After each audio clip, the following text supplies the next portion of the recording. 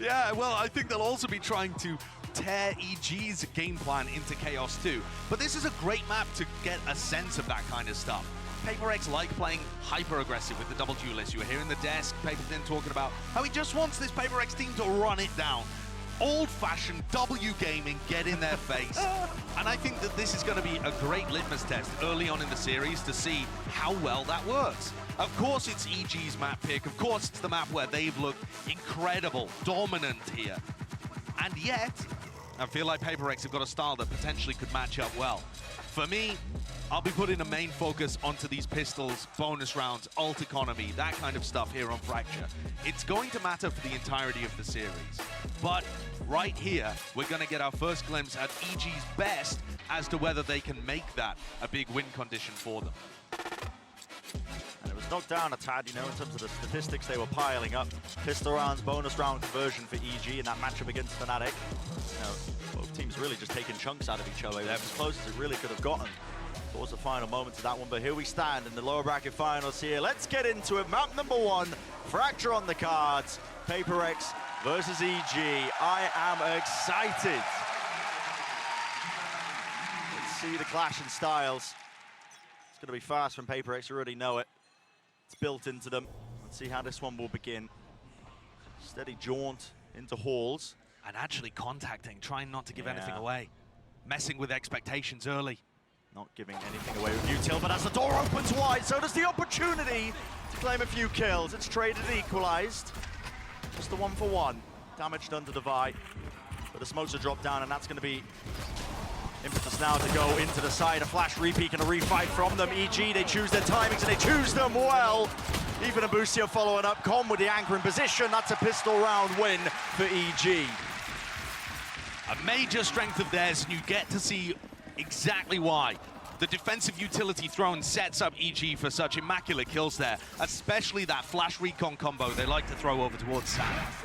Take a look at that in the replay. The flash just sets up Boostio perfectly there, and the recon dart lights up anybody who wouldn't have got caught by the initial wave. Great combo, bread and butter for EG. They get started out nicely. And Brent, yeah, you were talking about the fact that this hasn't actually been working as well for them recently. Well, they were at 90% pistol win rate in the game before they went up against Liquid. Since then, they were only able to go 4 and 6 in pistol rounds with 1 bonus conversion. So that strength of theirs has disappeared, and yet they were still able to beat Liquid and almost able to get a crazy OT and possibly even a win against Fnatic. So to me, the pistol bonus round momentum is what turns EG from being a great team into an unstoppable one at this tournament. It hasn't been the only thing they're relying on. Absolutely not. There's plenty of things that are looking nice for them. This is a bit of damage being put into the round here with a share of shots fired and sailing right through. Maybe even a plant online as well to get some extra money going. Device still alive and kicking. Repositions over towards Canteen, but it's just going to be up to him. Picking up the Bulldog. Can really make this quite pricey. Ethan will finish him off though. 2 players surviving for EG. And Boostio didn't buy into that. He's always going to have, a Ghost or some other kind of pistol. So they're still going to have a little bit of weaponry. Nobody, though, massively built up towards an ultimate. You didn't see one player on EG just go crazy in rounds 1 and 2. I suppose Boostio would be the closest, 2 away from his lockdown. Not sure that you can really craft an aggressive defensive game plan around that, though. So one of the large strengths from EG, the way that they use this ult economy to be able to snowball things forward, might get postponed a little bit towards round 4. These are the rounds that PaperX have to win. Yeah, these are the ones you want to take away. But Fracture, we know it now to be pretty much the strongest map in terms of the arsenal of EG, of what they've got under their belt. Have a slow beginning, pretty split out. See Jing and Forsaken just contacting into the north side here. Fight to be taken into halls. Dart over the top, and ZG trying to take the timing off of it. Fully lit up. I mean, look how good that is. The shock dart to stop a contact play, then flash recon again. They're trying to pincer it straight through halls again. Round the back, that's Com. He's dealt with. Taken care of. Still taking point with the rifle. Lovely movement with the reset. Boombot assisting Forsaken. He's still alive. Eventually bringing him down with the help of his compatriot Jing. Comboing together here. The rifles carrying him through the brunt of this round. Boostio and Demon 1 not with very much weaponry whatsoever, so should be clean here for Paper X. One enemy remaining. Yeah, one player left standing. It's just Demon 1 with the Sheriff now. He's pulled off some insane stuff before. You can see the respect being showcased, but the door opens wide. A little close, but all good. Yeah. So now we get to see serious clash. Paper X building up close to ults that they can use. There are so many ult hubs around the map on Fracture, and I feel like that's one of the reasons why EG have found a lot of success here on their attack side. They can build game plans crafted around being one away from ult, as well as having some online. But you take a look at Paper X, you know, they could easily get an orbital strike, possibly a lockdown or a showstopper online, and build a strategy around that, unless they just want to go for execs. And the game plan normally for Paper X is exec post plan. The beginning of these rounds has been starting out quite contacty, but okay, there's a clash. Skirmish, Utils exchange, and what a time to take a fight. Jorgamo rips ahead of Forsaken straight off with a help, but again, that supplementary Util, and space is being granted again to them. Oh, what a strike, it collapses, but no damage, not enough So to claim close, the kills. so close though to absolute perfection from Paper X. That was a ton of good utility pressure that they applied. Meanwhile, Boostio with an operator. Wasn't really the story of this round, going over and playing B, but now he's got to retake with quite an unwieldy weapon. Unless somebody gives him a kill as well. CGRS wants to take the fight to him. Look at that, in the spawn, Aftershock. Drop down to cover the flank, just in case the players do push him from that area. Demon 1's still there, Dart. Clearing it close, Ethan low enough though that they still want to play for this one. The turret actually takes him out. Wasn't anticipating it, good reactions. Flick upwards there, landing onto Com. Leaving it just to Demon 1. He'd love to grab this operator to save into the next. That's what he's trying to do, he's guarding it. Finds the kill, will he be hunted? Not quite, still able to claim that weapon into the next. And that's got to be one of the most important rounds that Paper X can get under their belt, completely halting EG's momentum. That was where EG invested heavily, right? They have the operator on the B side of the map. They're trying to use aggressive trap play takes over towards Dish, putting large amounts of pressure down, and Paper X stop it before it can happen. Partly thanks to this guy and that aggressive push, he manages to collect 2 from that position. Yeah. You would not believe that CGRS had very little Valorant competitive experience coming into this tournament. He just looks like he's taken to it like a duck in water. Absolutely. He hasn't been putting up the highest numbers in the world, but honestly, he's been performing on the big stage, and that's what counts. And the big moments. Yeah. These clutch scenarios, the important key kill in a round. Hasn't let the pressure get to him. No, if anything, he's played very freely under the pressure, realizing that even if he makes a mistake, that's expected of him. I think that's one of the most dangerous aspects of this Paper X squad is the fact that they are playing with pretty minimal expectations. You know, they don't have their full strength roster. They're not going to be able to get something into Japan to play, no matter how well they do at this point. You know, there's only one more game yet to be played. If they do win this, here's an attempt to try and flood back in. Showstopper, massive value. 2 kills off the rip. Pick up some rifles, pick up some guns, upgrades. All around, Boostio hitting his shot. Ults exchange, but it's just down to Divine. And where is he? Backside of Halls. He's going to try and stop this defuse. This was a bit of a half-buy here. First kill found, but shut down by Jorgamo. He grabs 4 in the midst of it. You say a bit of a half-buy. There was only the operator saved into that round. The rest of the players had frenzies. Muck. Bits of pocket lint, as Pansy would like to say. EG had no right to that round. And yet, by virtue of their ultimates and an excellent understanding of what Paper X were doing, they found a timing as they were transitioning back into post-plant setups where Jorgamo knew that he could find 1, possibly 2. And it just works out as best as you could hope for. So we get to turn the tide, eh? We get another big ult clash in this round, and another aggressive fight from Jorgamo and Ethan. Yep. All eyes on Boostio with the operator here. There's going to be a stun to set up the angle. And here we go, flash onto it. It's Jorgamo right here. Finding value immediately. Jing opened himself a little bit too wide as the squeeze onto the south side. You just don't expect it, the push of the operator. It's such a good idea against Defi's lockdown, which is an obvious potential way that Paper X were going to try and get into the B site, contest them early, squeeze the person that's watching over towards the A side of the map. Do choose to still commit the lockdown here at work. Jogamo's going to deliberately get detained. Oh, no way. And he's going to be calling it out. Pre-fired onto the corner. Forsaken's wondering how the hell did they know I was creeping up onto it? Unreal. And Jogamo does not get cleared, still alive in the fight. Once more, left up to divide. Scrambling, racing around. Yeah, the plant is down, but he'd have to pull off something unruly. First one is going to be gained. There's a fight taken towards him, but sticking halfway, all the way for Ethan and his team. I've got the coverage. What a play. When you hear Potter talk about EG's run to get to this point, something she frequently mentions in interviews is that everything seems to be working right now. You have a risk, you have an idea, it pays off. In Valorant, you're supposed to throw as many ideas at the wall as possible because, I don't know, maybe half of them are going to work. When you watch this EG team, they take a calculated risk like that, they're reaping the rewards immediately. Yeah, always coming out on the other end, rewarded with it paying off ever so slightly. Here's a dart play towards the north side. But everybody for PaperX gathered and grouped up towards tree. It's a fast play into tunnel as well. They're going to be meeting them. Forsaken with a jump spot. He's like, I want nothing to do with that. But this is also one of those ult swing rounds. If PaperX loses this, the economy might be shot. Up close, tagged up though. Con was set up for it. Here's the overdrive. Forsaken would love a kill. Run and gun, at play, at work.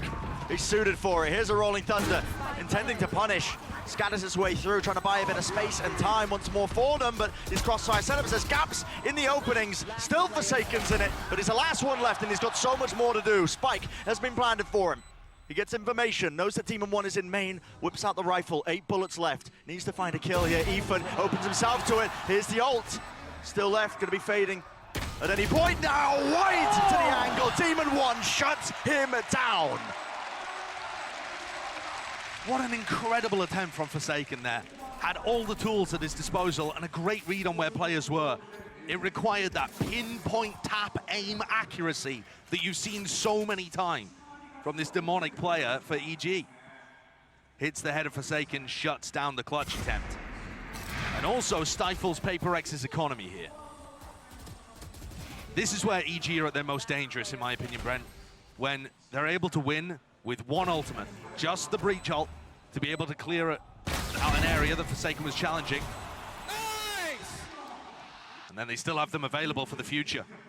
PaperX are in a timeout at the moment, a tactical timeout, trying to figure out what their game plan should be. CG squad, when they get rolling with the ultimates, I mean, they have currently 3 available. It's the lockdown, Orbital Strike, Hunter's Fury. They're forcing his time out of PaperX, but they really do just feel like a perpetual motion machine. They're able to just constantly use them, converting it into just rounds, economical advantages, constantly breaking their opponents. And, you know, it's kind of what you were mentioning a little bit before. Valorant is very much a, you know, you're tossing ideas out and seeing what sticks. For EG, it just feels like whatever they touch turns to gold. They got the Midas touch with it. Yeah. Every idea that they throw out seems to be rewarded in some way or form, and it's left them in this scenario right now. You're seeing it. I mean, the economy flourishing to a degree. Everybody's going to be able to get those rifles together. PaperX forced down to the half-armor rifles. Yeah, and missing a couple of pieces of utility. Nothing massively crucial. One stun on Forsaken, a flash on CGRS, but it's under strain. At this point, though, the loss bonus gets to an area where, with most teams favoring light rifles, you can survive in these spots. Just get by. But look how timid PaperX are at the start of these rounds and how contact they are to try and not give away. So this is a play that they normally make when something's in. Yeah, and this is the trouble. They try to, that play is designed to try and double blast pack Jing into Canteen, and he's already dead. Boostier's picking up this off, man. It's a very intelligent purchase. Emphasis being placed as well. I mean, he's had this since the bonus round, I believe, since the 3rd round, for good reason, because PaperX have been playing so contacty at the beginning. This is very deep, though, isn't it? Taking Mind Freak smoke and getting into a nice position on site. What? That's exactly what PaperX needed. Okay, that's gonna certainly even things out. Plenty of ults online for EG to try and delay and deny. Here we go. Hunter's Fury comboed with the Orbital Strike up into tower. One tag, Forsaken. Damage done. Here's the second, but shut down in the midst of it.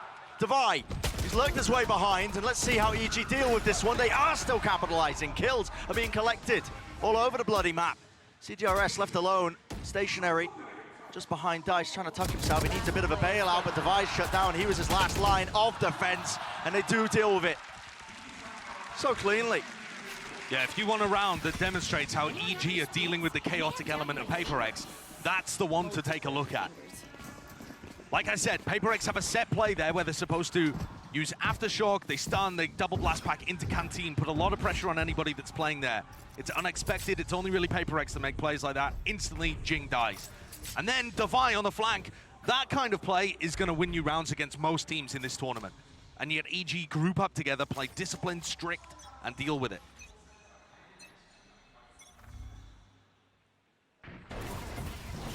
Here we go. Fast with the rip. Okay. I mean, I don't know what the reveal was there, but again, just potentially spam through the door, causing Forsaken to fall early on from all of this. It's a squeeze onto the south side. That double push of EG is ripping PaperX to pieces.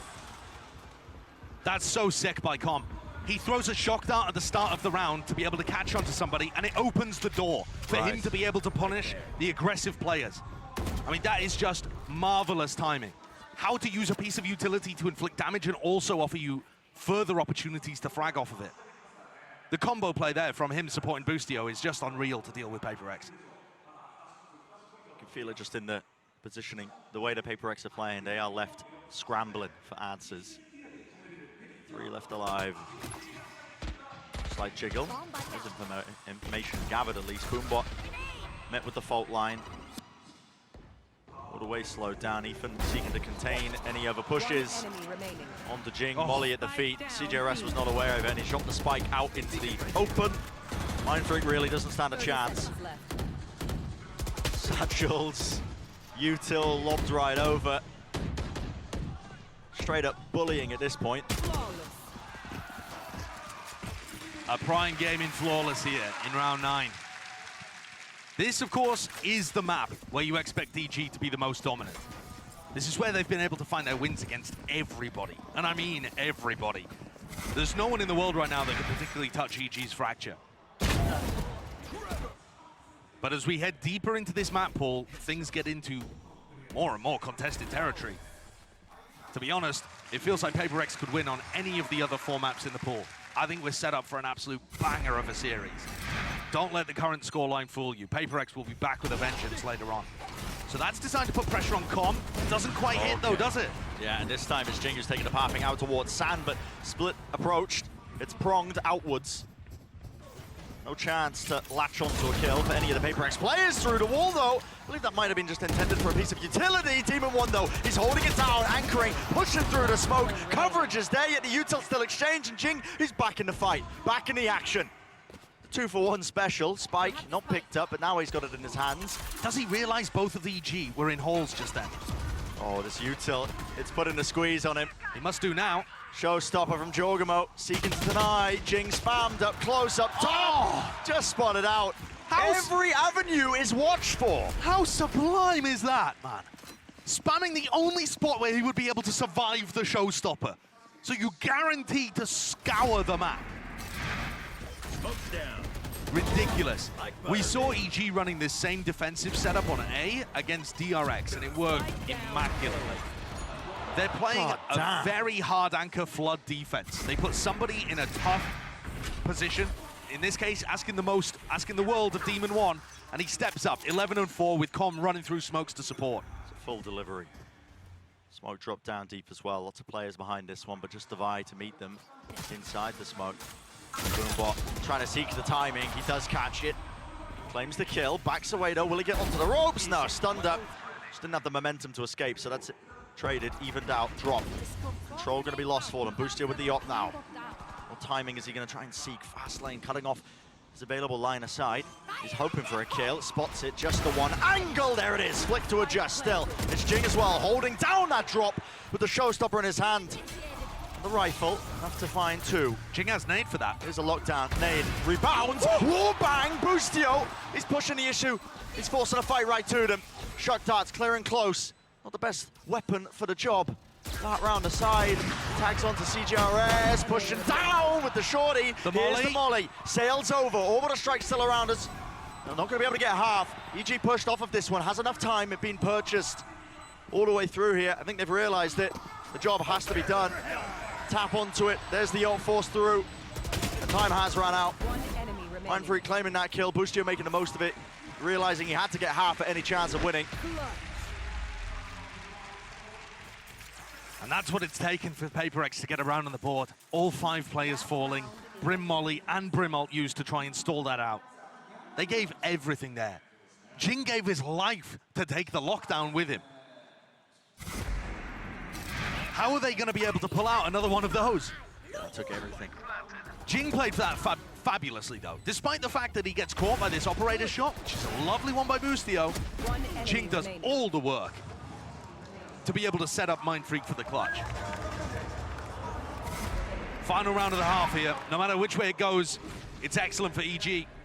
That's an orbital strike being held by Demon. Won the fault line early off the riff. Yeah, usually they play this off turret contact, but they're doing it off Jorgamo's instead. So that actually allows Demon 1 to hold it.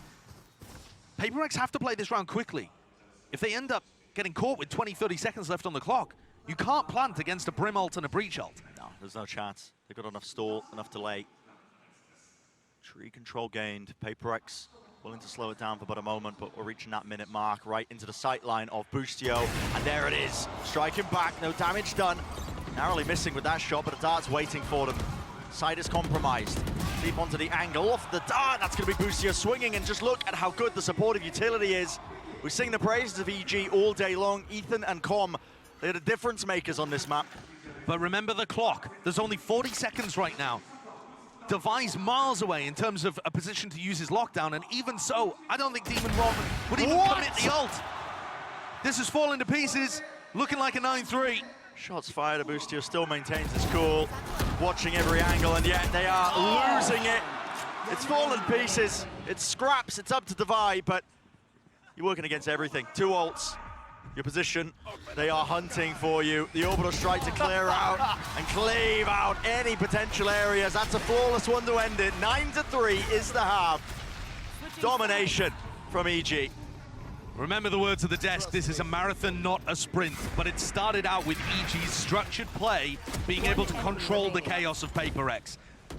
I don't think it's likely that we're going to be saying that all throughout the series. No.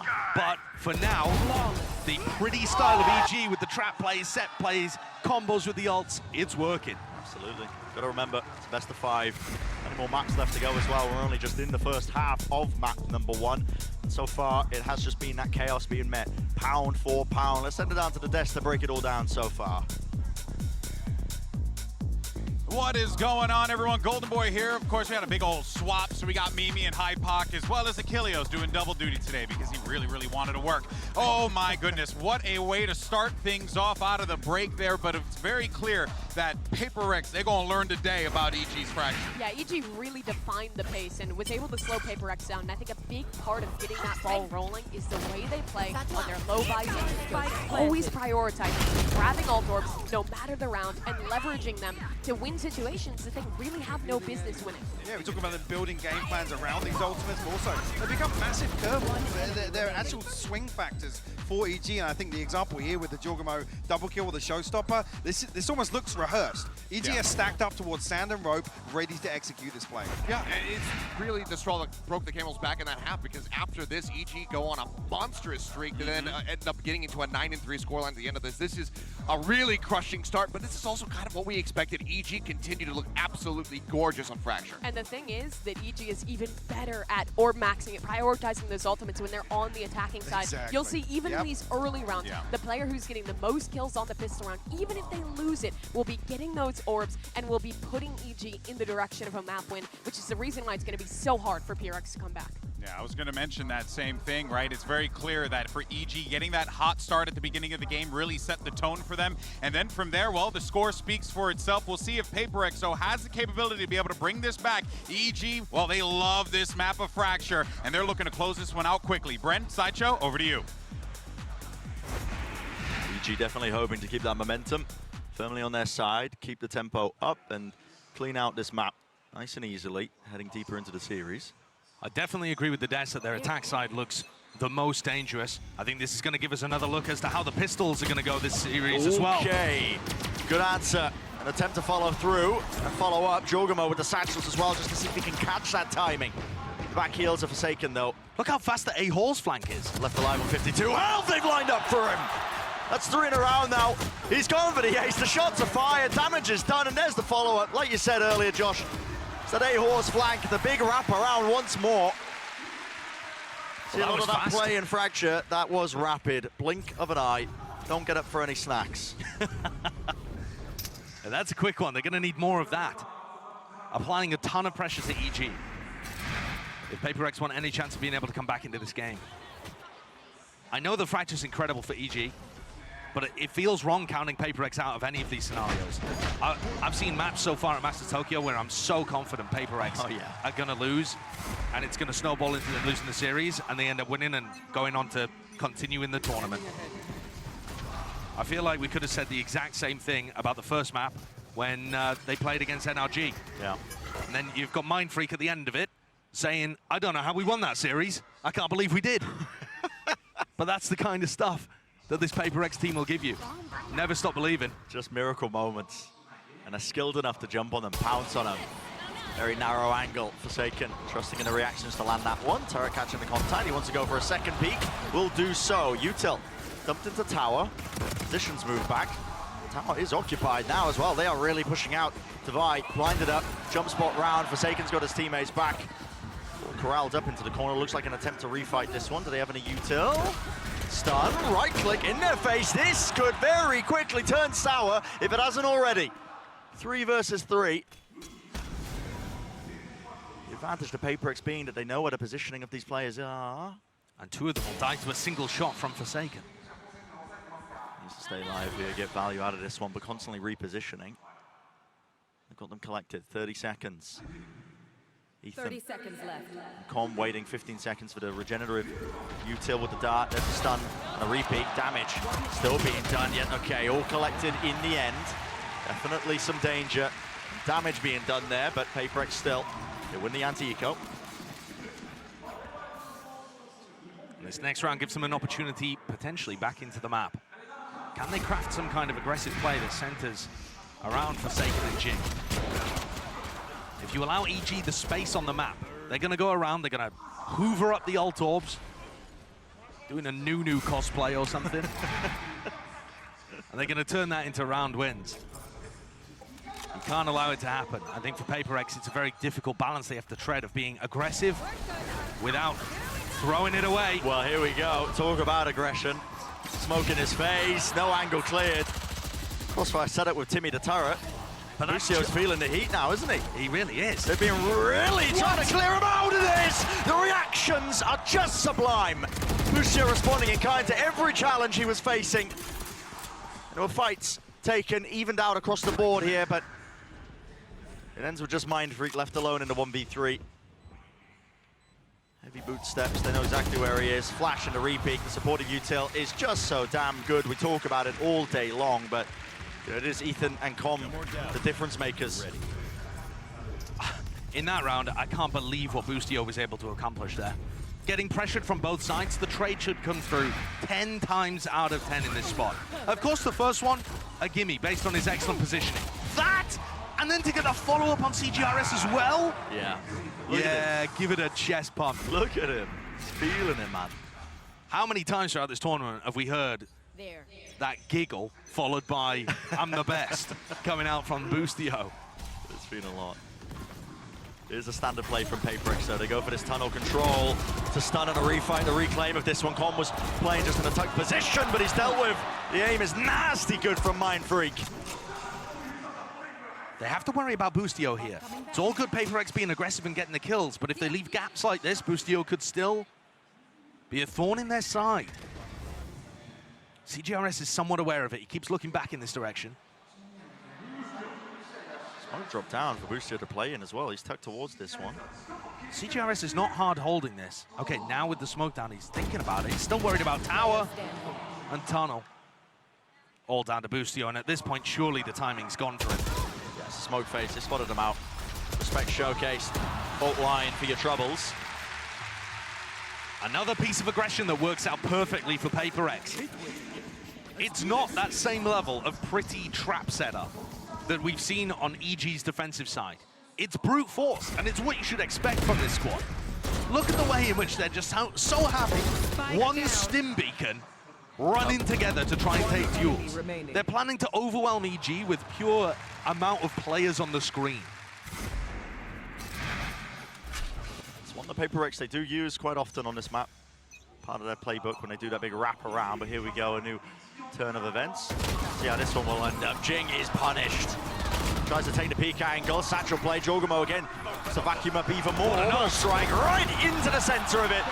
And if the rifles didn't do it, the ultimate would have. Evaporation. All the players disappearing.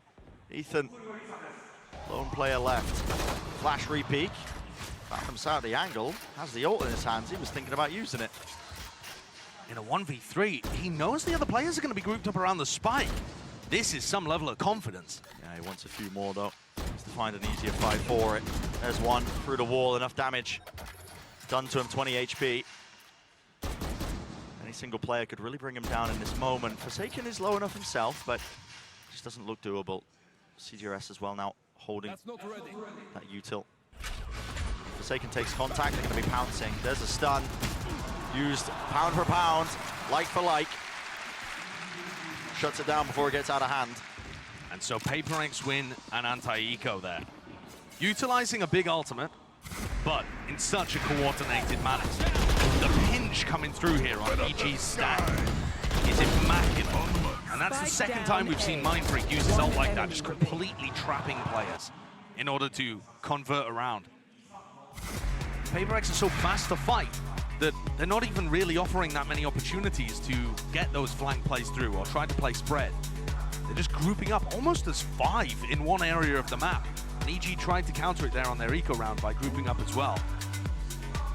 Tactical timeout needed to be taken here.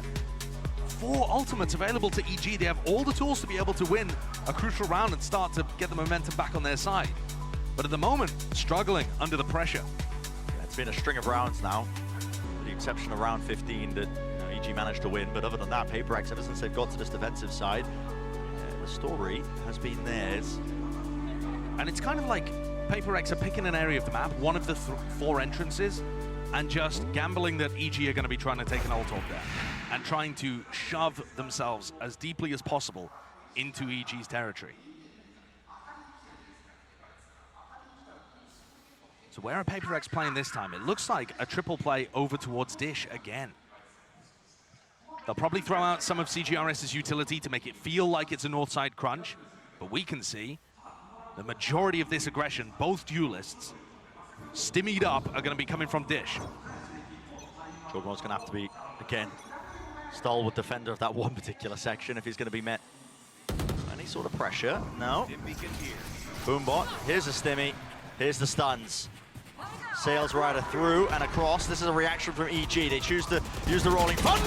Divine was stunned up, and yet he hits that. But Com, he does return fire. And he has to make it a little bit more even. Drone tagging onto Forsaken, yet still claims the kill. Flash in their face. Cacophony of utility. Sweeping across the map. This way and that. Here's the lockdown now. An attempt to get a bit of a breather in the moment. Lockdown used into tower. Team 1 hears it. No amount of fancy movement will save Forsaken from that one, so space has been cleared all the way through. Mindfreak and Jing, they can't afford to play under the site, but as it was actually destroyed there somehow, but... Yeah, Jing's used his nade for it by the look of things. Right at the tail end, here's a satchel play up towards the top. Alarm bot, how is he managing that? He knows what a second player is. Util caught out in the open. Ethan normally so good for it. It's just up to Demon 1, and here's a familiar state of affairs, isn't it? Orbital strike, denying the first tap, but now the showstopper. Jing going to be using it. One ultimate for it, smoked off onto the defuse, but he's perfectly finds it. Stopping the defuse, half not gained. Jing realizes it, it's done, it's over. What a ridiculous round for both teams that was. Incredible stuff. EG are looking to try and pressure Arcade. Paper X have a setup where they throw down that stun, like I was saying, and making it seem like a northside crunch. If they hear anything Arcade, both duelists run at them. The pinch comes through. How Devi hits this? I will never know. And yet as things descend, Jing manages to deal with the lockdown and take out both players in tower. Pops ult to try and stop the denial on the defuse. And yet Demon 1 just has the read. Wait a minute. Oh, no. That has got to be a reaction to Jing taking those kills through tower. Absolutely. But I'm sure it was turned around as soon as Demon 1 won the round. Grouped up, EG, they have immediately struck back! Spray through, spray down. CJRS will only gain the 2. And yeah, it felt like we just exited that replay and suddenly we're met with this scenario, a 1v3. Yeah, a wild clash on the south side, and Devi is left stunned quickly, 30 seconds in a 1v3. The question being, does he even go for this? They don't have a large loss bonus.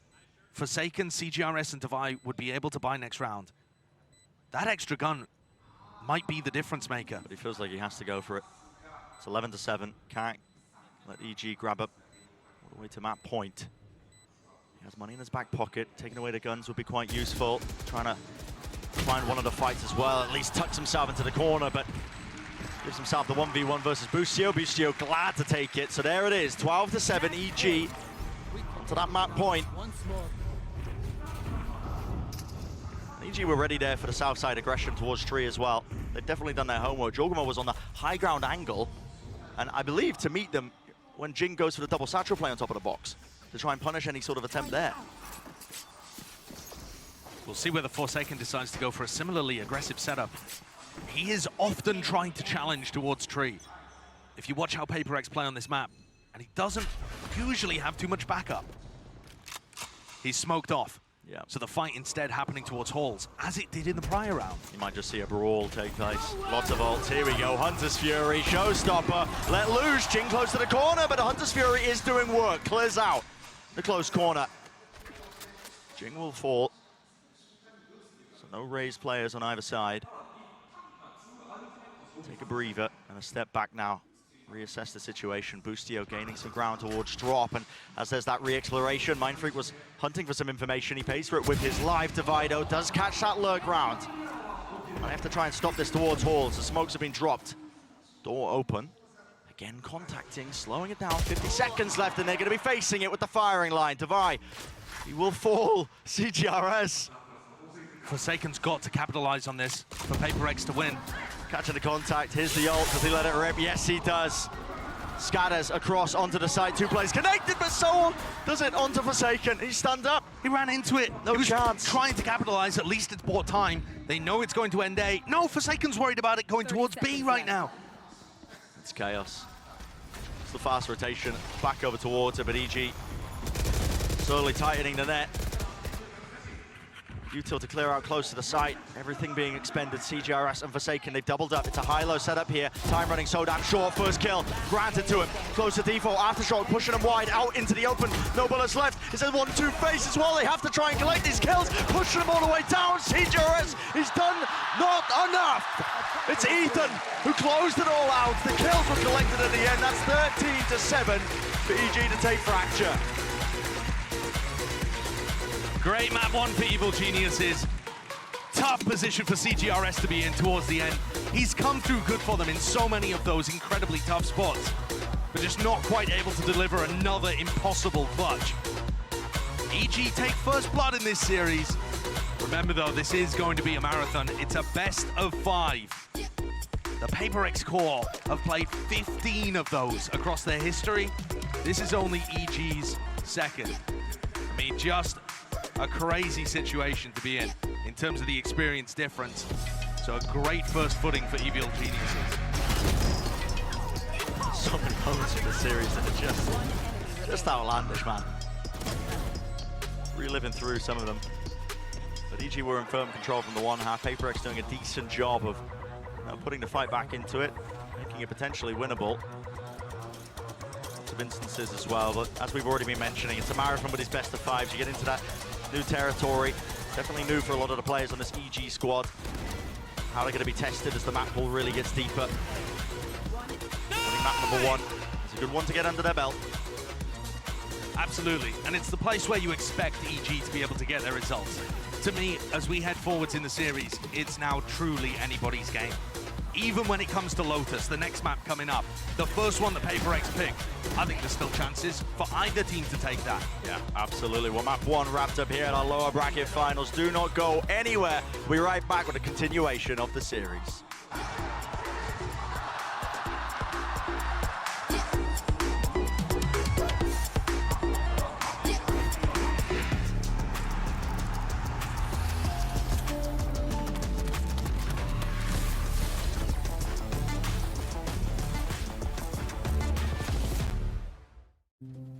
Have you ever asked yourself after a bad game, what am I missing? Or sought help from impatient friends? Or browsed desperately for answers that only bring up more questions? Your self-doubting days are over with Discovery, the first game-focused AI. Discovery is trained on the world's leading esports athletes to be your everyday personal coach. That's right, Discovery can help you improve your gameplay by giving you tips and strategies to take your game to the next level. Get started at aimlabs.com/discovery. This is Sadie. She's on Verizon, and she has the new My Plan, where she gets exactly what she wants and only pays for what she needs. She picks only the perks she wants and saves on every one, all with an incredible new iPhone. Get iPhone 14 Pro on us when you switch. It's your Verizon.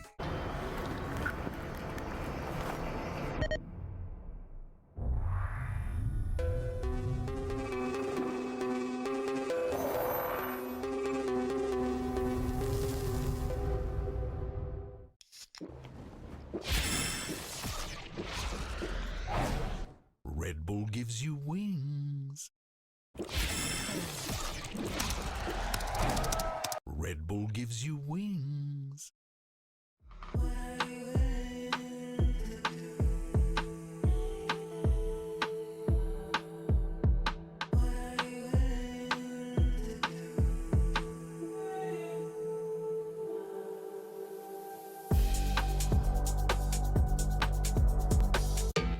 This all-new Aria is an elegant EV. Yeah, with 389 horsepower.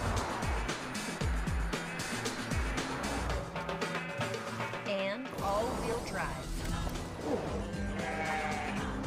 It's beautiful. It's a beast. It's electric. With an edge. Oh, let's go with that.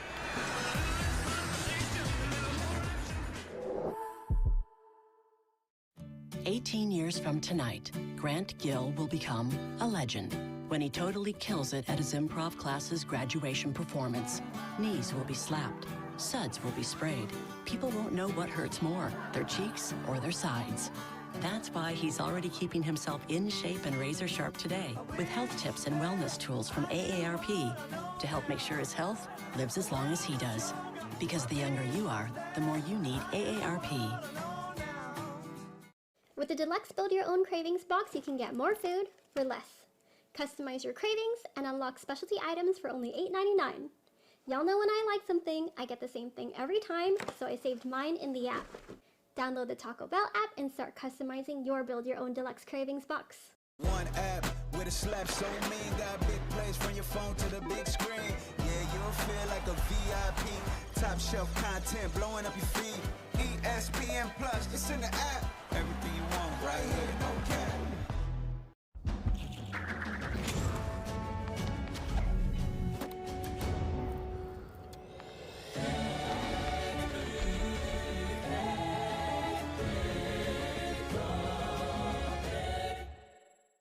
You know, people always ask me, Kevin, what does being the CEO of Cash Backing mean to you? It means cash backing every opportunity. Could you cash back on this? Like I wouldn't cash back. Cash backing by the basket. I see you. Oh, I dreamt you didn't cash back this flight. Oh, good. If you're buying it, flying it, or whining and dining it, then you gotta be cash backing. Come on now. Cash back on everything you buy with Chase Freedom Unlimited with no annual fee. How do you cash back? Chase, make more of what's yours. One favorite sweatshirt, 2 ketchupy gloops, 1 stinky dog. Arm & Hammer plus OxyClean with odor blasters. Triple power action blasts away stains and obliterates odors for long-lasting freshness that's priced right. More power to you.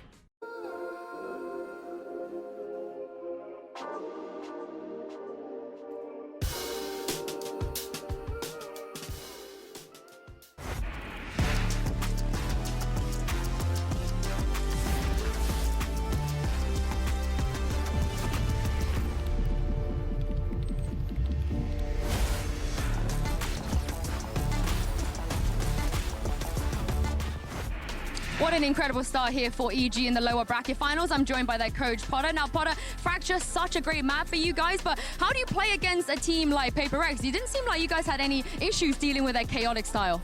Yeah, you know, for us, a slight adjustment specific to Paper X was to just let them tell us what they want to do. Let them tell us what duel they want, what map control they're going for. Initially, we just kind of paused for 5 to 10 seconds. Yeah, we're able to react. We were very confident on Fracture, so with that sort of control, we're able to react optimally. Well, great game plan, Potter. Hopefully you guys can keep this up in this best of 5. Good luck.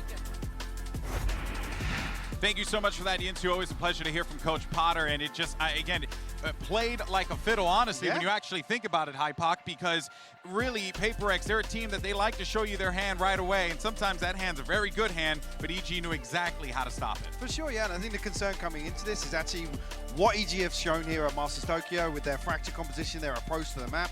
The concern being Neon in PaperX's composition, their ability to get ahead of those utility timings and whatnot is a real concern actually overall. But EG did exactly what Potter said. That slight adjustment completely neutralized that game plan for PaperX. And even in the rounds where PaperX were trying to hide their hand, it still felt like EG was consistently getting the read on them time and time again. And I think even when they were shutting down their early aggression, which I thought was a really strong point of EG's idea coming into this map, the late rounds I think are more so what define this one, where when PaperX will oftentimes kind of find that gap, someone will push forward and make that hero play to be able to save them. We saw it so many times in that last series versus NRG, but EG's one of those teams where in those late rounds, they're really good at shrinking the map, playing together, and still having those util combos synergized at the very end of rounds to close things out. It just feels like they were on the playground, just having a good time. They were just doing their thing at times. And I think that also, just to go back to what Potter said, you saw it perfectly illustrated in those plays there, right, Achilleos? Like, it was very evident that their plan was to let PaperX just do the thing that PaperX does really well. And EG, I like that they can show those layers, right? That they can show that they can slow it back. They can be a bit more disciplined, but at the same time, when they want to get in your face and give you a right hook, they'll be there as well. Yeah, absolutely. I mean, when you take a look at when the teams aren't even putting in, gun rounds, 8-3 in that regard. EG was just out-fragging them across the board. It took a while for PaperX to start looking a little bit more like themselves, to get warmed up. Jing in particular with a very rough start. Forsaken, and it was just across the board a bit rough.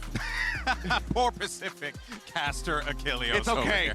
Yeah, but I think what the players that we're really going to be watching throughout this one are the players who have to be quite flexible. And that's Forsaken. He went from being the flex player for the squad back in Pacific when they had something in the roster to now going back to his old role as a duelist. And I think even in the struggles, he's consistently been able to perform. But on the other side, Demon 1 as well, even when he has to flex, he's just so consistently at the top of the game. I'm losing my mind because I didn't even glance at that. I normally don't go for headshot percentage, but nearly pushing 70 is pretty crazy. That is outrageous. That is an outrageous. Well, I mean, there was that one play where Forsaken literally turned the corner, Palpatine fingers, and he was like, I'm going to one-tap you. D1's still going for the tap in that situation. It's crazy. This dude is absolutely bonkers. He really does, but also PaperX has that confidence as well, and they should, because they're going to Lotus here. Now, here's the thing. This is going to be anyone's game. Sideshow was perfectly illustrating that one. Fracture, you got to give it to EG. They're a great team there. But Lotus, that's where PaperX can really catch them off guard, Hypoc. Yeah, I agree with you to an extent. Fair? I'm going to counter you. All right, go ahead, counter it. What we saw versus Fnatic was PaperX actually being very one-dimensional, and the fact that EG have already demonstrated so far,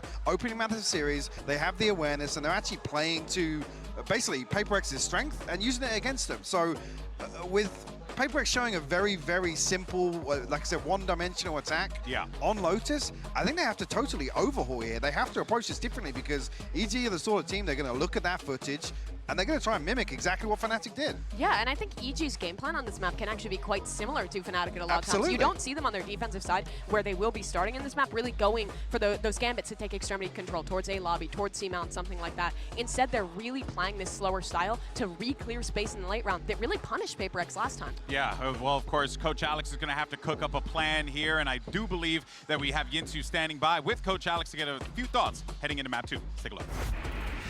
That's right, I'm standing by with PaperX's coach, Alex. Alex, unfortunately, you guys lost map 1, but I feel like Fracture for EG, such a strong place for them always. But after playing against them, did you feel like there was anything in particular that was tough to deal with and you want your boys to look out for map 2? I think what they do very well is they combine utility they have very seamless combinations. I think when the duelists are peeking, flash will come, stuns will come, and I think it's very, very nice to see. I'm not actually sure how to avoid it other than I think we're going to try and run away from it faster maybe, or go really more aggressive, past the utility. So we'll try one of these two things and we'll see what happens. I mean, if there's anything you guys are good at, it's going fast. So I have full faith in you. Thank you very much for joining me, Alex. And let's see how PaperX gets on in the second map. I just love I love the theory crafting. You know what? At the end of the day, gotta go fast.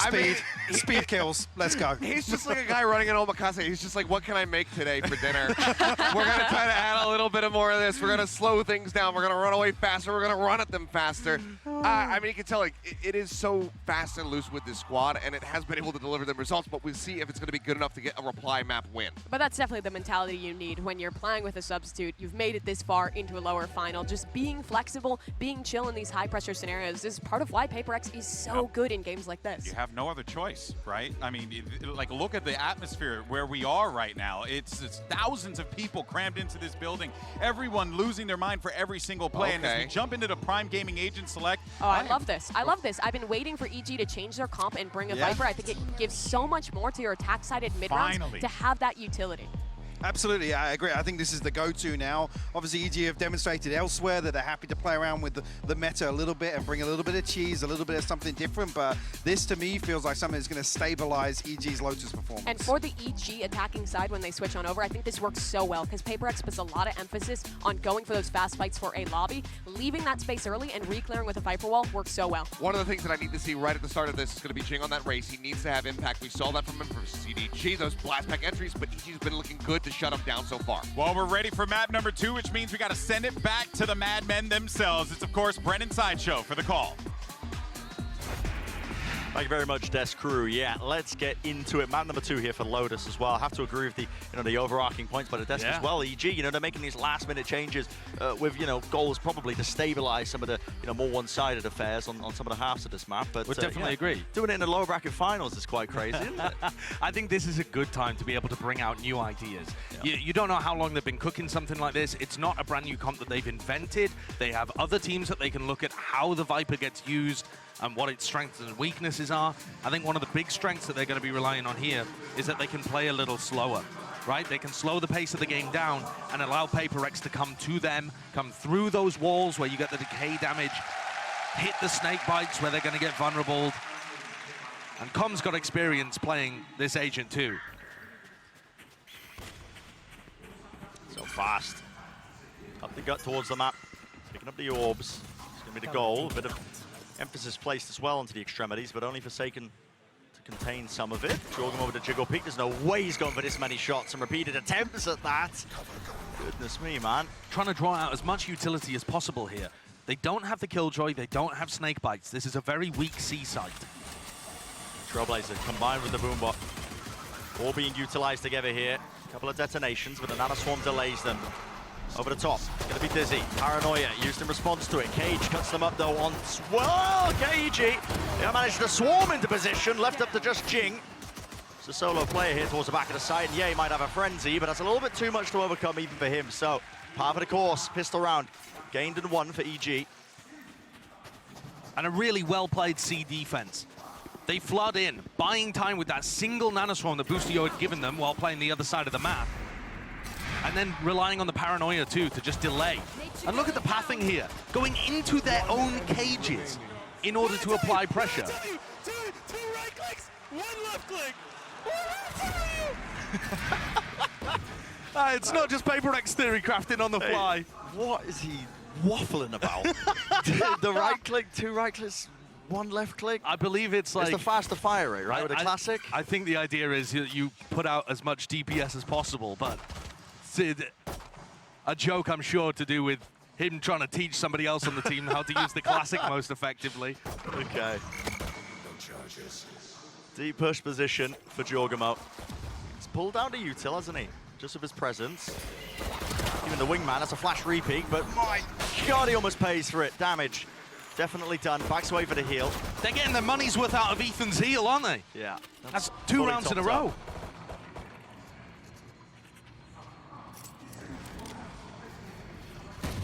Trailblazer's now going to be used around this minute mark, so grabs that info. Collection of players. And this looks like Boostio is going to dive through the door if it's a C hit. It's going to be slow going though. They're already onto the side themselves. Paranoia right into the corner. They're all grouped up right to the side and jumping right clicks, doing some form of work. And they have managed to get themselves into the back of the side, but Ethan's covering the back angle along with Boostio. Is that slow siege and squeeze, denying everything. And I also want to draw your attention to the fact that Com is using Nat's Viper Orb setup on C, which is so lovely for Flood defending the C site. Instead of trying to hard anchor it with a turret and nanoswarms and snake bites, instead it allows people from Waterfall to run into C and help the players that are anchoring. So this clearly not just been thrown together on the fly. Of course, with everything that comes with Evil Geniuses, they've put some thought into it. Now, what can they do on the bonus round? There are a lot of Ult Orbs on this map, but I don't think Boostio is going to be able to get them all. They're very attack-sided. Using Util to clear through into rubble. Jing, however, look at Jing just making a beeline for the Ult Orb. He's hunting for it, the showstopper. There's nothing to stop him from picking it up, just a bit of poking and prodding. The rest of EG are exploring deep into mid here. Forsaken was the one who's left to really contain that. A deeper push through, the A site's going to be gained for them, and Gavid now pushed up towards the deeper angles. Again, back pit, another fight to be taken. Forsaken so low, the damage from the wall is just spotted. Still Boostio, lay it down. Going to be able to finally take him out. Yes, they are. Mind Freak not caught by the Trailblazer, able to take down Jorgamo, and it's only Ethan left to stand. Jing got the Ult Orb one way or another, and the rest of Paper X having a very clean round. EG not able to win the bonus of both pistols that they've had in this match. Kind of tracks where they've been at towards the latter end of this tournament. That's not been their biggest strength, although it looked like it was going to catapult them to stardom at the start of Masters Tokyo. So the gun's guarded. Ethan just opting into saving the full armor and the Bulldog. My eyes are going to be on Jing for the next round, that player, because he's got Showstopper to try and open something up. And it's so much more difficult to play C-Flood defense when the opponent's using the Showstopper. You want to be running away, not towards it. Yeah. It opens up many different avenues around the map. And you can see, take a glance bottom left, Demon 1 picking up the Orb, Com with an Odin. So Com's probably going to try and play off site, spam to defend the C site. Where Demon 1 takes a pick though, might well define the round. Yeah, no one's actually going to be walking into that sight line though. Everybody grouped up towards A. And again, same util used, disrespecting. Over towards Rubble and Ruins. Just the satchels at work and it's easy to clear the way out. There's going to be the door switch tapped. Within 10 seconds. Little door being broken on top of it. Gathering space and time here, seeing if they can take the fight to Boostio. Well, it is traded. It's labored. It's strained. It's right a good into trade, B. but there goes the ult. Yeah, ult to be missing. Trailblazer to set this one up as well. Spamming right down that angle. Com almost collecting a kill. They've gained space onto the site. With Boostio falling, all that util is faded. Ethan, he knows he's being pushed. Page in his face. Forsaken just trying to get out of there.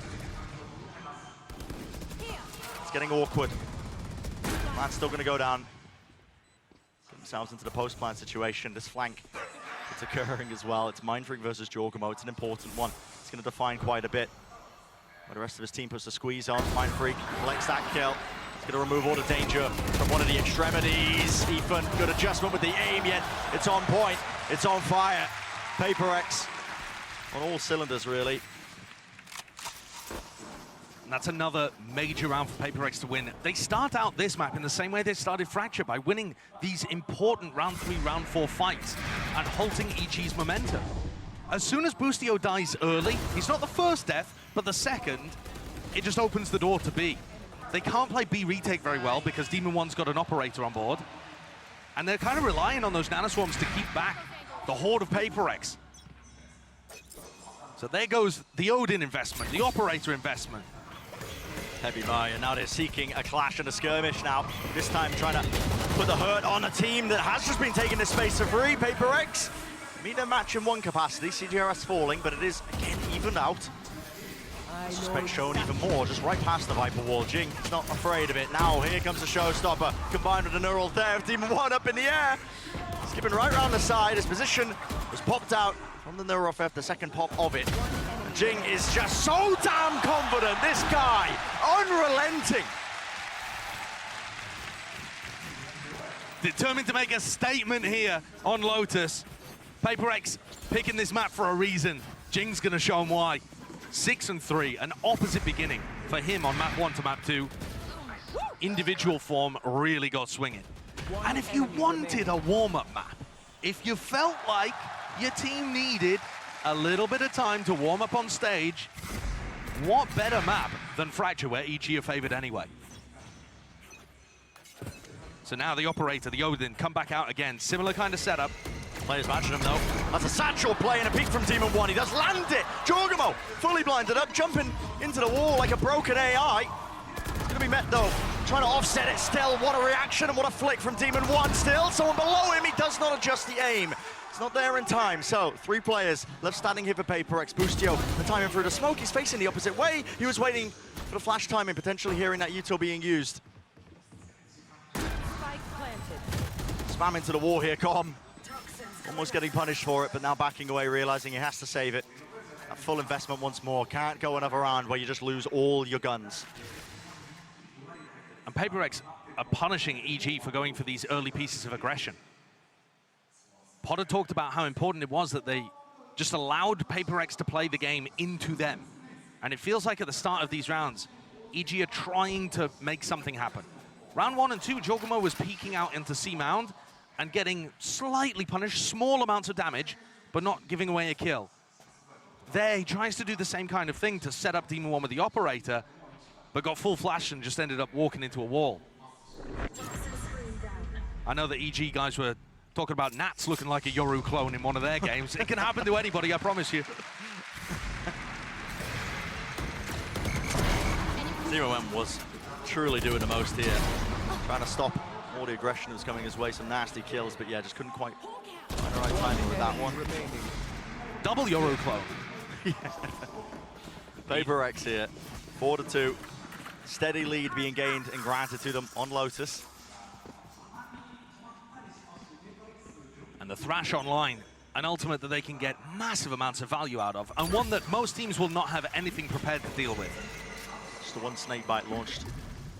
Sailed all the way through. Come on the double doors. Is he waiting for an orb tap? There it is.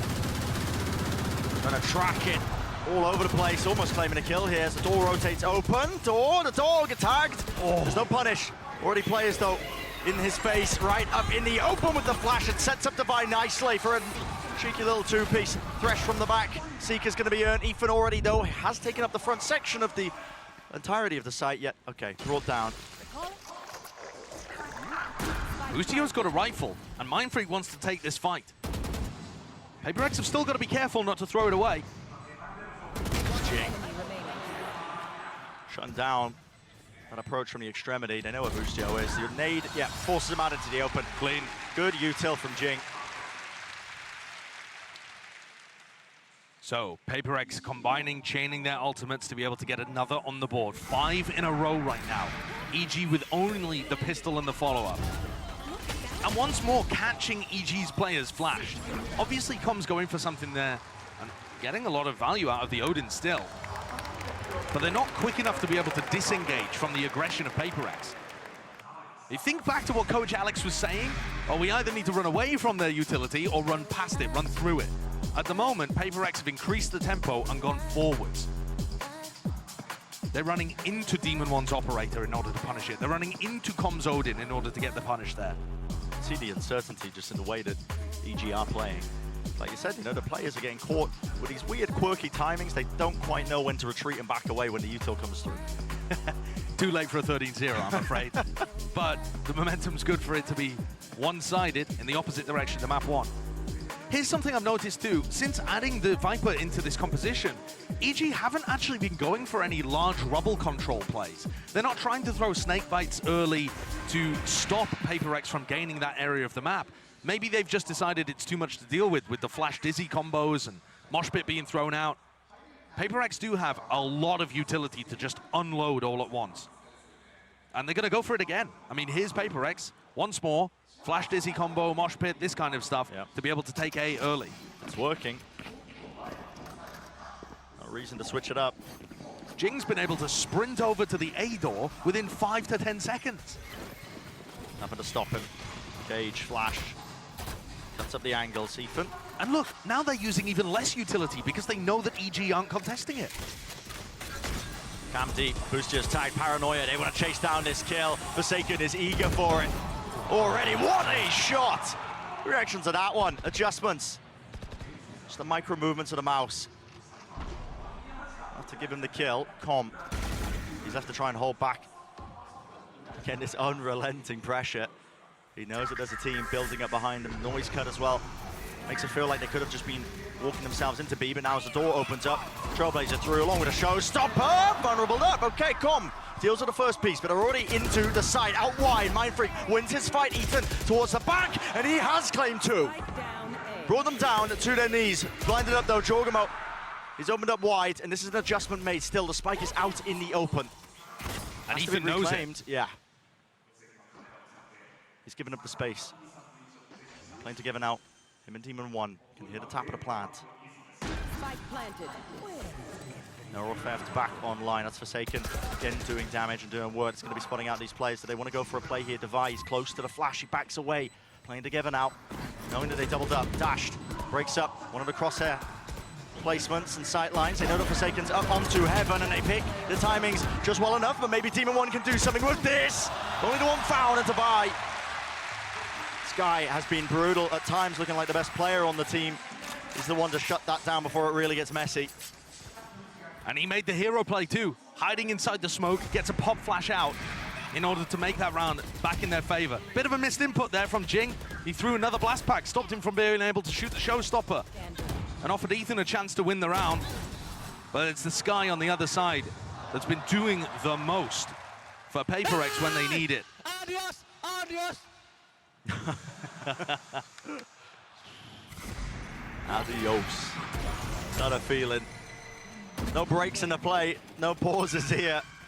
Straight out the replay within the first 5 seconds, already some action. It's the mound control. Taken up.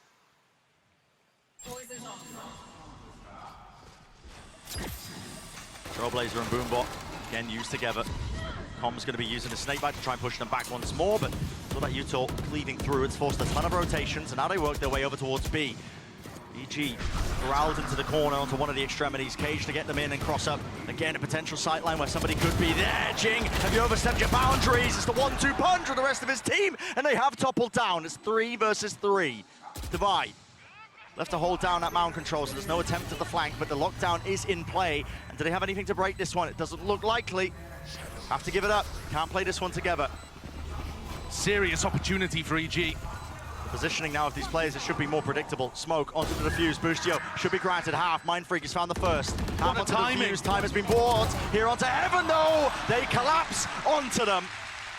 Paper X was 7, Josh. 7-2 being that scoreline. This is so damn one-sided. EG just can't hold on. All of the close rounds, all of the close moments. Somebody on Paper X steps it up. This time, CGRS with only his 2nd kill of the map, being able to find a timing past Demon 1, who was instructed to keep providing those cloudburst covers for the player on the defuse. Paper X keep having an individual that makes the difference. And on top of all of this, EG can't figure out how to play the defense. They can't find a feel for the tempo. They keep getting punished early. And potentially that lack of practice, swapping around the composition, a bit last minute. Going to be hurting for that practice, that scrim time here. Forsaken seeking to, again, disrespect, just drag that util out of them, but Mindfreak does fall. Forsaken, no. Just not happy to give anything up, is he? He's alone when he's taking these fights. Yeah, he's going to be so aggressive on the lurk in these kind of situations. Mindfreak went for something hyper-aggressive too. There was pressure towards A and C, so he decided just to go in on B through the Killjoy utility. Just jump spot, that baits in the push from Forsaken. And this is going to be so hard to play without your smokes. Lambot notifying them. Nade clears it out again. Familiar play that we've seen once before. Demon 1. He's going to do so much here. Showstopper from Jing out into the open. Misses the rocket wide. CGRS plan from the wingman. Dodging of the flash towards the back of the side. He's claimed the first. 2 more to deal with. Spike planted. Demon 1. Almost a pre-fire. It was that quick. God almighty. No time to react to that. So EG finally get their first gun round on the board. A reminder that they were absolutely pasting Paper X in terms of gun rounds to gun rounds in map 1. And now it's flipped on its head. It's still worrying for EG how they're holding on to door control. Mindfreak going for an over-aggressive play in B, realizing that they were relying on the Killjoy utility, just TPs past it, gets caught by Demon One. But I'm still not content with how EG are playing the breakable door control. So often Jing is just throwing one nade into there, flushing a player out and getting a kill. Yeah, it's always Boostio. There's got to be adjustments, and Boostio is going to drop back to play C. Hard anchoring that spot. 2 rounds left and a half, 2 more chances. This is another round where CGRS has the Thrash online. And this one's a major tool. It is so difficult to deal with, especially on a map like Lotus, where there's 3 sites and you tend to be more split up. Good luck spraying that shark down. Yeah, 200 HP, difficult target to chew through. To pause and a play once more. Contacting, it's the name of the game. One-way smoke, but now eventually with the util brought back online, here's a nade over the top with the showstopper. Not quite the showstopper, but the satchels at least to take up all of that space and ground. Jorgmo was trying to TP onto the high ground to see if he can get a bit of a punish, but a bit of a whiff. And spike has been planted, so into the post plan we go with PaperX. Couple of layers to it. Jing's going to be the first one to receive, and well, look at that, shut down immediately. He looks so sharp. Towards the back of the site, can they remove him? They can indeed, but they have so much more to get through. Towards the connector, Bustio's doing a decent job of things. He's already found his way onto the site, into the connector. He goes, halving the defuse, sticking it through. Bustio, he will not be denied, and EG collect themselves a nice little round there, 4-7. The setup there, PaperX, just too distracted on the flanks there to try and push them away from it. Yeah, EG were retaken with 4 players coming from drop. Bustio with a major 2K. Caught off screen, but he's top fragging now for EG. Take a look at this replay. Here he is coming through for the punish on Jing, and then just drops down, deletes CGRS. Gets on the defuse, and it's not the greatest plant in the world. Wingman taking that into a bit of a difficult spot. Same defensive setup. Yeah, that early Odin spam on the attack side. You can see that line of sight, the fire rate as well. Demon One's dropped down. Has to return back for the heal. Can't play the early aggressive angle here. And now you're setting up for CGRS with the ult. Fresh in his hands. Unleash now, paving the way to try and take this side up, but already lots of players grouped up. EG, 3 of them. It's PaperX who want to try and take it in a different direction. Good paranoia. Cuts its way across, no kill to be claimed. Spike still planted again. It's not a good spot for it, really. You can't really spam from this angle. Seeker's in his face. Com, well, he's grounded it. Near side, it does not matter. Judge in hand. Shotguns versus shotguns. And Com claiming 2. Towards the side now. Needs to be a fight taken. Good trade, but Demon One is instantly there. He's low, though. Has to back away. Someone has to get on his defuse. It's Ethan facing away. Back to the wall. Spam onto the corner. Will he go down? Will he fall? He will not. It's covered in time, and EG, that's a respectable finish to the round. Still down, 2-round deficit, but the half ends at least not in dire straits. Yeah, EG have somehow saved this one. Ridiculous fashion these final 3 rounds. The Seeker caught Com inside the smoke.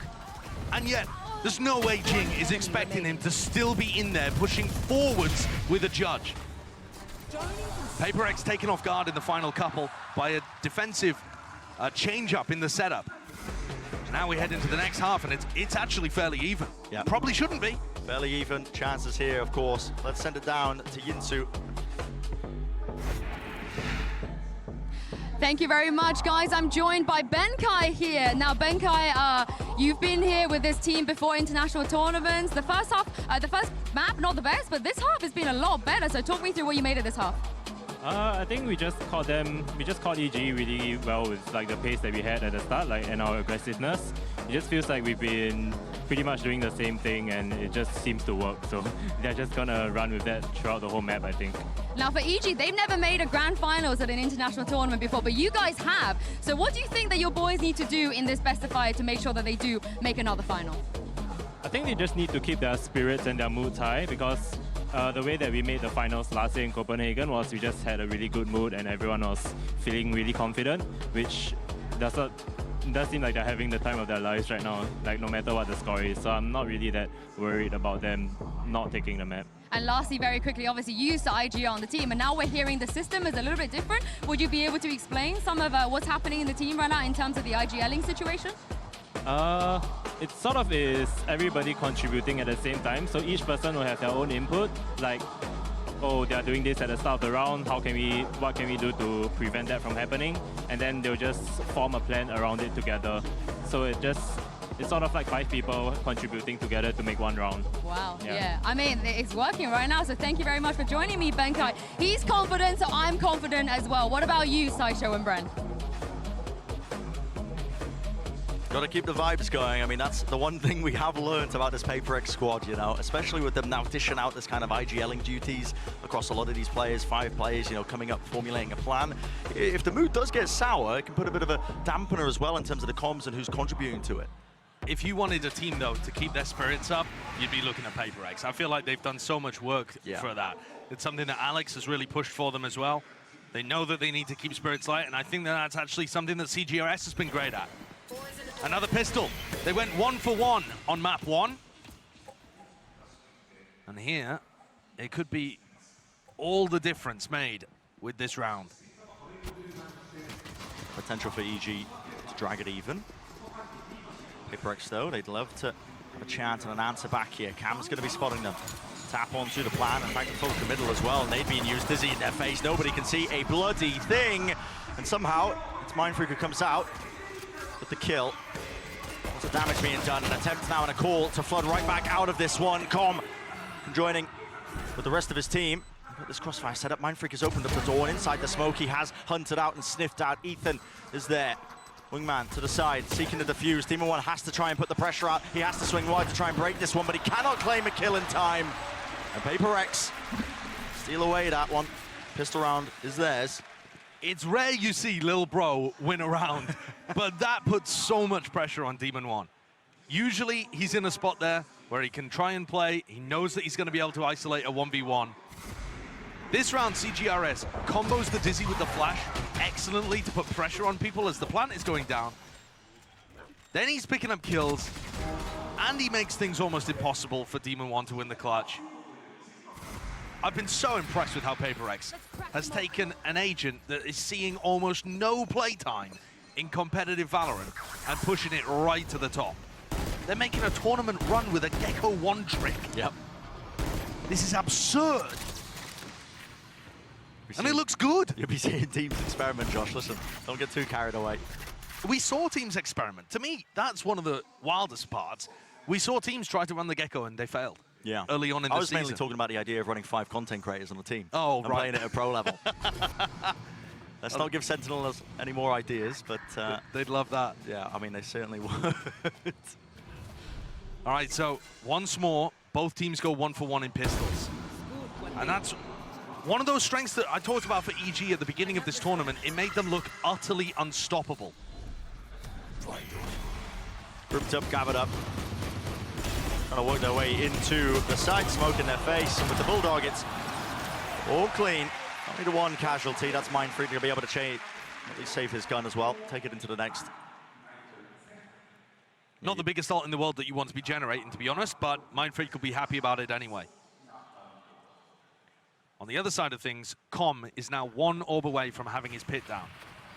And if EG want any chance of being able to get back into this, they need to be leaning heavily into that ults generating, other ults generating rounds, the snowball, the avalanche. Com's actually playing this first part of the round alone, though. Just going to throw his orb down, at least to give him an opportunity to return back to A in the round. Yeah. See where he wants to play. One way in the boombox to set it up, smoked across, and a flash in the face of Mindfreak. He has to get out. Gives up the angle. It's 2 trips to play off of. So Com's going to take this orb. Those trips are going to be dangerous in this half. We saw teams try and run the raise to be able to break those satchels, so useful. Demon One's going to have a little bit of a tough time, and especially if Com decides to do something like pit into C, those could be a big issue. It's all been slowed down around the minute mark. Line up for a bit of global pressure, so this Trailblazer and a Snakebite, it's going to fake like they're taking it over towards A. The goal of this is to pull rotations back over towards that area of the map. It gives up C ever so slightly, but I mean, Mindfreak's not taking the bait. Jing looks like he wanted to, he's backing away, but again, now he's playing back towards C, still holding this paranoia, and here it is. Sails through, vulnerable duck in his face, TP's back out again. An idea and approach. These trips, will anybody be able to play off of it? Satchel to the side. It is latching onto them still. It's brute force. It's the name of the game for EG. Get themselves in, and the pit is down at their feet. Ethan covering the fire just as it blooms. An attempt, a chance. The Forsaken, only the one. And I believe they're planted outside the pit there. Maybe I saw. Well, maybe a chance for them. Tavai is low though, can't quite get the crosshair on the target. Tavai revealing his position, bit of spam into the corner. 8 bullets left with the Bulldog. Just an impossibility with the Viper's pit in his face. God, look what at that a gap setup. as well with the pit. I mean, there's a slightest gap there for Boostio to play in. Com, adjustment, a flick to the side, it shuts it down. So, 6-9. We said it was a must-win round for EG. Couldn't have let that one get out of their hands and let PaperX get up to 10.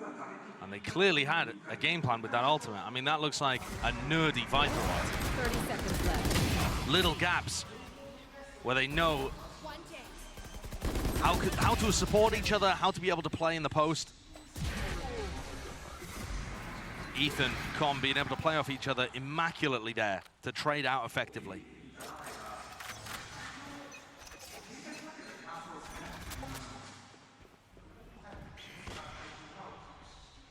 PaperX love getting aggressive in these kind of spots. Making a go of it. So hard to try and punish a player. They didn't realize. They didn't know that Boostio was around the corner. If Jing had known, that nade is going through and they are blast packing onto him. Almost 10 times out of 10, I think. So Boostio is able to escape. No damage being done to him, just the turret being broken.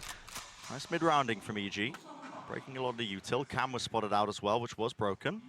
Dragging players over towards C, while the rest of the team now work and set their sights onto A. And Ethan one away from his ultimate. With a little bit of A control, they might be able to grab some Seekers that would put enormous pressure on CGRS. Door's broken, Trailblazer leads it in. This makes it feel like, I mean, it feels like they're almost just going into B, but it might bait CGRS to push through the smoke. Still waiting. This smoke's surely going to be fading in any moment now. Yeah, the timer, the internal timer, CGRS's head, but Orb gain. Seekers pushing forwards. Boostio, he fell in the middle of all of this. He was lurking out towards the back line. Demon 1 is there. Takes care of CGRS, the lone player, onto the site. Plant to go down. Let's see how this post plant gets played. Forsaken's just missed his cam, I think. He was trying to use it to clear out Com, or at least to give him some information. Forsaken feels like there could be a player lurking through the main choke. It's an important fight to take. 3 players of PaperX grouped up now. Here's Forsaken through, does not expect it, so taken care of. And now, the entirety of EG can set their sights towards the back of the site. Nade sails over the top. Tavai finds the first onto just Com. Satchel plays in, but time is starting to run really short here. Team 1 still locking it down from the tree. Angle flash in their face. Backed around Satchels. Full collapse. The body of PaperX falling. EG with an important one on the board here. Starting to generate a comeback and knocking PaperX's economy down into the dumps. This exec off the Seekers worked very nicely.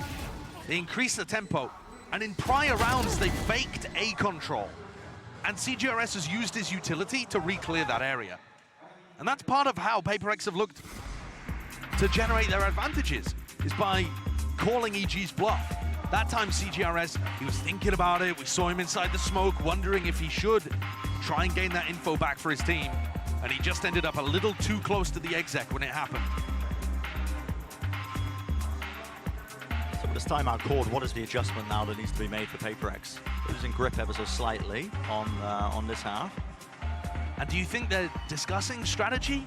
Or is it a vibe shift? It might just be a vibe check, honestly, yeah. It could be absolutely anything with a PaperX timeout. You just don't know.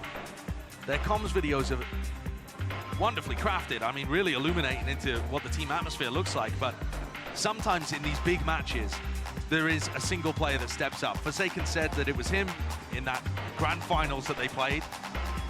But they were crowned the victors over in Pacific. In moments like this, in an arena like this, sometimes you need a player to step up and take charge. Sometimes the hive mind has the struggles, has the wobbles, and you need a hero. So far in Masters Tokyo, they've been talking about how good CGRS was at that he's RGL for them in a couple of maps. Talk about unlikely heroes stepping up. And here's an adjustment. 4 players to meet them. Take control of A. Mosh pit clears around. I mean, you can't disrespect that piece of utility. You will be falling. They've earned that area of the map quite early. In fact, they've completely given up C. But they are on a half buy, so it's a good time to take risks like that. Maybe we'll see the adjustments as well that they were making towards the next one when they've got the money to buy up the guns. Chance of a timing Forsaken with the Sheriff, who will grant him a sightline. Boostio, he's eager for it. The opportunity and chance. And Con was trying to backstab these B players that were opening the door. Now he's getting crunched. Yeah, he's the one who's going to be squeezed. Can't lose his rifles, can't give this one over. This is a little bit precarious. Right through, vulnerable. Nope, spams down 2. Enough damage done. CGRS, he holds it down, but there was help on the way. Ethan, ready to clean him up, make sure that rifle did not fall into enemy hands. Very smartly played by Con. I think that's one of the big reasons why the Viper works so well against PaperX. Just being able to vulnerable your opponents as they push you is a massive advantage. Didn't work out amazingly for Evil Geniuses on their defense side. But now, only 1 round separates these two teams. Ult advantage, though, very slimly, I would say, in favor of PaperX here, with CGRS having Thrash online. It's good for information, it's good for applying pressure, retakes. Very versatile ultimate. Beginning of this round, though, is going to be a quick dash towards the side of Rubble. With a flash over the top to supplement. Get some of that space towards A. Deep dart as well. Boostio, he was tagged up. Plenty of time, apparently, to adjust your aim enough and brings down Mindfreak. So, into the front of the site we go for EG. Clearing this one out. They don't know if the back of the site is compromised. Still going to have to potentially clear that one up, but just giving it up for now. Plant's going to go down. Nothing to dissuade it. Forsaken on the high ground. Not the best weapon for the job, is it, with the Odin? He's aiming for the heads, but almost gets taken down in response. And here's Thrash. You might start to see it really pay off here. Any sort of detainment will be nice. Spam onto the corner. Ethan, he brings down Jing, but detained. So, 1-for-1 trade. Players posted up. Far back angles. How do they approach this one with the defuse? They still have the wingman.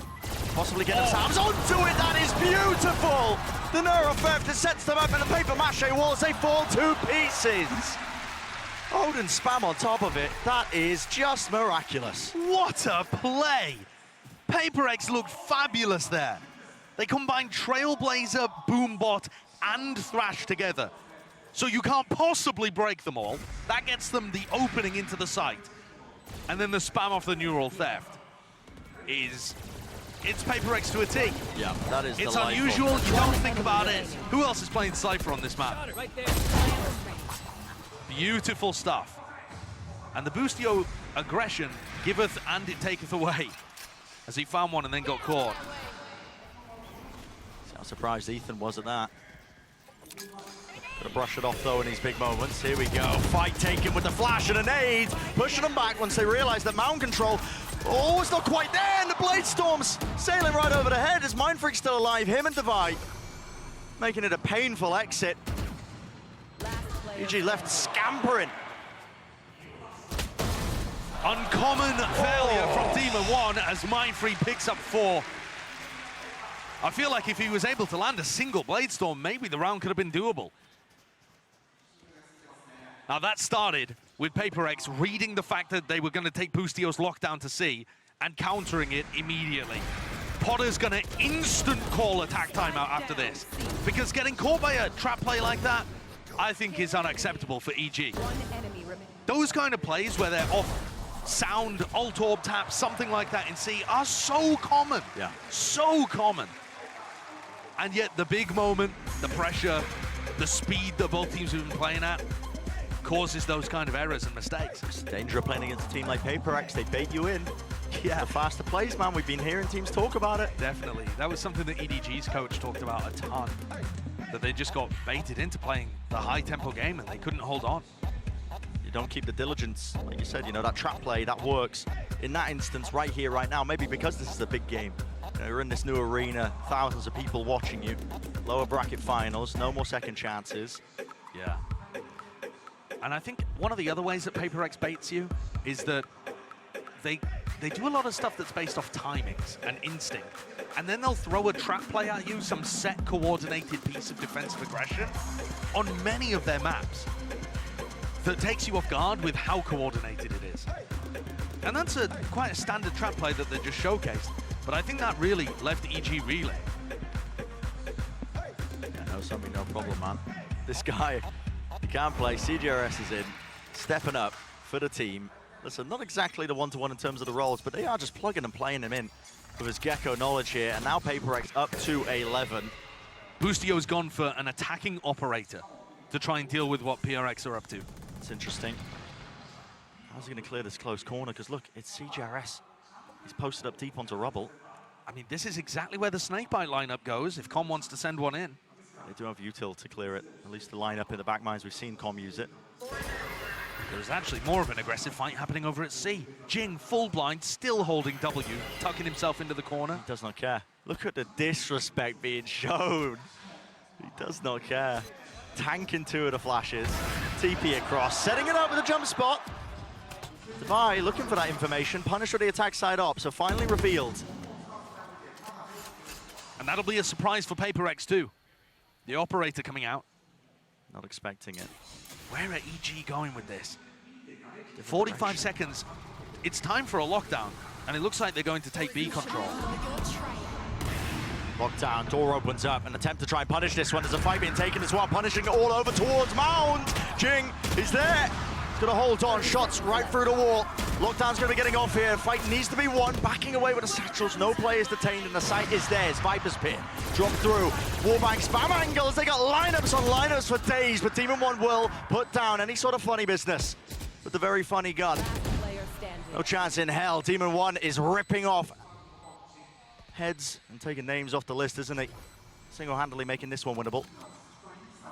It's a great game plan from EG too. Looked like CGRS was going to be difficult for them to deal with over by Rubble. They just ignore him completely.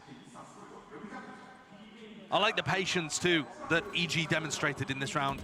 Jing was a constant problem for them.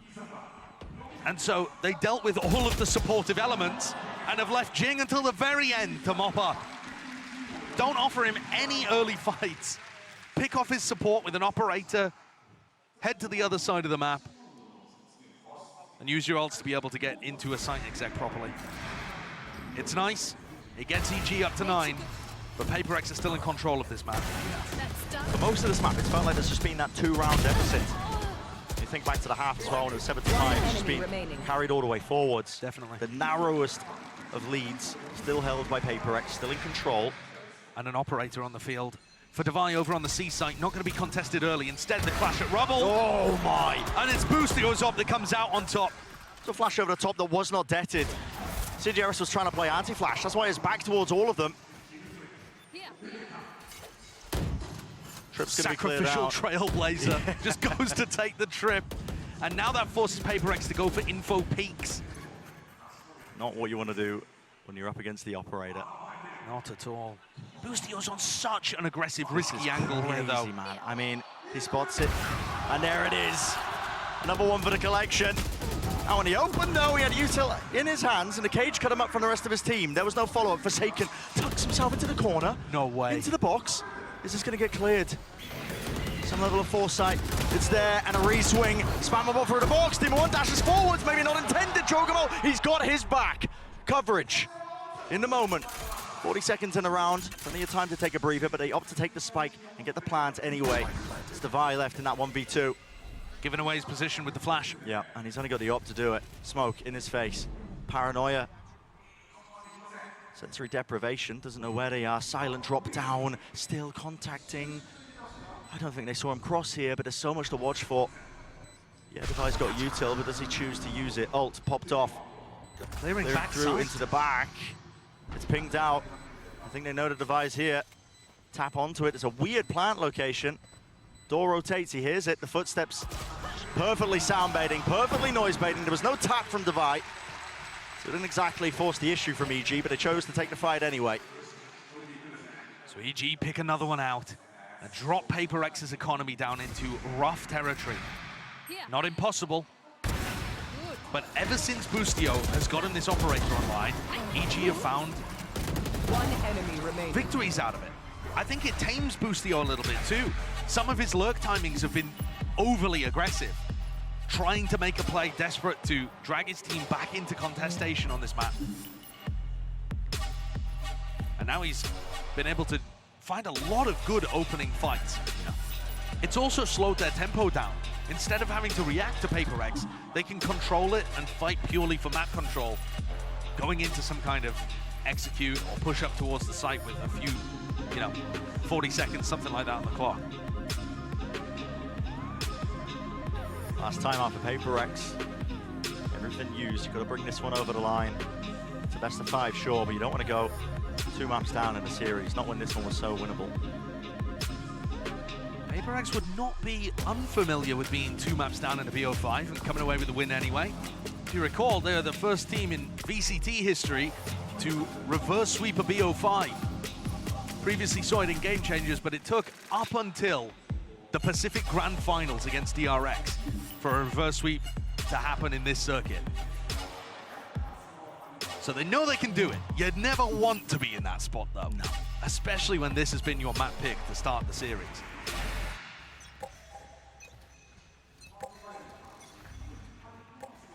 Ten to 11. That's close. That's trying to catch Mind Freak on the jiggle. More than dangerous. Bush is like, I think I'll take this. Okay. While facing away to dodge any kind of trap flash setup. Though having said that, not as good against a Paranoia, which is frequently used in that kind of position.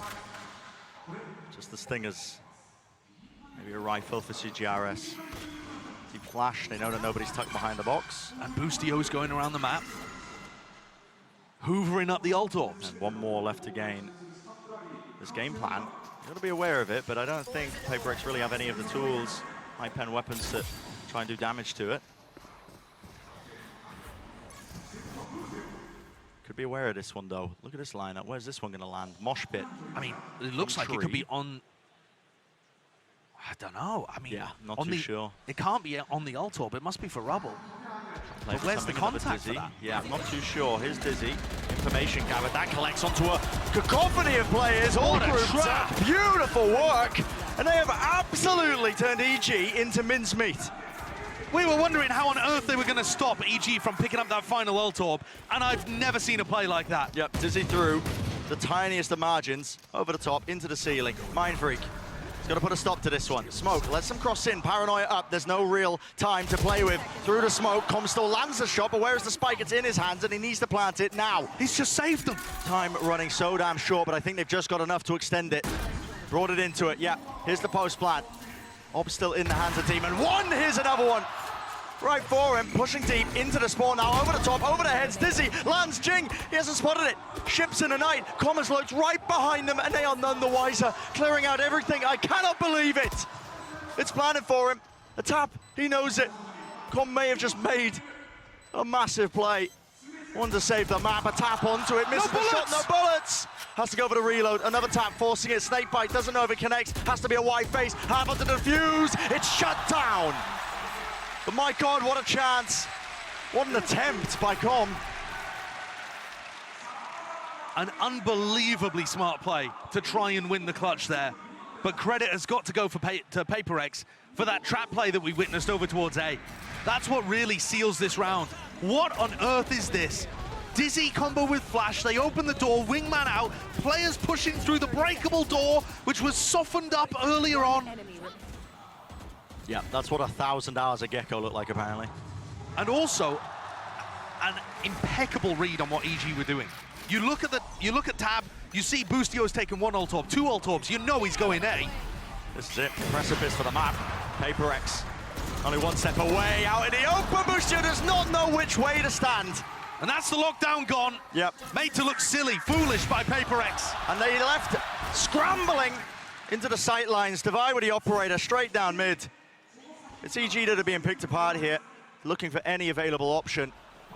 You go one way, it's an operator, you go the other way, it's a Cypher setup.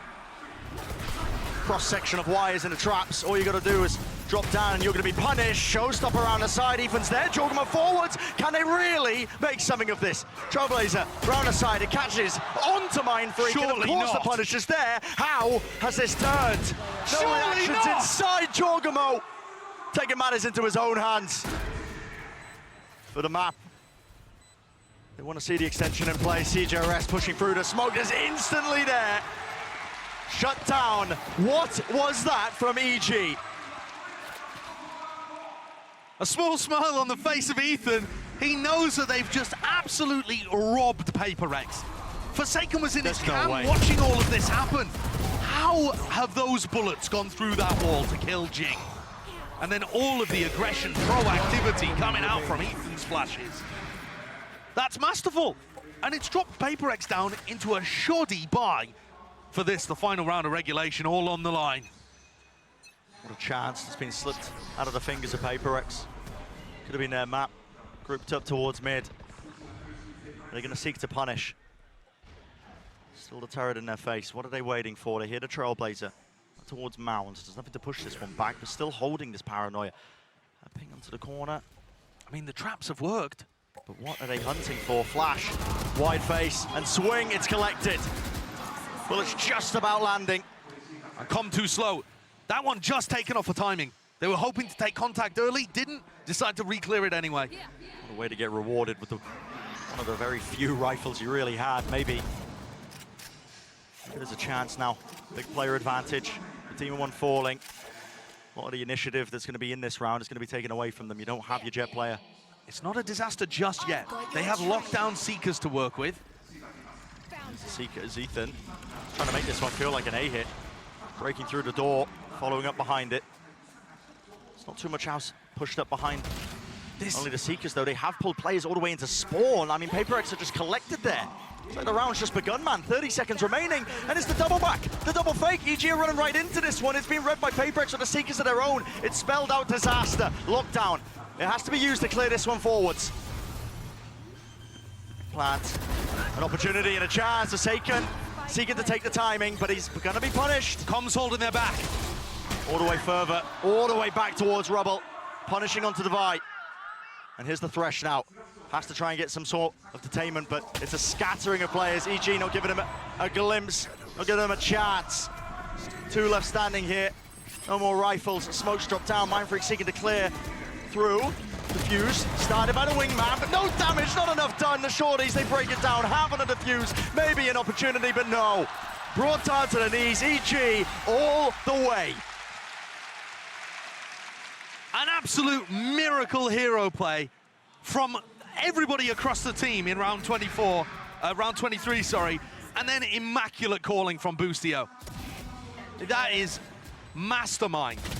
He has, in every sense of the world, finessed them there. Nice, let's go.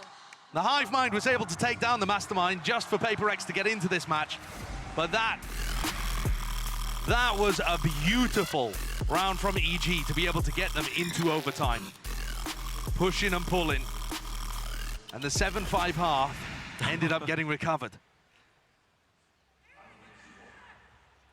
Breaking of the fourth wall there, but here we go, getting into OT. 12 to 12. Cover going out. EG need to pull off something ridiculous to even make it possible. PaperX. This is a different setup, Brent. We talked about how EG adjusted their defense in order to start winning those 3 rounds at the end of the first half. Now Boostio's hard anchoring A with all of his Killjoy utility here. I don't think he did this once. Double door here, Boostio's just trying to get his eyes on the tracers. Bit of counter spam maybe in order, but no kills to be found, no damage either. The nanoswarms are already being cleared. It's the bait and switch, and they wait out the util. Here's a Sancho play. What is that? You can always count on Jing, and he has just broken apart the defense in the blink of an eye. Movement's so clean. Jogamo seeking to deny. There's the plan. Disrupted with 2 kills there, dodging off the showstopper. Nade at his feet, round to the corner. Jing will not let him get away with it. TikTok Omen put to bed, and Jing opens and closes the round to get PaperX up to map point. You can feel it, they are fired up for this. Can't believe the movement here, I mean. What an entry. Yo, what? I mean, it's 2 improbable entries, one after another. Just to break PaperX in. Yeah, and no one's ready for it. No one can trade it. Fade out on Nanoswarm. Trailblazer leads the charge. Right back into it. PaperX now, again, one more chance. Devi's got an op over at C. Their Sky player has bought an op in overtime. Definitely Certified Paper X moment here. Cam tagging. Up and away here. Tom got to break away from the action. Here's a mosh pit. Wingman round to the side. That's a snake bite. But to try and push back this aggression. This time, everything is contained. This time they're ready for it. The incredible Paper X trap ends up biting them instead. Kills collected. Mindfreak pushing through the smoke though. Risks have to be taken. TP was heard. Spamming into the smoke. Which direction did you really want to go in here, though? See the diligence, just using that util against the box there, onto the close corners in case somebody was hiding. They know the positioning of Mindfreak roughly. He gave it away with the paranoia about 5 seconds ago. 30 seconds left, Josh. They're going into B here, into the connector. Jing, he hasn't been dealt with. Still has a nade and a satchel. Jing, he's pushing forwards into them. He's taking a second kill away from. Satchel's still there. Nade on top, 20 seconds remaining. It has to be a quick pivot, but right into the arms and sightline of Mindfreak. Blinded up, does not matter. Still is the shots. Spike, drop behind the wall. Time running short, still only 12 seconds. Jorgamo, he cleans him up. He's carving out a path. Maybe onto the site themselves. Com, he needs to get this plan down with only 5 seconds left. Brought down, stunned out. Com has to stick it. A rocket wall close. Jing is a monster.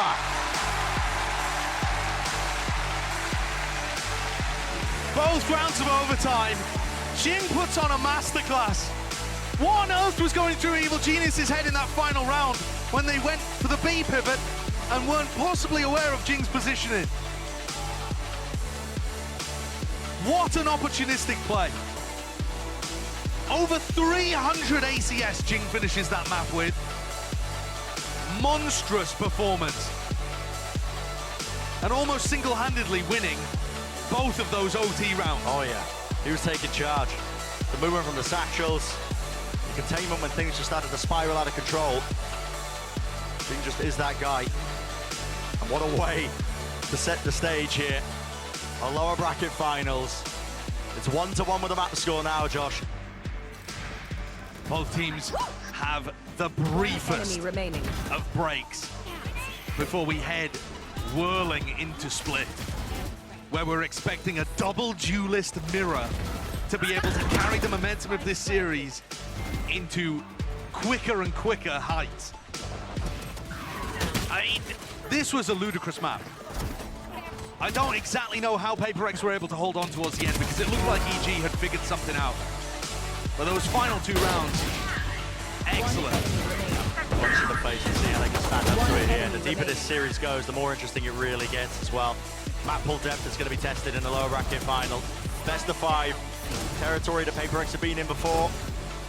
EG, only Ethan to lean on in terms of that veteran presence to carry them through in scenarios like this. I cannot wait to see where this series goes, and this guarantees us Pearl. Absolutely. Well, that's going to do it for map number 2. We'll go to a short break on the other side of things. Of course, continuation of this lower bracket finals. Don't go anywhere.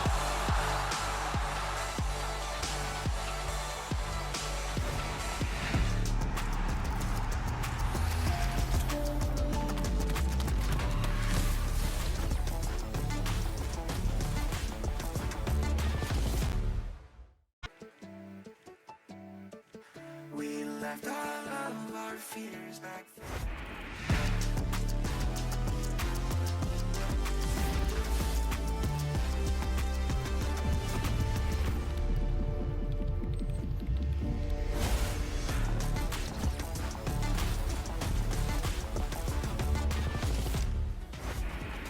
Welcome back, everyone, to Valorant Masters Tokyo, and what a match we were just treated to. Going to OT, 14-12, Paper X close it out, and of course, they make this series into a very competitive one. And there's a guy to my left who is quite enthusiastic about it. Actually got out of his chair yelling and screaming. It's Achilleos. Yes, I was on my feet cheering as they were able to take that one away, and now I can die happy. You know what? We got the win, we got the dub, we didn't drop it on the map pick.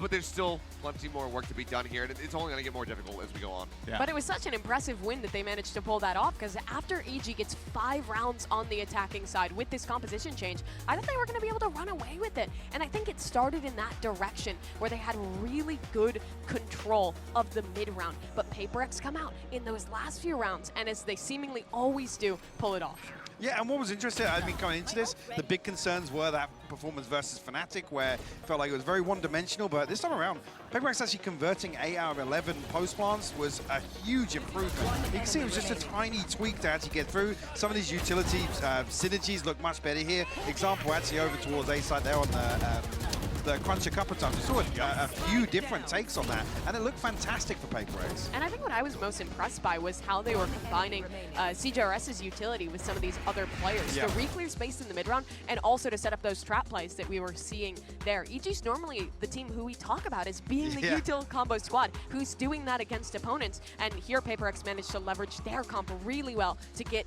an even leg in this series. Yeah, and also too, right, like you were starting to see that confidence build up as well. It was happening throughout the series, but that actually takes us to our Verizon high-speed moment. And this one, honestly, is all about Jing, because what a difference maker he was in this round here. Most importantly, Achilleos, just having the gall to just go in there, fly in, and just challenge the fight immediately. This other one just swinging around the corner, right out onto the site, and catching Ethan, who sat outside of stairs. Jing, so quick, and one of the things that we were talking about after Fracture was that, you know, how EG was able to shut him down, stop his entries. That's just how he kicks off overtime. He says, okay, I'm pressing the go button, goes blast packing forward twice in a row, kill after kill, gets the finisher. I gotta say, good attempt from Joggermo. There was some nice weird dodges going through from the TPs, avoiding the showstopper, then comes back in, gets hit, clipped by those paint shells. It's an easy setup for Jing to take it in the end, but this is him finding value. This is exactly what PaperX has needed, what they were missing a bit more of there on that Fracture. So if Jing is going to continue to look this fired up as we go deeper into this map set, then it could get even more rough for the side of EG, because now you've got Split on the horizon where that Raze can still continue to thrive. Well, let's go ahead and keep giving the flowers over to PaperX, because that actually takes us to our Aim Lab shoot-around as well. We're going to be checking out CGRS there. You know, no longer a fill-in, definitely doing the job, and has been stepping up big time for this team. Oftentimes last player in, and maybe last player out. This guy's been clutch. He has been, and I think for me, I was debating over this a little bit last night as far as who is my player of the tournament so far, and I think that CGRS might have actually overtaken Kong Kong for me as far as just this player, because there was so much. Kong Kong was such a known quantity coming into this event. We know that he's cracked out of his mind. We had so many questions about CGRS, and the numbers that he's been able to put up, the way that he has been able to synergize and bring this Gecko to the forefront alongside the rest of the team, I think he just has to be the guy that I'm going to be thinking about the most after this tournament is over, as far as just breaking all expectations. Yeah, I mean, he absolutely has. I mean, the players on PaperX are always talking about how he keeps the PaperX vibe, keeps people happy, adds some leadership into the mix. He's like the perfect substitute. The crazy thing is, to hear that how much he's actually contributed from an IGL standpoint as well. To come in, obviously, the comfort to lean on him with a little bit of a quirky pick in the Gecko, pulling that out, but he's also shown on other agents that he's exceptionally proficient. Yeah, because you were coming into this thinking that he is just that Gecko main, but actually ends up proving everyone wrong. But now this takes us over to Split for map number 3. We're all knotted up in the series here, but this is a good one, though, Mimi, for EG as well. It is. They've been really successful with this double duelist comp here on Split, most recently losing that heartbreaking 13-11 loss to Fnatic to come down to this lower finals. They have a lot of great ideas in the mid-round with this double duelist comp, and they have a level of explosivity that we really normally are reserving to talk about PaperX. It's very true, and we'll be waiting for that Prime Gaming Agent Select to make its way in just a second as we get ready for this one. Of course, PaperX desperately, Mike, needed that win, because the journey at that point becomes that much more challenging, and you have to think for those 5 players on that stage, as well as Coach Alex, that confidence is brimming. Absolutely, and I think examples like Jing getting fired up, being rewarded for some of this aggression as we jump into the Prime Gaming Agent Select here. Not going to see any switch-ups here, and I think this does...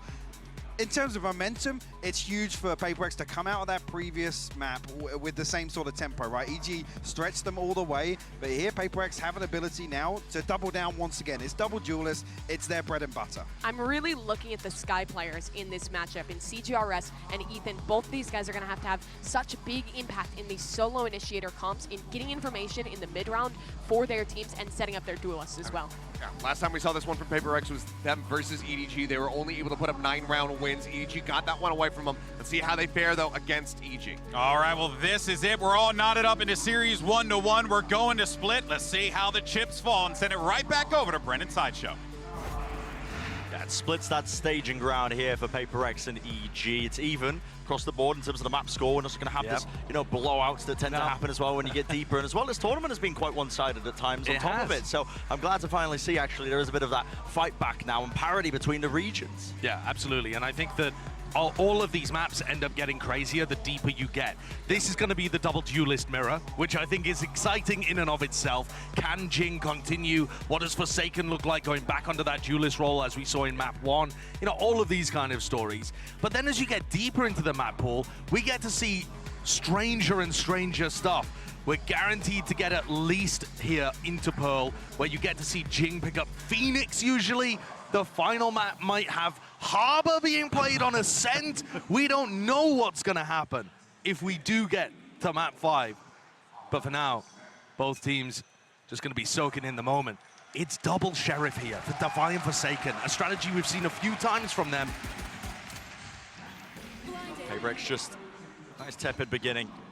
Nothing explosive. Contacting. They actually take ramp control relatively free. Gets him into position. Boombot spots it though. Have to be cautious of some util being used in response. CGRS hoping to Trailblazer. Getting away with so much in the moment. Trailblazers exchanged. Little nade into the corner. A lot of damage being done. There's going to be a heal inside. Flash on top of it. It's all being collected. Util combo together to earn any sort of advantage. But a good pushback from Mindfree, who manages to trade out a kill and leave EG on defense without their initiator that can grab information for them. Oh, Jorgamo's trying to find a timing. He's just heard them all run away. Yep, close to the corner now. That's going to be watched for by Devi. Shuts it down. No funny business. No lurk timings to be gathered and gained. And it's left to PaperX to readjust and reassess, actually, the situation they're in here. They're like, okay, we've got a player advantage. Maybe they hear the drop. Even one falling to the ground. Fortunate timing. Couldn't really stand his ground and take the fight yet. He does deliver. Snake might drop down on top of it. It's going to be that collapse and combined pressure.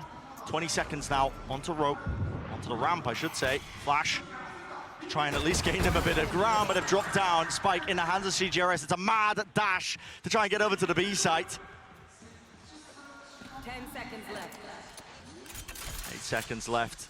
Plant, plenty of time to at least tap it and explore a little bit, but Com shuts that one all the way down. 3 in a round for him. EG pick up a pistol. They've been split very even in this match so far. But the big thing to me is how much value EG were able to generate from taking these fights over towards Heaven. I mean, Com gets one in that spot, and then Boostio picks up another. PaperX are trying to find unusual timings to pressure the A Heaven players as they would be looking main. Yep. But that didn't work out that time. EG able to pick it up, even without Ethan being online, giving them that constant info. Jing has a shorty and a blast pack. Where are you off to? Yeah, what could he do with it? What kind of mischief can you get yourself into? Usually, you're able to do a bit of damage. That's a team flash. No! Okay. And he dies. Yeah, walking right into it. Forsaken having to go over it with a Marshall purchase. Well, it's a good job you're not expected to do anything in that round. PaperX falling flat on the face. But this is actually going to offer EG a great opportunity as long as they can clean up the rest of the rifles fairly cleanly. And suddenly, this doesn't look so clean anymore, does it? Yeah, shot to the leg. Mindfree survives. Oh, okay, well, enough damage done that, yeah, should be easily done, and there it is. So, more kills collected for Com. Clean enough with 3 players surviving. Yeah, that's not too bad in the end. I mean, it could have been immaculate, but not so bad. And 3 Spectres prioritized here. So, EG have so many different ways that they can play around. I mean, both teams do. They're playing mirror comps, right? But especially on defense side, EG are going to put a premium on fighting over mid in a lot of these situations. But that does rely on Jorgamo. And instead, it looks like EG, 2 out of 3 rounds, they've been trying to fight a ramp to start. Maybe this is part of the preparation that Potter's got them looking at, because they're bang on the money here. This is exactly where PaperX are also stacked up. Flash will notify them. So there's one player there, grouped up. Set the sights now with a Trailblazer. Sent towards the choke, not actually broken. Double satchels, flashes. This is all over the place. The Forsaken, he's going for more. What? Incredible play, and Defy on the lurk. Coming up through mid, picks off Demon 1, but only just managed to avoid getting assassinated by a flying Judge Jet player. Jing might have overstepped himself though, he's fallen. To Heaven brought it into that 2 versus 2. CGRS left to hold on to this one angle. Com doesn't clear it. Not appropriately at least. Buying time, Boostio left alone here. Has to make footsteps though and he feels it. Time ticking away. CGRS holds the ground down, stalwart defender of that spike. In the clutch again. In the clutch again, he delivers. He's so good for it. And every time he wins one of those, it's got to be a massive confidence booster. Realizing that you can win. But here's that play from Forsaken. Updraft dash into Heaven, catching the EG players who played that position a lot on pistol. Very reminiscent of something that Something would do. Yeah. Full aggression. No relenting for it.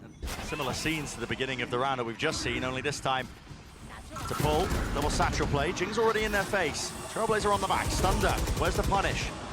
Satchel making a mark. No way. Jogamo was hoping to punish that. He's brought down anyway. Here we go. Lurk timings. Be careful. Got to be certain of this one. Could not adjust it with a spray down. So Com grabbing the one, but eventually brought down. Players enough and abound. This is brought to a 2 versus 2. Big timing from Boostio there. And he's watching for Jing. Oh, Jing still wins it. He's duels, man. He's so keen and eager to take them. And even when you know he's coming, it doesn't mean you can stop him. Yeah. The cross-up placement was good in that instance still. Looks like we seen quite a lot of action, but still 50 seconds remaining in the round. Only a time to slow it down. Nade allows Mind Freak to cross into the site, into the corner, gets that plant out. But Jing chooses not to. Jing's hiding in hell. And he's just spotted Com. No way! What a pre-fire. Com's brought it to a 1 versus 1. And takes the fight to him. Unbelievable. Finalized it with the shot. That's 3 in a round, and he's feeling it, man. Fired up. When you watch Com in these big games, he ends up being the neutralizer. For a player who was disrespected the whole time he's been with EG, the whole of his professional career in Valorant, he is often put on kind of like marking the other elite players. His job is to shut them down and neutralize their impact. Oh my God, what a play there.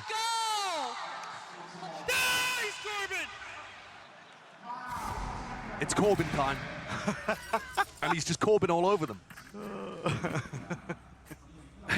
It really is wild, though. That's knocked PaperX straight down. And EG, their game plan there was trying to play for Demon 1's Bladestorm. They get it online with a death. And this defensive setup looks a lot better now. PaperX moving away from their A-ramp control that they've been doing basically every round this half. Flash in the back in the smoke. But yeah, finally moving away. PaperX, they don't really have the guns. It's carried them through. Only the one rifle. In the hands of Forsaken. Bulldog for Jing. Emphasis placed on them to make something of this. This round, it really does feel like a bit of a chokehold for EG. Trailblazer at the top, spotted it out, Demon. Dash almost getting blocked. Still there though. Got the damage done, backing away for the heal. Satchels through, Jogamo, cheeky with the timing. Right from the back. There is no follow-up for that. Running a gunny, CGRS is shut down before he could even get started. Oh, nasty. The pre-fire is just doing so much in this game. Anticipating the timings that PaperX are going to push into them. Spike dropped and known. 30 seconds left. Can't make sure there can't be anything else happening there. Neutralizes the threat again. And EG, very different there in their defensive setup. Instead of leaning 3 players over towards A, they just allow Com to hold it with the Advantage Pit. So that isn't a tool that they have access to anymore. So I'm interested to see what they go for here again. You know, PaperX, almost every time they've had a serious chance in the round, it's been based on A control.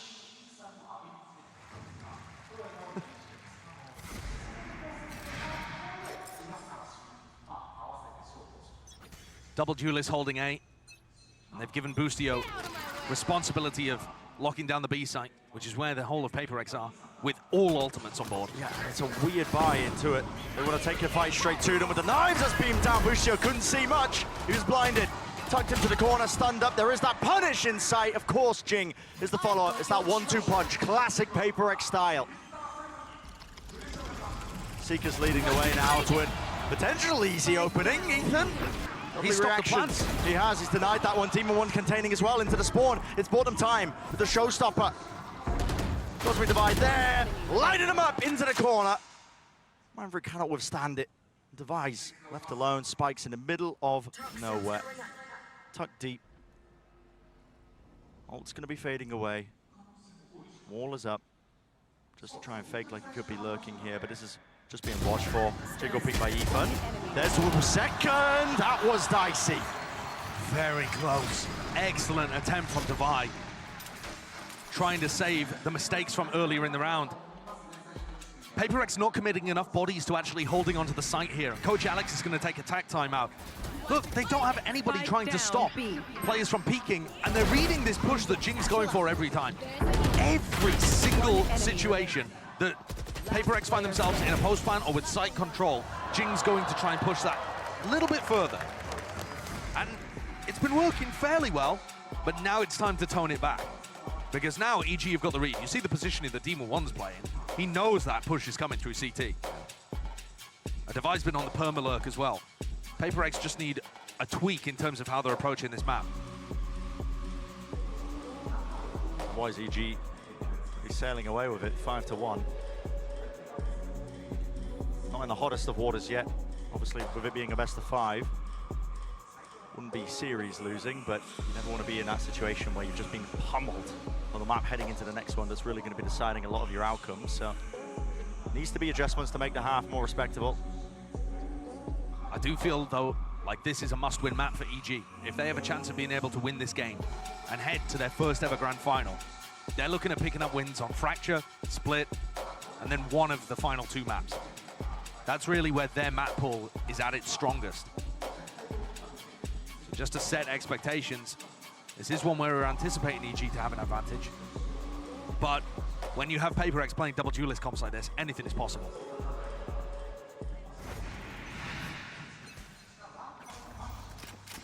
Scattering with the guns. Really a full purchase from PaperX, but a smoke to cut them across again. Going back to the fast place, dash into the smoker, pull to counter, and what a counter it is! Bait them in, strike them back, hammer and anvil style. The 2 entry players, I mean, Jing and Forsaken, they can get nothing done. The pathing there, dropping down into hell. There was a pull prior, and at this point, it's just an absolute aim labs routine. Flawless round, everybody keeping the guns going. EG, they are in prime form. It's Prime Gaming, not Aim Labs. This is the wrong sponsor. Wrong one. Might be. That is double duelist versus double duelist. You don't often see the Raze and the Jet working together with this composition to defend the A site. But this has been an adjustment that EG have gone for in this match. Jorgamo's not playing towards male or, mid as much as you might expect. Instead, he's trying to help Demon 1 on A. And that's why. They just have so much maneuverability to play different spots.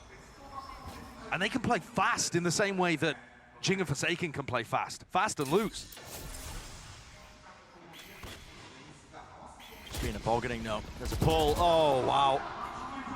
It's the util being used, and Astrastar, I think they're trying to punish the common position where Corm has been playing, but he just spams them from male. Collects 1. PaperX obviously not favored in this round when they have been knocked down to the weaker guns anyway, but still hurts for them because it means EG are going to be up 7-1. If it keeps going like this, and well, just give Demon 1 a bit more practice, why not? Let them warm up the wrist. So many layers everywhere to the way that EG is playing the defense. Once you get past the first, there's always something behind it. Like in mid, they're not playing aggressively to start out, but it feels like it with the orb. Then you run into Com just spraying you down there. The heaven pressure with Demon 1 to collect. Oh, Jing could have made something of that. Good try. But it puts everything down on a 7 health Mind Freak. Yeah. That just doesn't look in any way feasible for him. And a 7-1 lead for EG. they should be able to close this out, especially with how PaperX, in my opinion, look favored on the attack side of Split. If they were going to win one of the sides, I would expect it to be this one. But they're just being dismantled. Oh, picked to pieces. Yeah, the fast plays are being punished.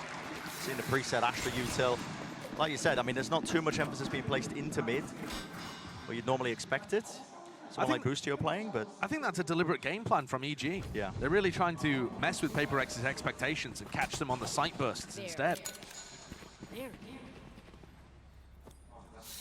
This is different. Yeah. Looking like maybe some B main pressure. There's a nade being held. While Demon 1 opts towards A with potentially a pullback smoke. Fight on two fronts. See which one pays off. Deep flash. Smoke was placed deep there by Forsaken. All in the face of Demon 1 means he's not granted that easy sight line. But Boostio just holds with him, and together they feel confident enough to be able to re-clear this area to some degree. There's still that dangerous corner, which is getting pinged out right now. I do like this. But EG are on the line. They've got a bait and switch set up now too. Bait and switch. There's the dash active. They're not going to expect Boostio close to the corner. Gliding right past. They spotted him on the minimap. Can Boostio get out alive? Not quite. Traded. Forsaken. He's in their face. It's the updraft dash play again, but again, not anticipating Demon 1. Brings down the opposites. Jet Brent, also Jet. CGRS is in screens. PaperX have gotten everywhere. Pushed in deep onto the corner. I mean, as expected, there was a jump spot, I believe, by Ethan. They seem to know that there could have been this chance and this timing. But surely not this deep. No, I don't think he realizes he's crossed, does he? It's a hard clearance. Not enough to get the shots onto it, and the satchel is nice, so Jorgenmo's set up for the trade. Aim wasn't reset in time. Are the gods favoring you today with the spray into the pit? Yeah, seen many of these rounds. Blazestorm being committed. Over the top with the updraft. Looking for a 3-2-1 entrance right into it, into the corner. Updraft all over the place. Twists and turns in the round, into the corner. Divide goes. Enough to collect up onto Jorgenmo. That is a tough setup to deal with. I really like the approach from the double duelist there. The updrafts and the potential to be able to one-shot someone with the knives is nice, but in the end, Devi's ultimate proves too strong. Look at this. Okay, yeah. I mean, both grouping up together, making sure that they can't get picked off one at a time, and they hold steady. But also, PaperX's A ramp control and the way that they're diving up A ramp and into the A heaven smoke at the same time, really tough for EG to deal with. They only just managed to adjust.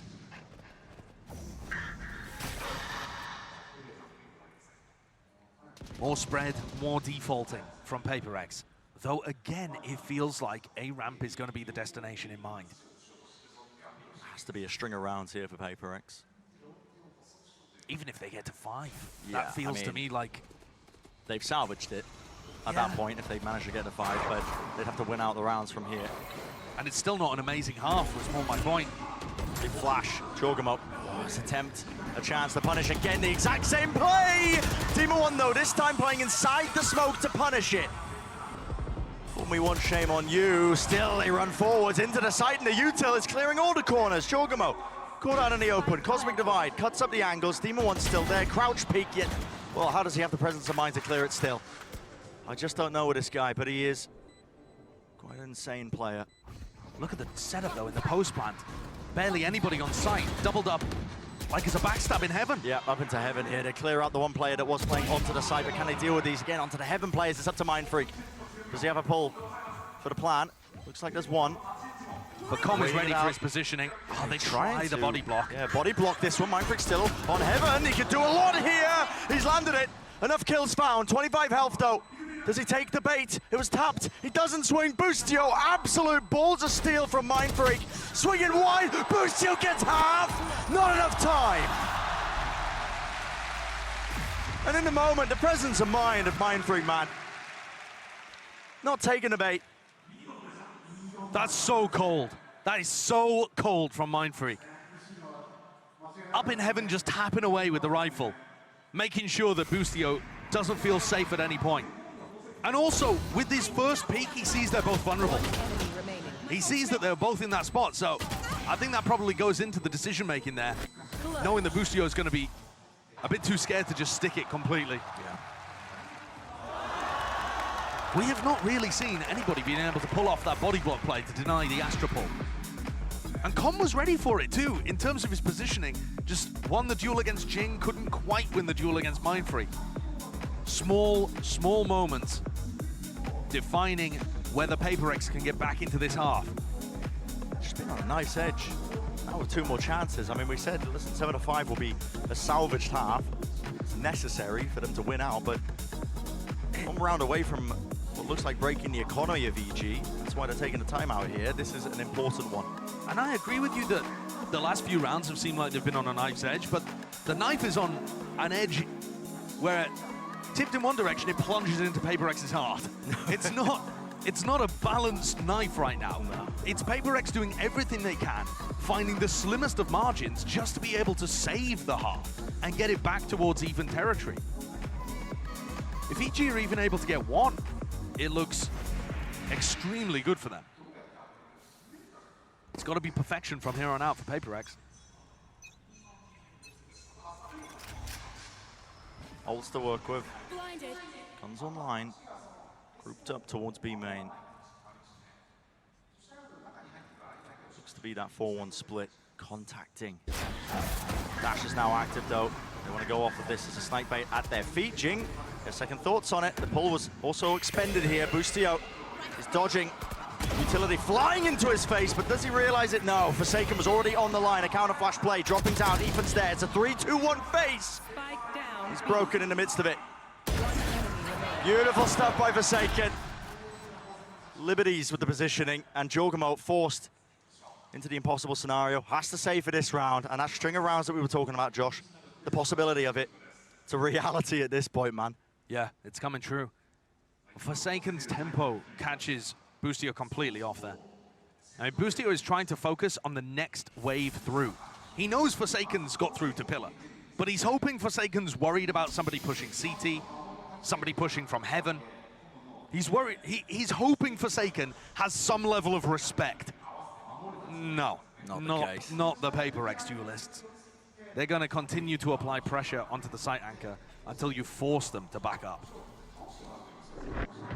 Essentially should be a 7-5 at this point. 1 more round left here, but the money is going to be broken ever so slightly. I think the loss bonus will be kicking in for EG. Half armor rifles is a possibility, maybe. It doesn't look like it. It's not great. And the ults for PaperX are flowing. It looks like they might have done enough here to save the half.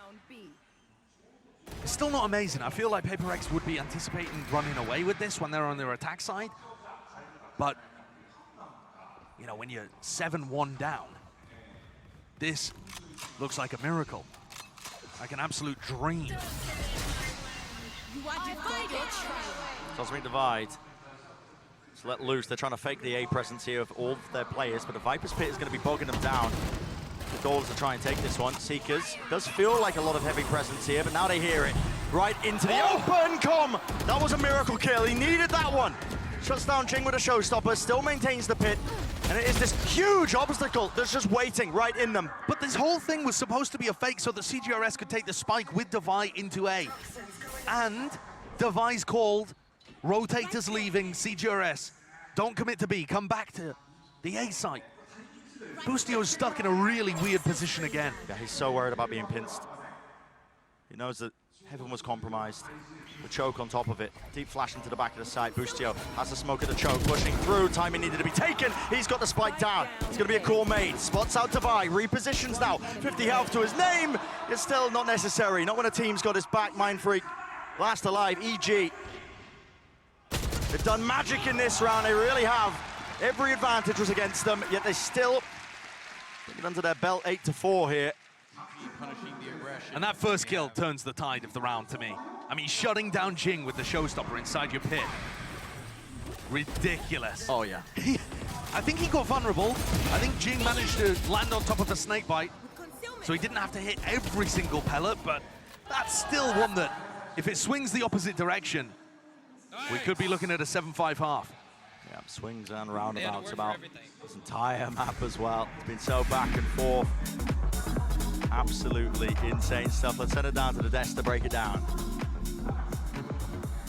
Round after round, the pendulum keeps on swinging as this game continues to be the gift that keeps on giving here. Of course, as we dive into what we saw in that first half, Mimi, it's very clear that this team is punishing this aggression. Yeah, it's very reminiscent of map number 1 in that I think EG had a great read on the way that PaperX play. It's what Potter was saying in that initial interview. We give them space, we let them do their execute, do their game plan, and then play these late rounds. The retakes were really working. You see it here in round 5. And then we see a timeout for PaperX, and EG again have the read in this one. It felt like they had great control of that defense. Yeah, and just little things as well. I mean, we were talking about this Boostio time and time again in these committed positions, but I think where PaperX are so front-loaded in terms of their executes, where there's a spacing advantage that somebody can take advantage of, and even just to still have the confidence to commit to those, because it looked very concerning versus Fnatic, where he was almost being targeted. So I'm actually loving seeing that from Boostio here so far. Yeah. A little bit of a rough half.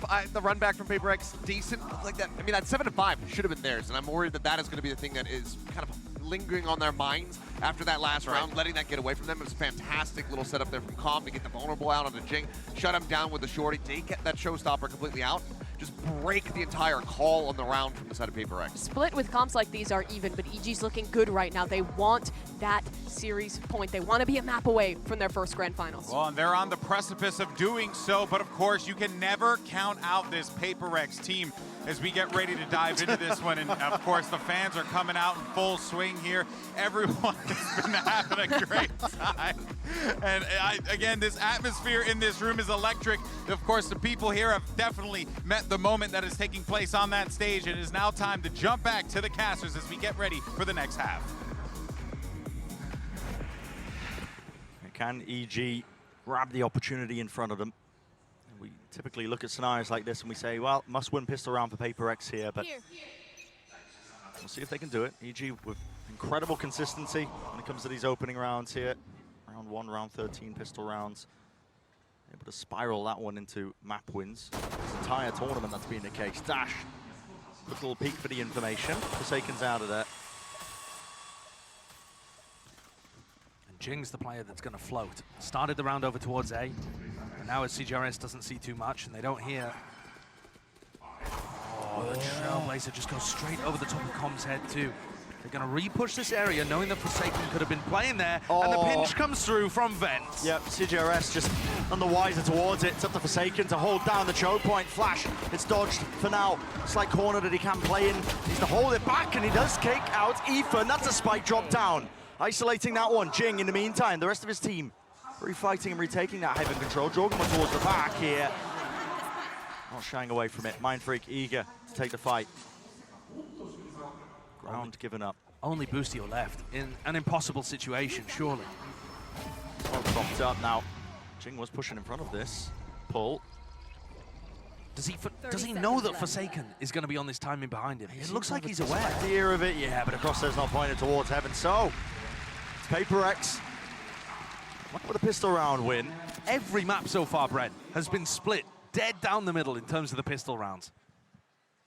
And I think that really makes the series winnable for PaperX, because their pistol round win rate has not been good. It has not been good. They've been getting their advantages through the gun rounds, through finding these moments, splitting team play down into the 1v1s, and getting the win there instead. So if they're also able to go even on pistols, it's going to drag EG down to the point where this game's winnable. Taking away those advantages. PaperX going to be feeling possibilities presented to them. Okay, that was the return of fire. Good to neutralize that quickly before it snowballed any further. Yeah, he did not want Boostio creeping through mid. That's also the only Sheriff that they had. Everybody else is on a classic.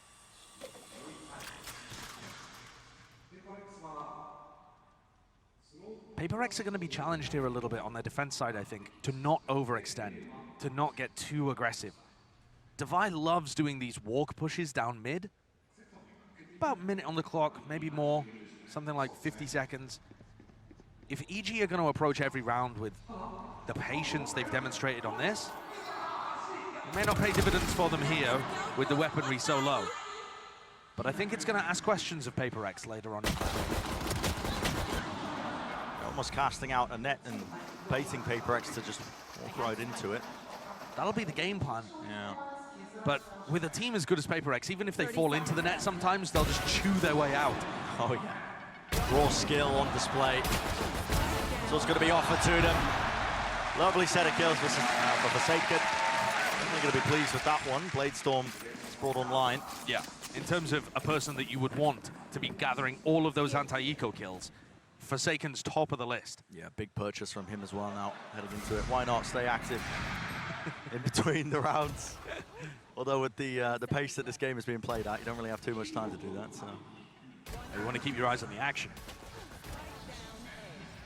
Forsaken is going to pick up an operator in this round. And to the bonus.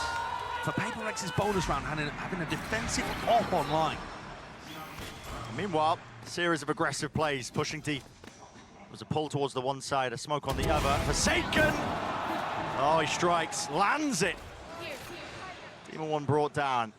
What a pick. And remember, if Forsaken does die, he's still got Bladestorm for next round. So it's not even that much of a gamble. But it's the right kind of risk that really introduces something that EG won't have been expecting, I don't think. What kind of call has been made here? Some form of utility was sent flying. A lot of players scampering on PaperX's defensive setup. They're worried about this Viper wall, I think, that Comms laid down and trying to get info behind it. They realize they need to make a push into B main, or at least see if anyone's over there. Oh! Forsaken. I mean, Forsaken had a lineup there with the operator. Jorgamo's never favored. Yeah, still Forsaken 4, so the operator taken out of the mix. And again, noise has been cut. 40 seconds remaining. EG happy to slow it all the way down here. They're looking to try and bait out an info play, but it's happening in B main, where there's no one on EG ready to collect. Info gathered. Flash is going to be gathering that. How fast? Playing through here. Jing, he pushes forwards. Past a lot of this utility. Here's the footsteps. Now they're going to start running towards him. Damage is definitely done. Satchel's at work. Marshall spam. It's all laid on top of each other. It's raining lead right through the choke. An exchange of the guns is left up to it, but with only 12 seconds remaining, Jorgamo, he's got so much to do and not enough time. Brought down. Bonus round win. Can they save the operator? Doesn't look like anybody's going to be able to get on top of that one. But still, a bonus round conversion is massive. And I said that EG's patience was going to ask questions of PaperX. They answered perfectly there. The push happened over in B main. There was 2 players there. It gives them all the info to rotate the rest of the team into A. And they managed to get Jing into a spot where he's pushed inside the smoke before the hit even happens. Where his gun go, man? Knocks EG down. Economy in a terrible spot. PaperX, they've pulled off the comeback at this point. Yeah, bring it back into with the op purchase. Jing is shut down. Just trying to hold back onto the rope. That was a stinger in his face. Classic little play that you see with a double duelist.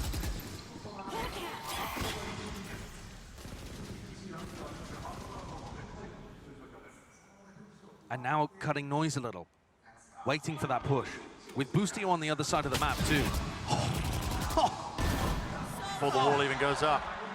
Everybody getting caught. There with the op. Oh my, updraft, got to escape it. Nade at his feet, through the smoke. Showstopper's been earned. Into the side, into the corners. That damage done, not enough for a kill. And with the shorty, yeah.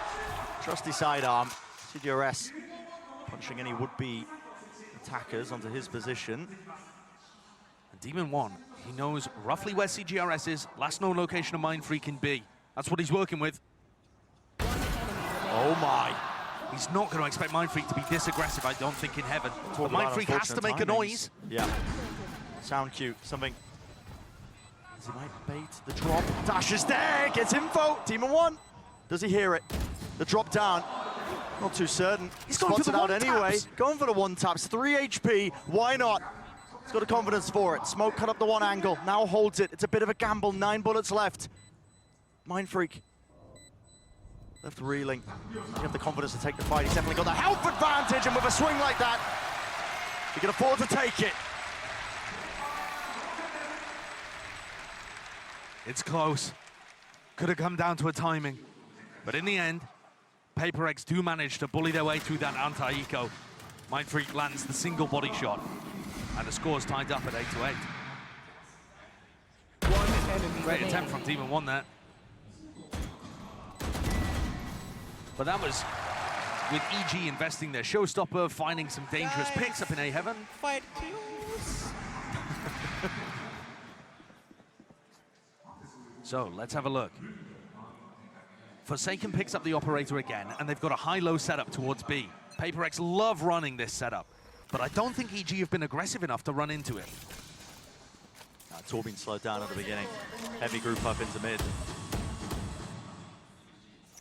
A repush as well into main. It's so aggressive on the A defense. Yeah, they're really going to try and get the punish, I think, onto opposite sides here. Jing is feeling the heat. Com backs away, absorbing a lot of this. Working themselves into spawn. They're already just walking all the way through. I mean, how's Jogma falling here? Everywhere. It's going absolutely to pot. Individual one-on-ones, why not? An entire round.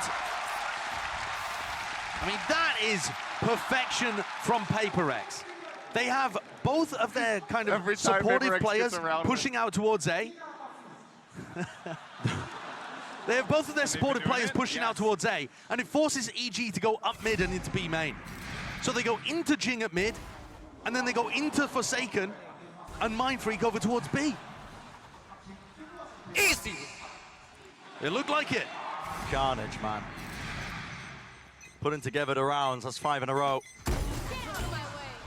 Satchel's at work again. Jorgamo seeking to have a bit of a repeat. It's literally a repeat of the round that they did prior. This time, Knives at play, at work, updraft, over the top. Devi is punished.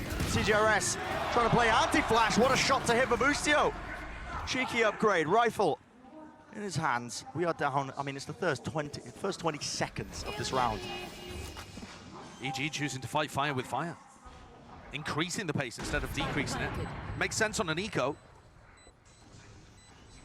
And this is surely spotted, close to the corner into hell. There's no actual trade inside, but eventually it comes through, and there with the Stingers.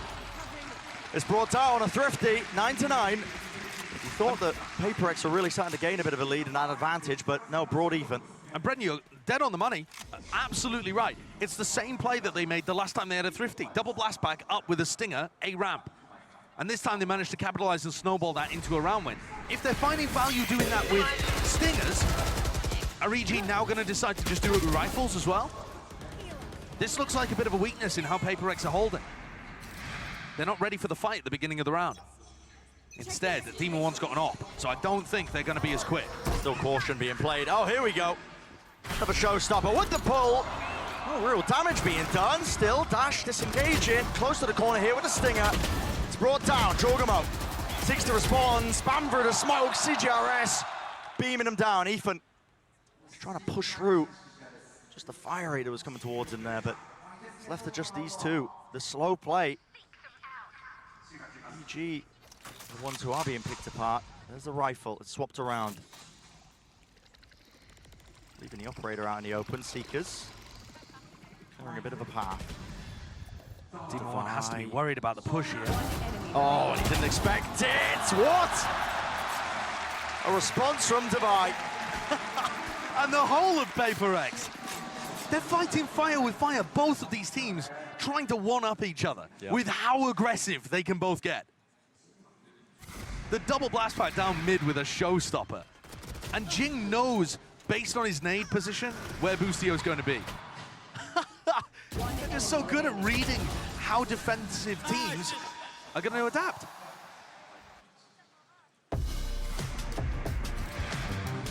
And I say defensive there, obviously EG are on the attack side, but they are defending against a play like that. Yeah.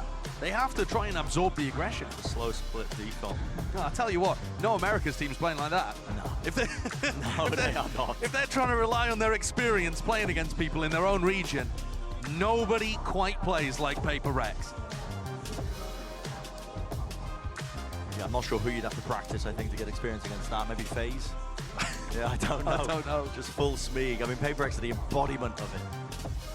And I thought it was going to be the attack side where PaperX looked in control by running these kind of aggressive plays. But instead, the level of aggression they've shown on their defense side has actually worked perfectly for their style. EG can't control it when Jing just goes down mid or when CGRS is applying pressure with his flashes and his Trailblazer over towards A ramp. They're running into Forsaken and Jing constantly, and then Devi's there for the cleanup. I also don't know how they're going to get value out of Demon One's operator if PaperX continue to up the tempo like this. Demon One's going to have to hit some cracking shots. It feels Like an unusual purchase. They are really brute forcing it. They still want to be leaning into it. Team 1, it's a great player, but I think the op, in theory, can be fantastic if Paper X play slowly themselves. Blinded. Don't know if that's going to happen. yeah. Well, at least for this round, there's a bit of a crawl at the beginning. The raise is in mid. Jing's been getting the better end of Jorgamo almost every time. He's pushing through it. Angle here towards the box. No, it's the back of his head. It's not watched for. Jorgamo collects that kill. Over the top of the wall, Team 1. There's a chance for him to get a kill. Maybe equalize it to a 4 versus 4, but had to back away here. Down to that minute mark. And Jing's looking towards B Heaven in that situation because he's following where Ethan's Trailblazer went. Great time for a Viper's Pit. It's really going to bog down the choke. And how do you get through this? Well, maybe from behind. Jorgamo has gained mid control. Forsaken. Look at him. Not favor taking that fight. I mean, taking a ton of damage onto the angle, still set up, crouch peeking, just wants to disrespect them into B main, and it has funneled everybody up through mid.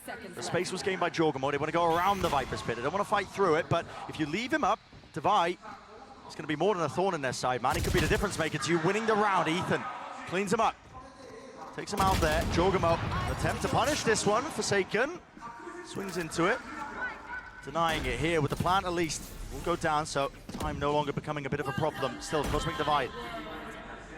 Across the site, Viper's Pit of their own, now dropped down. Tons of ults being committed into this one. Jump spot with a shorty. A shot missing just ever so slightly. Demon 1 holding it towards the corner. Again, it's going to come down to a bit of luck of the draw. Spam, maybe. Can they work their way into the pit? Can they try and bring it down? 2 versus 2. Off to the side here, it's Com. Alive and kicking. The pit's still active. Mind Freak was not set up for success. 10-10. As even as we can be. So close in this map. And as I said earlier, this is one where I would expect EG to have the advantage. They've looked phenomenal at split the last few times we've seen it. Little bait play there to be able to pick up Jing early on. And this is that's the kill that really wins it. Ethan being able to out-duel Devi, who took a moment out of his pit to try and grab that kill and then bounce back in. Op v Op now, over towards B main to start the round. Stars aplenty. What a defeat of Forsaken. This is pandemonium. Just a recall so that he can set himself up onto an angle, but who knows whose util's whose. Nade into the side, that's a satchel to punish, but such quick reactions. Forsaken! He's a menace! 2 players brought down, a dash reset. He's got it active once more in case he does want to take another peek at things, but just backs away, content to hold the choke. That is absolutely disgustingly good from Forsaken. The jump repeat back onto the angle to diff Demon 1, and CGRS just holds for info, backs up. Playing his life. Snakebite denies the Trailblazer here, giving Com a little opportunity, but it's still a 3v5. Off the back of Forsaken. What a time for a hero play like that. Still holding on to the heaven position. That angle, he opened himself up to it. It was wallbangable. He's weak. He's still holding it, though. Hasn't given up this space, which means his team can try and help him out, support him out. 35 seconds, roughly, left in the round. Their sight set onto A, but they need an opening. They need it now. Devi still pushing him back. That was his snake bite. Dropped down onto the corner. Forsaken. What is that? Spraying him through. He's still watching it. Not giving him an inch. Not a bad time for a prime game in Flawless for Paper X there. That could well turn the tide of this map. And as the midpoint of the series, potentially, could change the tide of the match. What is that? The confidence level. I mean, look at that from Demon 1's perspective. Yeah, no time to react. He looked startled. It was a jump scare. That's ludicrous. Instantaneous. Can EG find any way of responding to this? They won a Thrifty earlier on, playing over towards A ramp, chaining those 2 duelists together. I mean, Paper X looked like they were anticipating it. I mean, they stacked it with 4 of their players. Now we see it. Showstopper use the satchel movement, though. It's not too great. Beefed. Yeah, bangs his head on the ceiling. Rocket into spawn. No real damage. And Demon 1, though, is there. He's on the angle, on the line of sight. Spam onto the corner. Eventually brought down. Satchel's at work, round to the side. Jing in the middle of all of that. Still got a kill onto Jorgamo. And Heaven Controller's there. Spike's still not planted. It's a 2v3. The backstab. The backstab. Com needs value. He needs a kill, and the right click does not bless him. Flip it a coin. Not going in his direction. Star's available. Boostio. What can he do to salvage it? Star blossomed up, but it won't matter one bit. It's shut down, and it's PaperX who find themselves in the driving seat. They hit that 12th round. They stacked up to try and avoid that A-ramp thrifty idea, and EG almost got some momentum going with Demon 1 finding the first pick. Good response though from CGRS, just spamming through. And PaperX eventually deal with this tricksy little thrifty. EG though, they didn't buy in the last round. They didn't force, they were always playing for overtime. So now we get to see the next 2 rounds. 4-player stack over towards A. Hard reading that EG would be leaning right at the start of this. Same setup as they did just prior. EG were on the thrifty, and again it's the long migration, the big wraparound. Time to shore up the defensive towards B as mid is completely given up. Dash forwards, up into Heaven. Util expended, exchange, another smoke to try and get them in. Demon 1, he's so smart with this.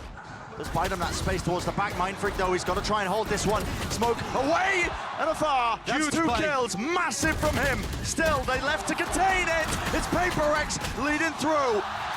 13 to 10, and they are leading the series now. Outrageous comeback in this 3rd map from PaperX. From a spot where they were 7-1 down, I believe, to be able to get all the way back. Not only was this a win, it was a win by 3 rounds. And on EG's, probably, I would say, EG's 2nd best map. What an incredible performance there. Not only being able to win, but being able to win and muscle their way through whilst going way negative in the first kill to first death department. They only had 7 first kills in that map. And yet they're still able to convert 13 rounds. Absolute madness from the PaperX guys. It's just an anomaly. This team defies all expectations. Absolutely. And anybody can step up at any time. Yeah. Huge moments from individuals, carrying them over the line. The amount of times that Forsaken was getting away with that, the updraft dash plays in. Even when they seek to punish, I mean, I didn't even pick it up at the time, but he's picking up the judge in case somebody does play in the smoke to punish him. Yeah. So he can just spam away. At that point, you're favored. It's madness. It is madness. And that has got to be a rough one for EG to watch slip away. Oh, yeah. It's up towards the top of their map pool. They had the advantage at the half. Yeah, they lost pistol, but definitely opportunities there for them to be able to close it out. And that streak of rounds from PaperX pulled things away. Moments like this, as Mind Freak clutches. Huge plays from Jing, Forsaken. It's just impossibilities, man. And now, as we get deeper into the series, the deeper we go with the map pool, I mean, the advantages slipping away from EG in terms of the strength of what they were carrying forwards. Next map, we might get to see Jing play Phoenix. This series has got it all. Living up to all sorts of our expectations here. Cannot believe the run the PaperX are making happen before our eyes, and now stand just 1 more map away from closing out this series and going all the way to the grand finals, but yet to be seen, yet more of the series to be played. Don't go anywhere. Thank you very much, GB. I am joined by 2 very, very special PaperX supporters here in the arena. It is Jing's mum, Pearl, and Coach Alex's mum, Liying, as well. Welcome, you two. Thank you. Auntie Liying, this is your first time watching Alex play and the team play in real life. So what's your experience like? What's it been like being here? I think it's amazing. I arrived this morning at 6:15 with my brother and my sister-in-law. And on the way here, I met so many PaperX fans. And I took photographs with them. It's such a fun time. I mean, really amazing. So many people. I can't believe it. Yeah, they really, really love PaperX out here. And Auntie Pearl, now it's not your first time. You go to every single event with Jing. You've traveled all around the world. How proud are you to see that Jing is being able to qualify for all these crazy big events and doing so well as well? I'm very proud of him, and I know he wants to do his best. And I'm actually lost for words because I'm overwhelmed. Like for this trip, I never expected to be here. Honestly, like really, it's like mind blown for me. Yeah, like. Yeah, I think everyone, even the players feel the same, right? Even they had to come in here without something with a sub, and they managed to make it this far, maybe even further as well. But I do want to ask, because Paper X, a team we all know and love, but I also know that it's not just you two that kind of really support your boys. I know all the mum and dads behind the scenes. Yes, you guys are like a special team yourself, right? Kind of. We have a Forsaken mom here and dad. And we have Mind Freak's mom and the whole family, the dad and the brother. Everyone is here. And also Forsaken's brother, elder brother, Escurate. Yeah, he's also somewhere in the crowd. Yeah. And last question very quickly for you, Auntie Lee. And Alex's job is very high pressure. He has a lot of responsibility. Yes, I think so, yes. Does he ever come to you for some advice? What do you tell him? Well, most of the time I tell him during the interview, please be calm, speak slowly, say smart things. I mean, and all that sort of thing, but he does it himself. I don't really do anything much for him. He's definitely doing all of that. Okay, good. Thank you so much for joining me. I hope they can bring it home for you guys and take it all the way. Yes. Yeah, let's go Paper X. Go Paper And I'm going to throw this back to the dad of the desk. It's you, GB. Hey, if it makes you feel any better, my mother's been telling me to say smart things my whole life, and boy, oh boy, have I been letting her down. Look where you are now. I guess so, right? Look at me now, Ma. In any case, though, of course, shout out to the moms who make all this happen. Of course, without them, obviously we wouldn't be here.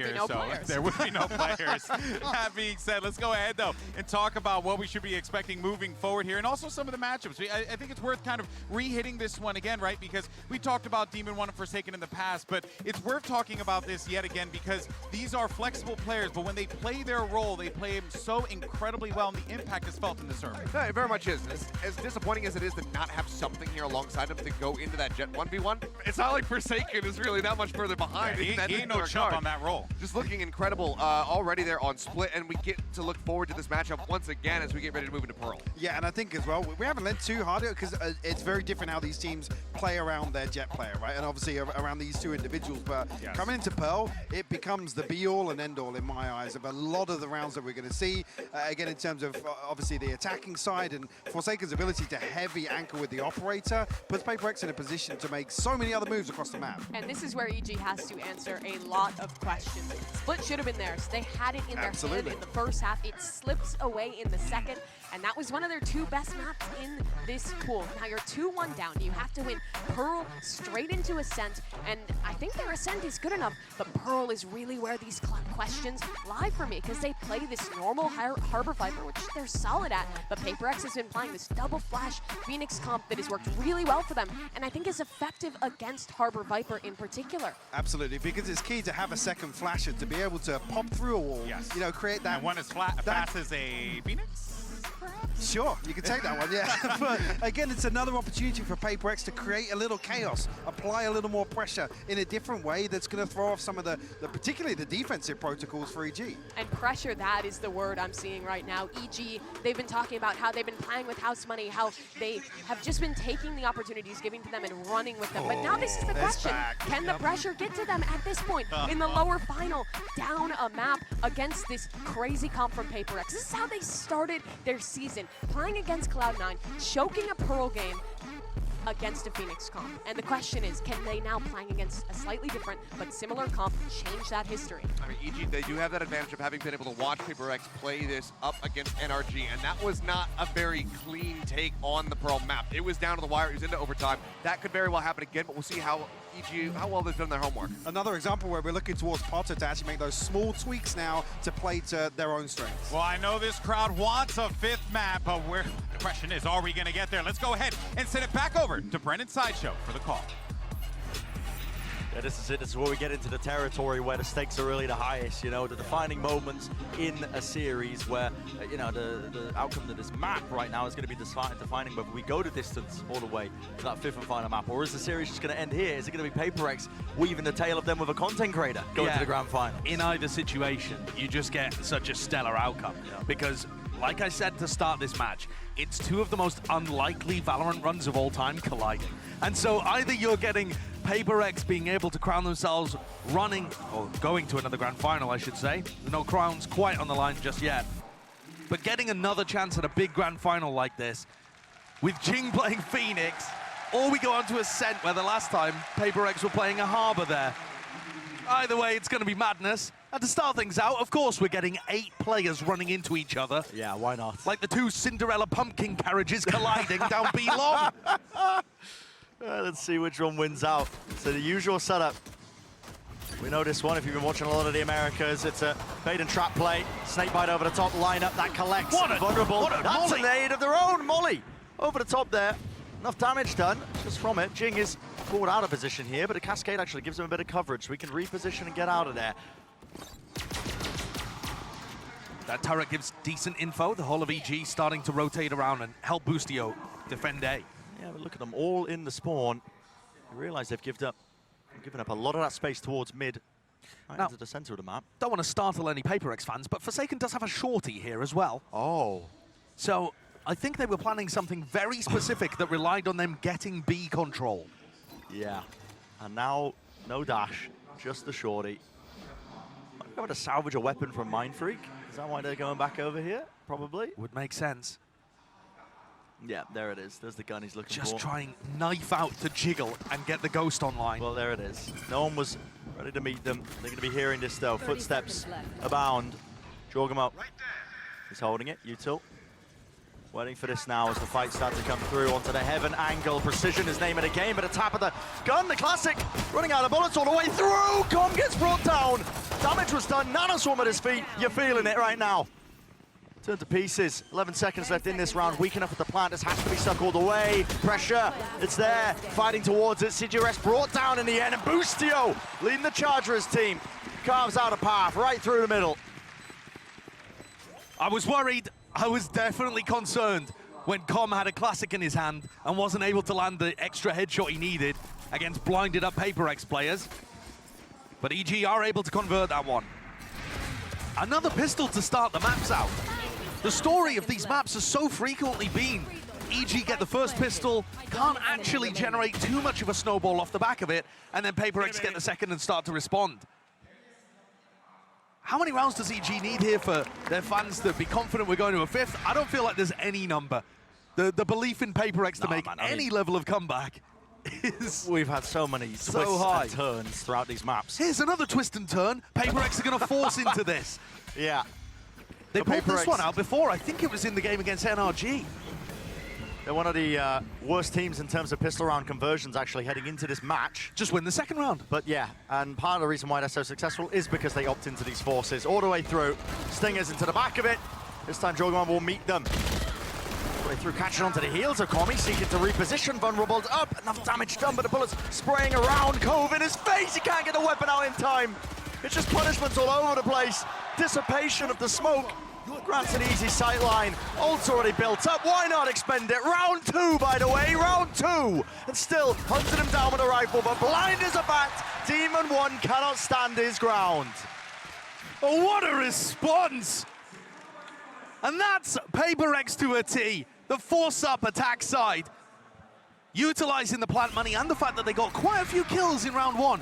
But still, I mean, this is only Stingers. And they coordinate themselves. It really does feel like a hive mind when you watch Paper Rex play in these kind of spots. Yeah, easy to be on the same page when you know everybody's just sole goal is to int as hard as possible. Somebody says go, we're like, right, we're going in. We're going. Everybody has immaculate faith in each other to be able to always go forwards, nobody baiting. And I mean, the fact that Jing got his ult online and is now starting to farm up the second in round 3. Ridiculous. Forsaken, no. Oh, loses the fight out to the classic. Go on, give us a thrifty back the other way as well. And it's a hard flank, isn't it? All grouped up here. Art control still going to be gained. Held on to at least partially by Boostio.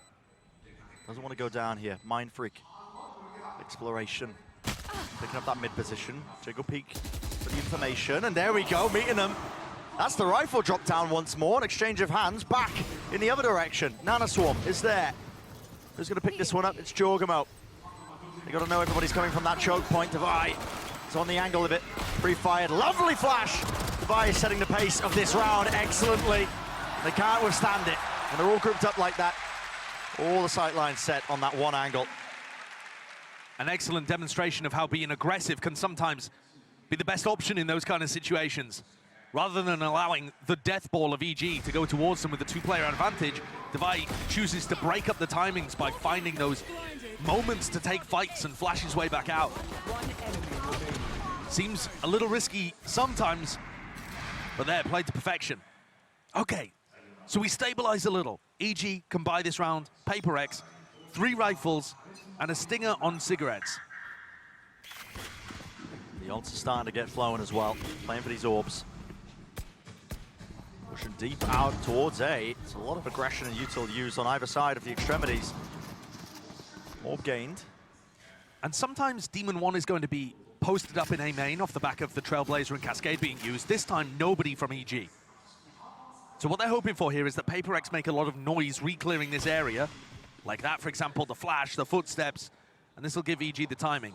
What, they're just walking up behind it. They used the initial flash, which I think was out of range of Demon 1, by the way. Yeah, it was holding far enough away, and they walked the rest of it. Meanwhile, EG are just stacked over towards B and now realize that B hit is not coming. It's time to go back over to the other side of the map. But you can see that they did have a timing here.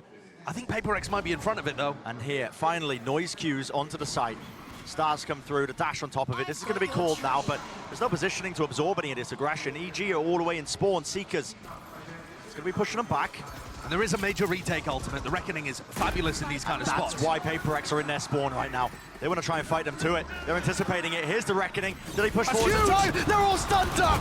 A flash for a flash. Utils have to be used. Back and forth, back and forth. Which team will reign supreme? It looks like it's all EG! Boostio! Sublime! Off the back of a Reckoning that couldn't fail to catch those players. If you manage to run out of your own stun circle, you're just running into somebody else's.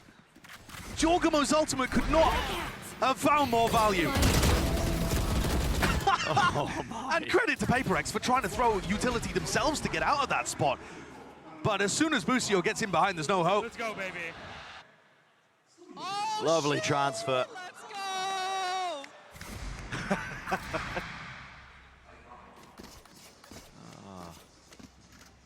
And so Boostio with that. Enough damage done across the board here. He's built up his lockdown, or may have had it prior as well, but still a big ultimate to lead into this next. Yeah, he's just got that online with those kills, you're right. But I'm looking at Jing.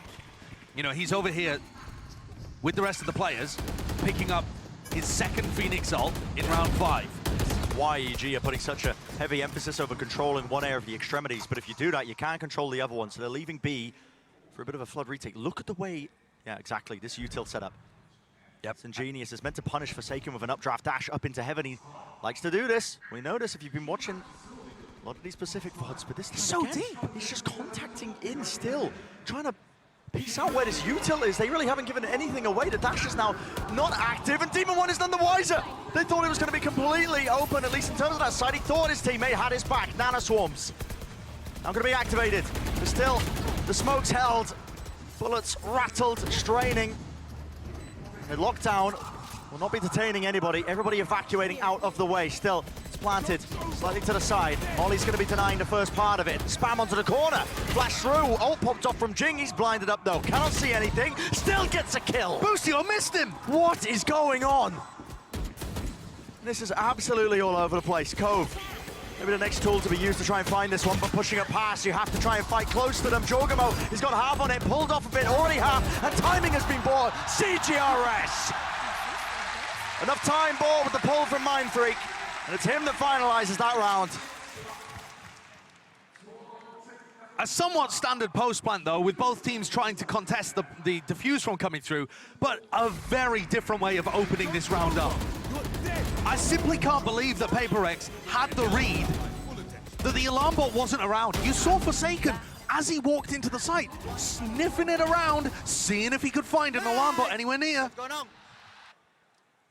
And as soon as he realized that that path into B-Link was open, he found the only gap in what EG were up to. Yeah. What a masterful way of being able to crack open the B site there. So many of these rounds have been opened up, paved the way through PaperX's contact plays. Now, you can get away with that for a bit, but at some point, EG are going to be trying to prioritize an operator. That's probably why Demon One's just using the knives. 2,400 in the bank. It's one of the ways to punish those contact plays is just by picking it up here. This is such a stack. Again. This is so dangerous. They're into the stack. Oh, they're going to flash through the wall. It's used in kind, in turn, damage done, Device still alive. That is ridiculous. And I think they baited Boostio in. There was an idea behind it, a snake bite towards the back of the pillar, an attempt to punish through it, into it, close to the corner though. Yeah, Boostio is just going to be holding that ground as well. No one's going to be crossing into his sight line. And everybody going over to CGRS, who's really found the read at this point that EG are overstacking. This, of course, being an eco round, but on the previous two, we've seen many opportunities for CGRS to get deep because EG are leaning heavily one way or another. This time, though, CGRS caught, and his positioning lets Demon One know instantly that he would have been calling the rotate back over. Demon One is not wasting time, is he? Dash is there. Over to the side, Smoke, here's the tap now, plan. Attention online through the window, couldn't quite land that knife. Has to back away and damage was done to him. The reposition is smart from Mind3. Off to the side, it's gonna be spotted out though. There's one kill, there's the second! Boostio! From the jaws of defeat, he snatches it back. What a return from EG. The play at the beginning is an interesting one. Their idea of just walking through their own wall, trying to find the timing on the Trailblazer and flashes being used. And this does enough to be able to take things down into dangerous territory where CGRS on a great look just oversteps himself slightly into Demon One. Nasty play. Well done there, especially the little combo towards the end. Boostio's been a bit of a swing player deep in these playoffs. When he's feeling it, and he's having a game like this, winning so many big rounds for his team. He's nigh unstoppable. Here. Draft potentially in order here with the knives in the hand of Forsaken. He's attempting to punish a high ground position that's deep onto the side while all this is happening. Jing, he was taking a fight straight to them. I'm not sure how that shot was found, but close to the corner means that they're not going to have any of this Killjoy utility, and Demon with the operator has now been spotted out. This has been found. And this is why I'm saying Boostio is a bit of a swing player, because when he dies early like this, he can lose his team a game as well. Seekers flash to the corner. All of this is intended to try and push them back. How fortunate is that? That was Forsaken fault. Just the spam through the smoke, I believe. Yeah, a few bullets just landing. Luck of the draw with that one, but it's brought it even to 4 versus 4. And again, that heavy rotation, only this time a twist in it. EG, they do have some presence deep into mid. Tom was trying to be watching actually for this. That's a Trailblazer with immense value. Sees everything, and Com can start sprinting on the flank. Flash through the wall, Cosmic Divider. Jorgamo, tail in between his legs there, just still doesn't want to give up this ground. There's the Cascade, takes the fights to them anyway. Bullets raining, scattered, punching through with the shorty. And now, of course, he's favored. Jump spot round with the movement. It's going to come down to the aim duels, and it has to be evened out that way, but it will not happen. What I was pointing out prior, Com lurked his way into mid. There was nothing to catch him there. He was the final level to it. And so a great response in the last couple from EG. You see this first pick come through off the back of the Reckoning. But it's not the Reckoning that actually gives Jorgamo any idea about what's happening there. He's just spamming based off where the Seekers are going. And Ethan was able to get those Seekers up at the start of the round because PaperX are so heavy one side of the map or the other. Look, no one really controlling B. It's extremely grouped up, A split right from the start. They've got a plan. Dimor misses the shot. Updraft. Dash no longer available. Has to smoke his exit through. Jing wants to try and put the punish onto this one. Put a bit of hurt into him. They run it back. Leading the charge. Carves up an opening and a path for his team to follow up. Forsaken, he's so fast with it. He's walking through into the smoke, but he doesn't watch the angle. Doesn't watch the corner. It's Ethan's job, and he does punish that overextension still. Locking down the mid angles. Jorgamo will fall. A bit of a breakaway. Everything on Boostio. Boostio 11 HP. They know he's here. Has to land a shot here, but the run and gun does it. Drops him. No more util now for this side to try and push back this plan. Still a minute left. Lockdown earned. CGRS, he opts to use it close to the corner. Don't think Ethan can contest this particularly. Maybe. Might go for it. Is there a window for him? off the defuse, or off the plan here. Divide doesn't opt to stick this one, instead just trying to take the fight to them. One player detained up close, up top. That's Team 1's job now to try and contain this one and hold it, but he oversteps it again, walking forward. CGRS with 3, and Ethan, they know where he is. To leave him to his devices, just the turret to catch the contact behind. There's a flank on a flank here. Jing's coming through water too. Yeah, and this is going to be, again, what Con was doing prior, the final level to it. It's a backbreaker. They're not going to expect Jing to be coming up behind. And CGRS, well, he's on for the ace tonight, at least that. No flip in sight, but Util out in the hands of Com sets him up nice and easily. That's the Vi. We could not be more even in this map, Josh. 4-4. It's 4-4, but in absolutely chaotic fashion. PaperX are going for plays, multiple prongs of the hive mind, reaching out across the map at once. Probing tendrils to see whether they can make a play happen. In that round, you have Mindfreak going for a lurk into B-Link, and when that fails, it doesn't stop CGRS, with Devi, I believe, from also probing into B-Link from a different position. PaperX, the way that they play is so fluid and loose, I think partially because they don't have an IGL. They're able to group up into little duos and work these micro plays around the map superbly, and it's putting a ton of pressure on EG to try and keep up. Now, Josh, in a previous best of 5 that we might have covered, may or may not have said, you're never being quite tested like this before, with a scenic shot over a very famous IGL. Now, that was relating to the pressure, to the circumstances in the grand finals. This is a low bracket finals. Take it down a notch ever so slightly, but you're tested in a different way if you are EG, because you have to keep up with this pandemonium that is occurring. These are scenarios you're never going to be finding yourself in most of the time in your playing career in Valorant. Yeah, and there's a lot of pressure on Boostio, just with the way that EG normally plays, because he's such an aggressive Sentinel player. I think back to the game that EG had against Fnatic in the upper bracket finals. He went 0-5 in first kills to first deaths on the first map, the opening map on Lotus. There was no way of recovering that. And then he had a fantastic performance on Fracture to bring them back into the game. Here as Killjoy on Pearl, he's getting tested. Whether he puts his utility to hard anchor B or whether he puts it to give them info in mid, he is going to get pushed from so many different spots.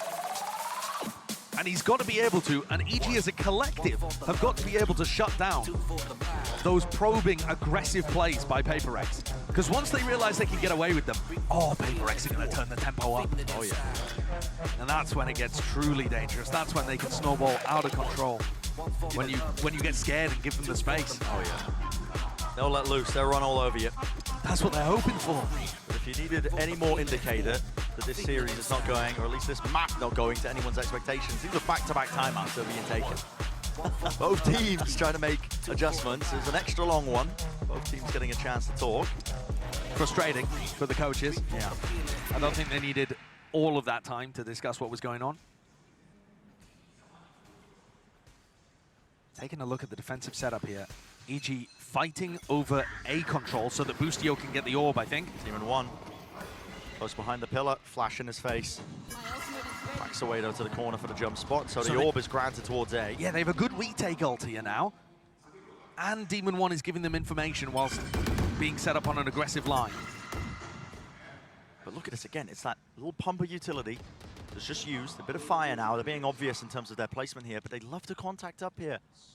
That's why Demon 1's holding this angle. Yeah. Wall up, straight across. Here's a snake bite.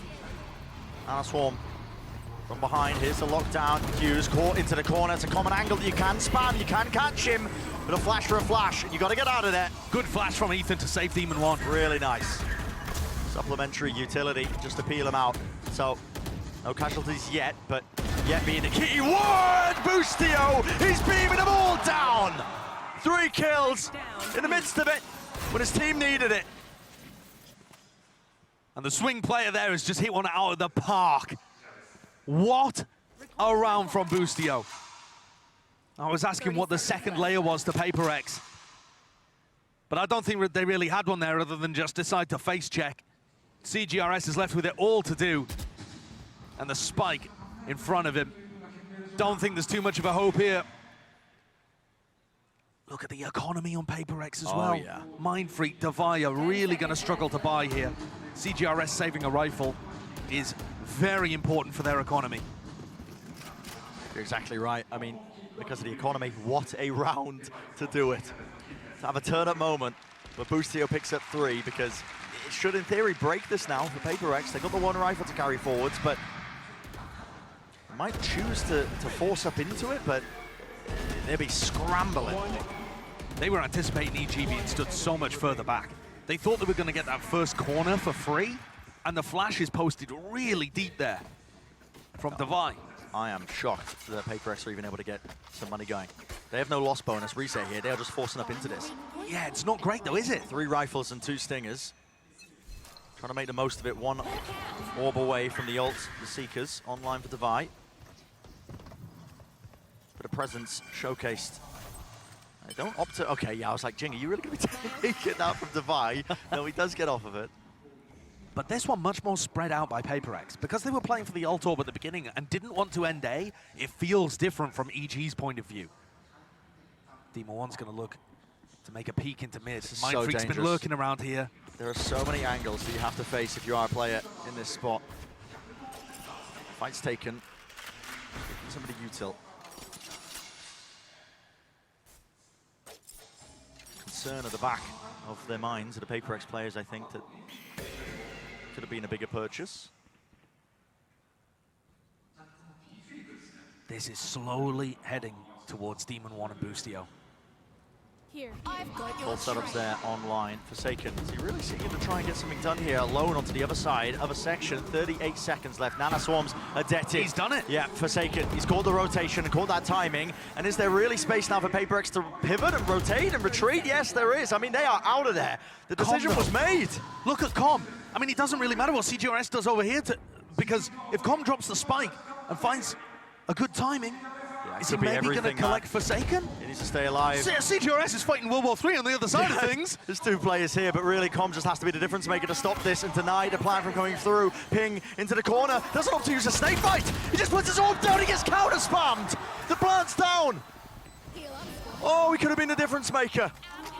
But instead shut down. And the 2 players that were distracted this entire time, CGRS, by the way, still alive and kicking. Absolute rat behavior from him. From everybody on PaperX this round. Once more, even the parts of the PaperX attack that don't have any setup behind them, that are purely based on the distraction of their teammates, they find value. Yeah. Fantastic stuff there. Forsaken using the pressure that the rest of his team were creating on A to find a lurk timing. Oh. And these EG players just want to keep rifles.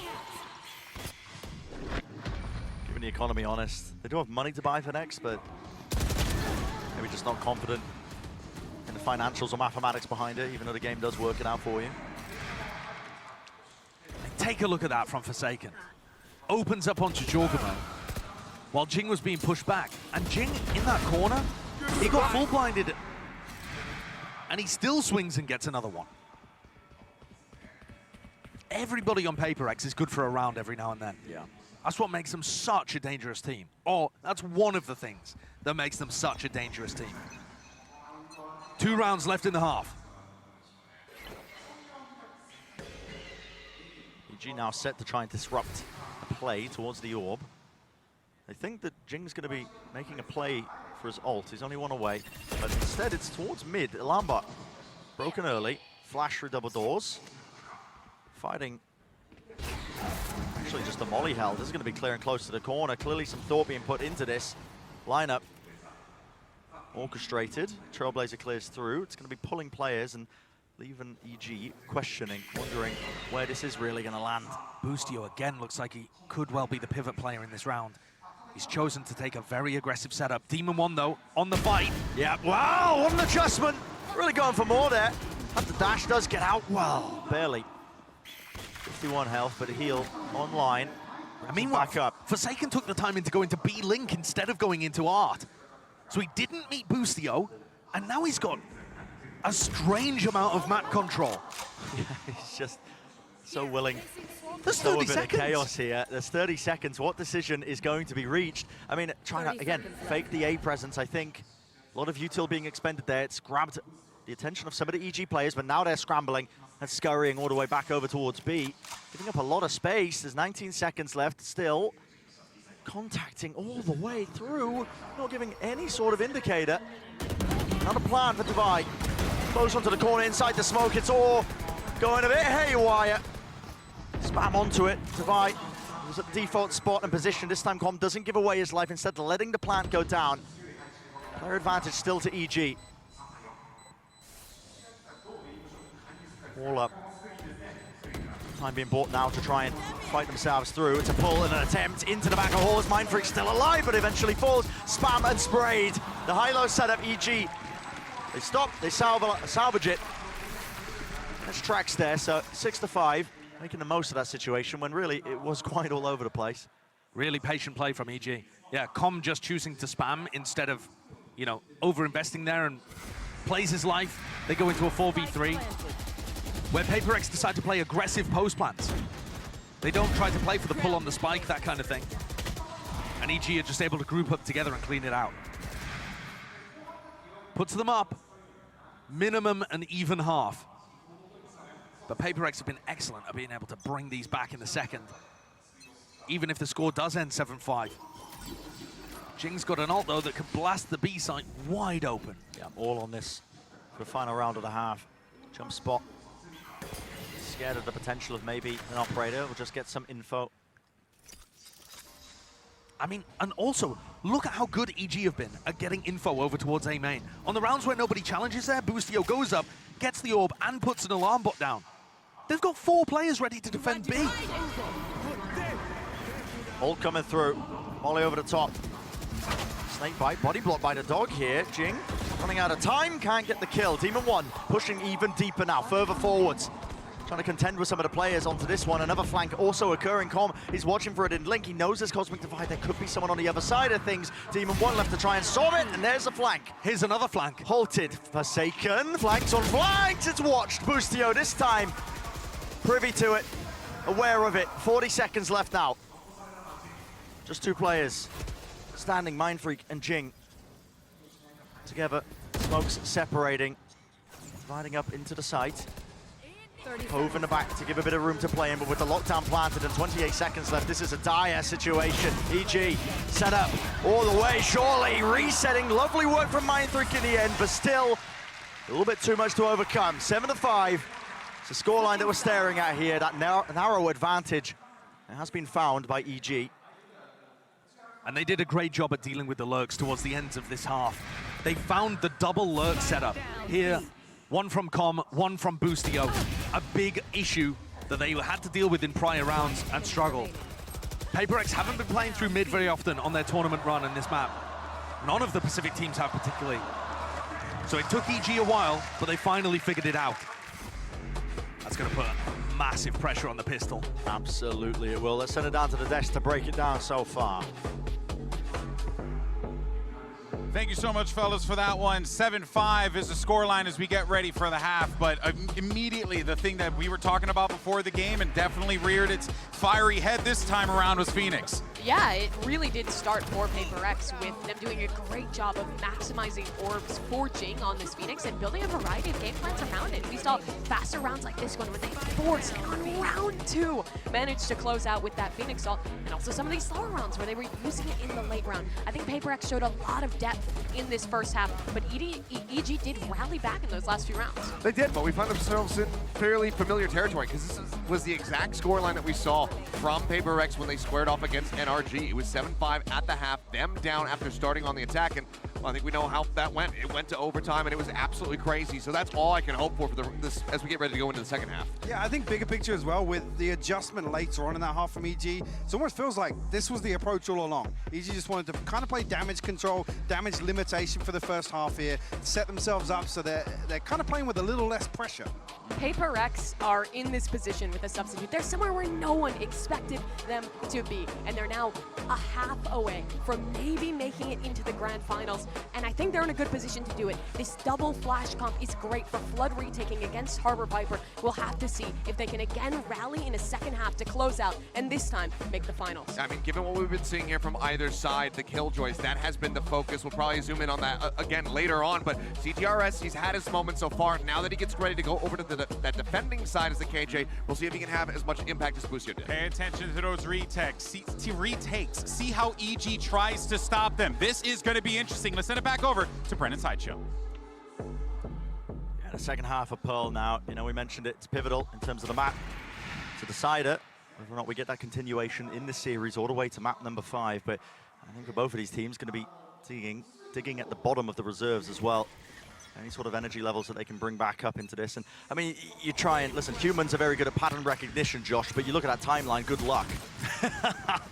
Well, PaperX have committed 4 players to pushing out B as aggressively as they possibly can, driving people into CGRS. Running all the way back around. Oh, what a cheeky spot for him to be playing. Smoke hiding in. Nope, the dog sees him. Anything to spam him out. Any util at all that can clear the way. Damage is being done. Pop flash into it, reloading. He knows he's being pushed. The right click's doing so much damn work, and Ethan claims his prize. Brings him down. Site opened wide open. Plan towards the back of it as well. Looks like they want to try and make a go of it. Let's try and play for the back of the site. Flash play through the cove. Slowed down, but not for but a moment here. Still trying to hold on to control of Pit. It's a doubled up. High-low setup. Forsaken isolating one of the fights, and now they want to put the squeeze on Bustio. No, he was here from prior. Whoa! Collects the 1, collects the 3rd. In the round for him. Low enough, though. Single shot will do it, but eventually shut down Devi. No funny business, not getting away with it. What a 3K from Bustio. He picks off one of the players and then gives away his positioning and gets squeezed from both sides. Still manages to come up with the goods. He's so frequently the key to EG's success here at Tokyo, and doing all of this whilst IGLing for the team. Supported in that regard by Ethan and Com. But in these fragging roles, sometimes Bustio is just making the difference. He's out here 18-8, and EG managed to win both pistols on this map. Maybe Not that it made much difference last time with the force buy. It really didn't. The prior indicator here has to be the dash to disengage from this one. It is that clash between them. This time, EG actually giving way to PaperX. They don't want to take the fight to them, even though they do have the better weaponry. It's a reclaims of the Trailblazer, but they already gave up the prize that was that ult orb. The goal, try and get Jing's ult online. Still pretty far away, though. Yeah. The pistol round, not successful in the slightest from PaperX. And they ended up going for a flank retake setup, where EG were extremely cautious looking for the other parts of the flank. They didn't just get roped into looking at A main, they were still paying attention to B Link and Flowers.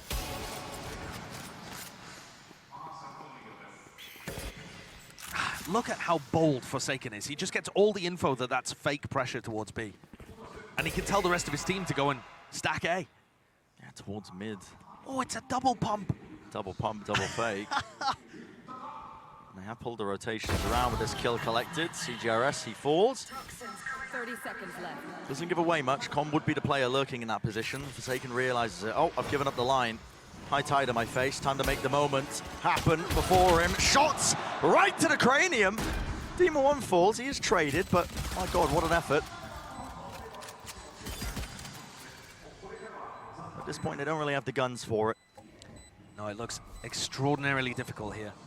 Jing would love to be able to pick some up to get his ult online, but other than that, EG have just got so many defensive tools to use here. PaperX may end up just looking to die to Spike, but I would rather try and get their ults online, to be honest. Yeah, I think especially for Devi and Jing. Yeah, they should be making a go of this. Devi starting to play towards them. Plenty of players grouped up and collected. Sheriff in his hands. Can he make much more of it? Brought down. Last 2 players, Mindfreak Jing, going to be going down to the Spike just to deny a chance of EG really starting to farm up some of those ults.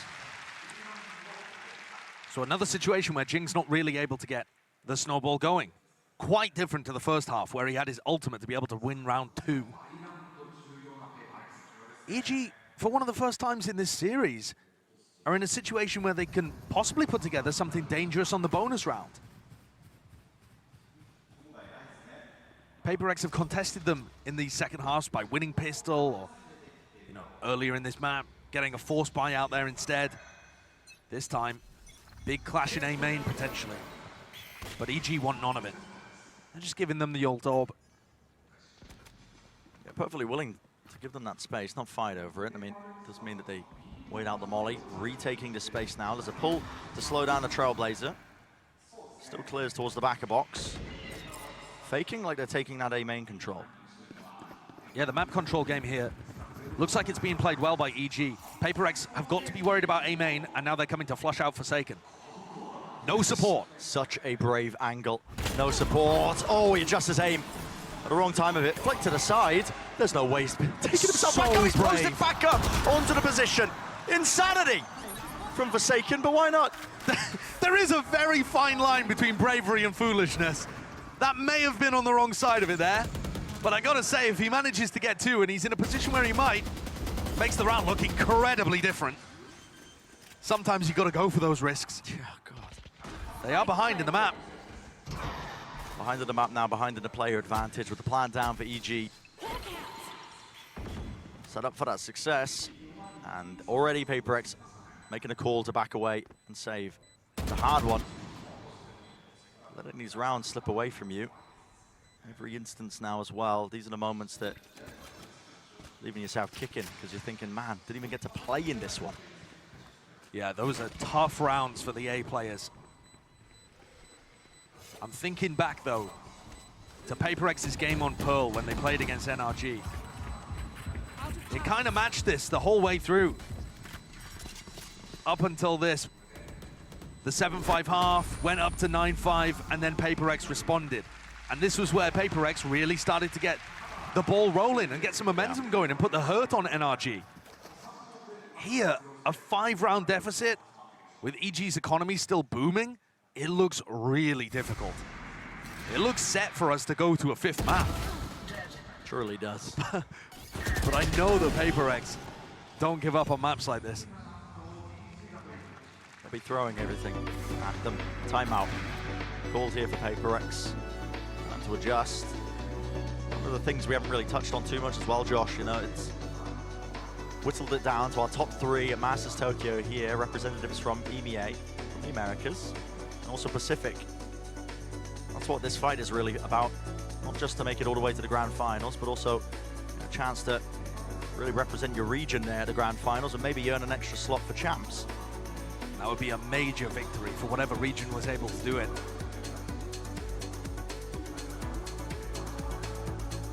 In terms of the strategy adjustments here from PaperX, it's easier for us to be able to tell we have access to the whole minimap. But what I'm noticing from EG, especially in that prior round, is that they're not fighting for map control early. They're going and taking it away from PaperX after PaperX have done that initial grab for info. So in that round, A main controlled by PaperX, taken away by EG, and then PaperX don't have enough utility to be able to re-clear that area instantly. And EG find that timing to pivot to the other side of the map. So sometimes it's not as good to have early map control as to save your utility to re-clear it once the attackers have been in that area, especially if you think they're going to pivot a lot instead of re-hitting. Well, that's an early push. Yep, straight through mid. Good luck trying to catch that one still. And Jing goes for the re-clear there. Yeah, and it's Jing who catches the bullet to the head. Yeah, because EG are ready for it. So 4 versus 4, still holding the angle here. They expect and anticipate this re-clearance. Really playing anti-flash as a pull to punish. An attempt of it, but really no one can really close the gap. But look at how different this is in terms of map control. PaperX now have all of that area over towards A main, and that's info. But they had to give up mid as a result of it. You can see how passive the players are playing. It's Forsaken just looking to try and contain in case somebody is in mid. Barreling forwards now, EG. Laying claim to this area of the map, towards the site. Snakebite at the back here, spam through, onto the wall. They're walking right into him. It's a crossfire setup where people are just giving individuals, and it's a spray and chance of random luck that has given this advantage to PaperX. But the plant is down, and Jorgamo, if he finds a position, finds a safe timing, he might be able to get off a reckoning. It is tough from this spot, though, because he'll never feel safe. Yeah, I don't think he wants to give away his positioning at all here. He's just holding his ground with the rifle. No time to really pull it out here. Never a chance to make him feel safe. Come! That is insane. How's he pulling that one out? Precision, but eventually shut down. Divide drops to the floor, tap onto it, running around, aimlessly hunting for Jorgamo, that last remaining player. And time, enough on the clock here. Round win for Paper Rex. It's been a while for these guys. They earned a bit of respite, but yeah, not quite anymore. It's like 400 push-ups. They're going to be feeling it tomorrow, by the way, guys. That's dangerous stuff. You're not going to be able to lift any objects. I mean, it doesn't get any better for them either. This is either a Paper Rex comeback, where they put more and more rounds on the board, or it goes to 5 and they have to keep doing push-ups as Paper Rex play a whole other map. Yeah. What was this as well, though? You can't even see anything, man. No, that's disgusting. And doesn't win them the round. So EG tried the same kind of stuff, a fight in A main, a quick pivot to B. Now they're mixing it up. Everybody slowly collecting in the B side of Trap Pearl. play off of Forsaken. Forsaken's holding contact. They have 2 people holding flashes in case. Yeah. And I think what... Okay. They're just trying to down bait to the people point. into them. Yeah, it's slowed down to the point. I mean, this is going to be baiting a fight. Up front and personal. The firing line holds it. It's a pre-fire wide swing onto the corner. Jing brought down, taken out. Divide, got to second guess that now. Both teams getting themselves out of there. And a little impatient perhaps from Paper Rex. But as the defenders, they're constantly worried about gaps in their defense. People walking through mid, you know, B-link. And it forced them to make some kind of aggressive play. EG just holding for it. And in the right place at the right time, too. Now, the contact re-clear of A main. Well, it's just a fake again that they're taking control of it, but with Mindfreak pushed up this hard... Yeah, they can call their bluff. Yeah, absolutely. The issue here is, I don't think CGRS is going to rotate off. So even though they know it's heading towards B, there's still only 2 players able to defend. Second holds the line. Wide face, he fell asleep at the wheel. Demon 1 takes him out, wins the aim duel. Here's the reckoning now. Parting away onto the site here. There's a Nana Swarm of Flash, everything being expended just to take the space towards it. Divide tucked to the corner. He feels like he has to make a play. You can feel it. Side by side, shoulder to shoulder. Sky players not deciding to step past the smokes. Mindfreak is going to be spotted there on that flank here. Divide still pushing forwards now on the corner. Tap, trying to force the util, but Jorgamo pushes forwards and presses his advantage. All the way grouped up, trying to watch onto the flank. They had a player there, Mindfreak. He was offered an isolated 1 versus 1, but the time is now running a little bit too short for this one. Quick jump spot, Comp, crouched down, holding close, not revealing anything. And the round is won. Mindfreak, not enough time to really get a jog on as well and move all the way over there. This is EG taking it away, bringing themselves up to 11.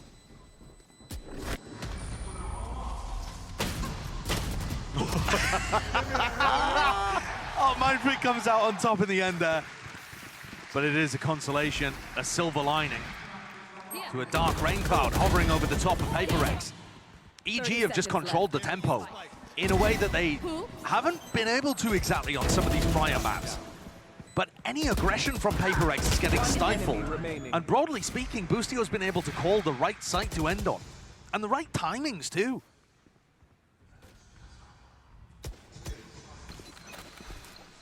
The mid part of Pearl, unexplored. No. Just completely unknown territory for either team. I've seen this before. Watching the Pacific teams try and play it, but here's something that we haven't seen in quite some time. Updraft play with the flash, set it up. A chance. Yeah, very much nearly. Forsaken, of course he wants to go for it again. Well, this is the problem. If they allow them the whole of B long, then the lockdown can come through, and the lockdown will buy space for the Viper's pit. And there it is. So they want to try and contest this location early, because otherwise, you get put in a very tough spot. Yeah, Forsaken doesn't really have any gun or tool to try and dissuade and push us back. Can't go for any attempt of it. 2 knives left, needs a refresher. Plant starting to go down into the cone, pushing forwards, does get a refresher, traded all the way. Trying to take some space towards the back of the side. Demon 1 is not letting anything loose. Shorty to the face to buy, none the wiser. Mindfreak left alone. Is that 1 versus 3? Enough stars that he can sow a bit of chaos, but as soon as one player takes contact, Demon 1 will shut it down. Good trades from Demon 1 there. Punishing the Paper Rex players that tried to get aggressive as the pit was blooming. EG know that they've got certain timings they need to be aware of. They need to deal with the early push, and then the lockdown will control things. And then they need to deal with that secondary push as the pit is getting deployed. And after that, the ults will do their work. Very controlled map from EG. Considering that PaperX were just able to beat NRG in ridiculous fashion in overtime to set up for this match. Very impressive performance here from Evil Geniuses. Living up to the standard of play you'd expect at the last remaining representatives of America in Masters Tokyo.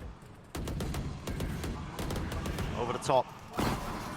Corner being spammed, dash to back away. There was an alarm bot there. I think they were worried about a trap play. It did get triggered for but a moment. And there was a trap play set up. Double flashes again off somebody's contact.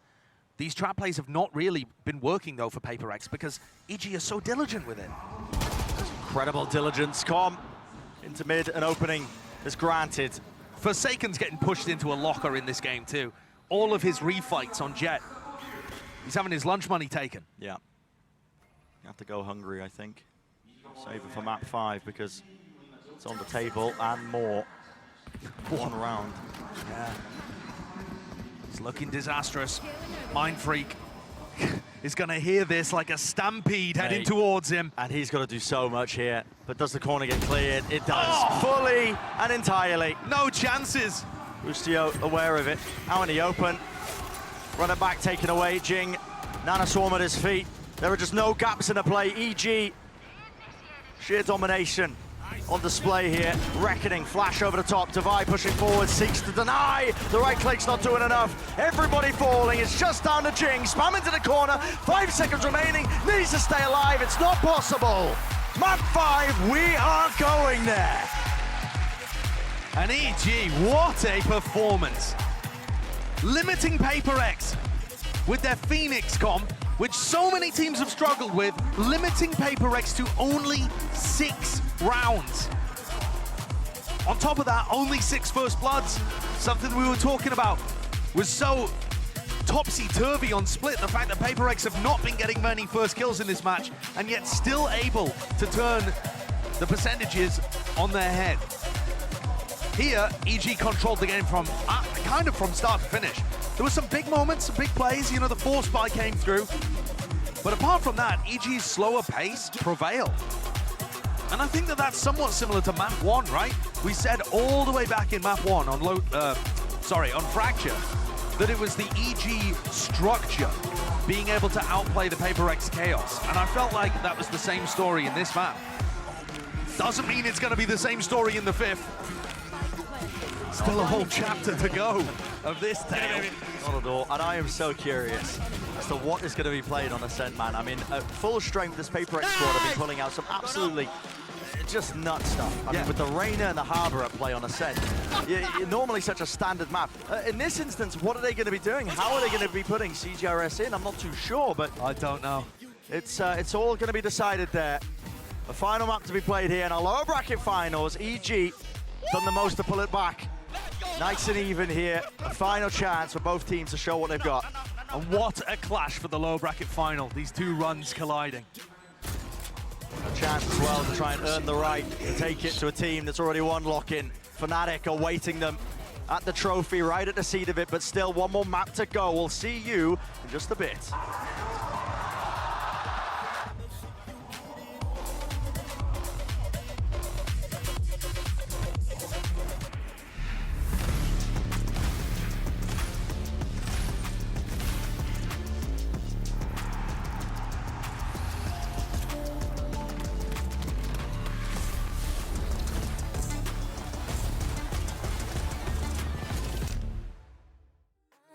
It's all going to get decided here, isn't it? Map 5, the heat is turned up. Wardrobe etiquette out the window, Josh. My jacket's off, man. I want to get into this ASAP because EG versus PaperX. And again, bit of flashbacks, honestly, as well with the chops and changes, the compositions pushed all the way into Map 5. Where have we seen this one before? PaperX Copenhagen Grand Finals. Where they pulled out a Breach Yoru Fade Neon comp in order to play on Breeze of all maps. Now, this isn't as ludicrous as the comp that we might have been expecting if something was here. It doesn't have the Harbor, the Neon. It's actually, as Achilles was saying, the previous comp that they've played. So I'm going to be taking a look at CGRS on the Fade and Jing. Jing has got to step up to get PaperX over the line here in my eyes. He's got an exactly 1 KD in the series so far, when he's got the ability to do so much more. We saw what he was capable of. Map number 1, Fracture. Absolutely popping off at numerous moments here, but this has been slowed down. The entirety of the arena holding bated breath, waiting for the first opening, waiting for the time to strike. Wine control for Mindfreak. Tucked himself in there at some point, didn't he? And they just contact on. Immediately punish. Loses his nerve. That's exactly what EG were looking for. This slow-paced approach, trying to punish people, pushing. The CGRS just goes for the info swing. Okay. Meeting their match there, so 4 for 4. 4 versus 4, I should say. They bait out the wall. A pivot, but I think PaperX are going to be able to reinforce the B site. How much more can EG really slow this one down? Haunt waited out, didn't tag onto anybody, no sound cues, but this has to really end B. No other options. Switch up and pivot if this one goes wrong towards the back of the site. All eyes on CGRS. Through the smoke, Forsaken's there, Dash is active and brought down anyway, shut down. And towards the back, they know that CGRS is there. Good util. It's clearing them out, nearsighted. Really needs to get a kill here. Maybe more! Why not? Absolutely fluid with it! He's on for the ace, and he's only gone and done it! A pistol round win, all off the back of this guy. A plucky upstart, a content creator, but a round winner nevertheless. What a monstrous round from CGRS! Was he tapped into what Achilles was saying? I have no idea. I mean, Achilles is like, I want to see more from CGRS. Look at what he's done there. Tapped into something illegal with plays like this. I mean, what? That is disgusting. We said he needs to be the difference maker, anchoring towards the back. The slight smile on Alex's face. He knows he's gotten away with murder. I mean, that just tells it all, doesn't it? EG trying to control the chaos, and it comes from the most unexpected of origins. Where had that come from? That aim looked so snappy. Big game player, apparently. Demon 1 is going to try to get as many ult orbs as possible here. A Blade Storm in this round could be exactly what the Doctor ordered. But otherwise, I mean, the Fade ult's going to be online soon. Not sure if it'll make too much of a difference. Can CGRS keep something like that up? Close to the corner, Jing. He might get caught with util out in his hands. I think he wants to use the wall around the minute mark. No, still opting for the guns. Fighting right to them. Hands it over to Boostio. Returns with fire. Not able to pick up the upgrade. Still waiting there. Dash to the side. Cuts it up with the dart. That is a beautiful little play in a microcosm. Exactly what EG are good at. Re-clearance now. PaperX feeling like they have to, again, put a stop to Boostio, who's potentially looking up onto this one, but with 35 seconds left, what direction are they going in? 30 seconds left. Straight down into mid, straight into the sight line of Forsaken, but he doesn't do enough damage to them. It's all over the place, man. Scrappy at its core. But Demon 1 and Boostio are so weak here. Surely they can't make anything of this. Let's try and get through all of this util. Wait out the nade. Guns picked up, playing together here, but close, deep angle. CGRS brought down, but only gets the one, and now finally dealing with Boostio. Right at the beginning of the round, making it that much more dangerous, just by him on his lonesome. That was close. And Demon 1 has built up the Blade Storm. If he wanted to go for an attack operator, which we've seen EG use in their games against Loud before, then this might be a round to generate that level of advantage with your economy. But it looks like they're just going to rifle. I feel like I'm going to be so interested to see if EG have prepped for this comp. It is something that PaperX have been running recently. They only had one game playing the Harbor Reina. So if you looked at most of their VODs, it would be of this.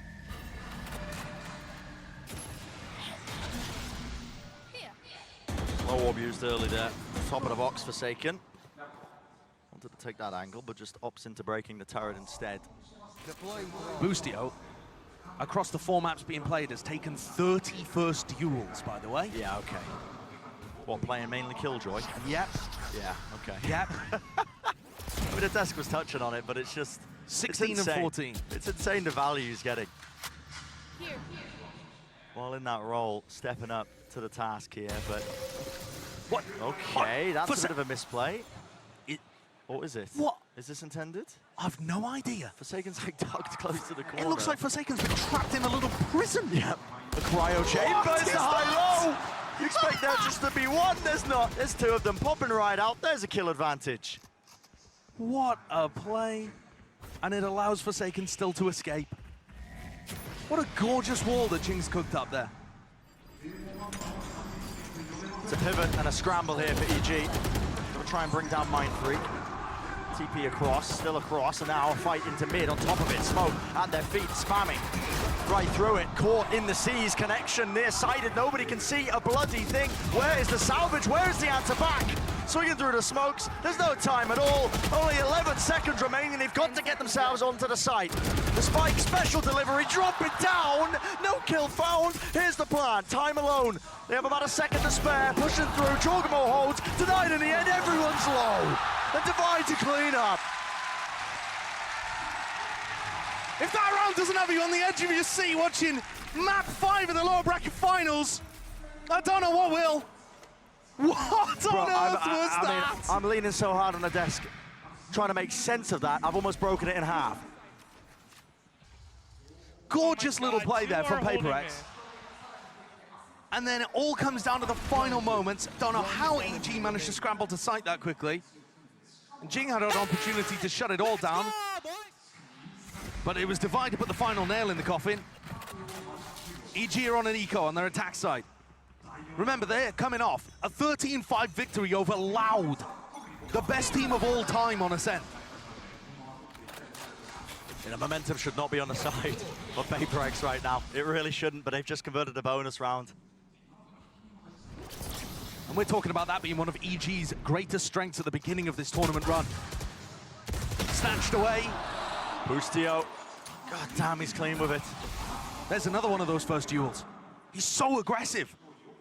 Aim held down with the Sheriff enough to get the one. Alarm bot spots it. He knows Boostio's close to the corner. Forsaken desperate to clear him out, but you challenge him, and you might just get tested in unfortunate ways. Still, they bring him down. Updraft over the top, knives rattled away.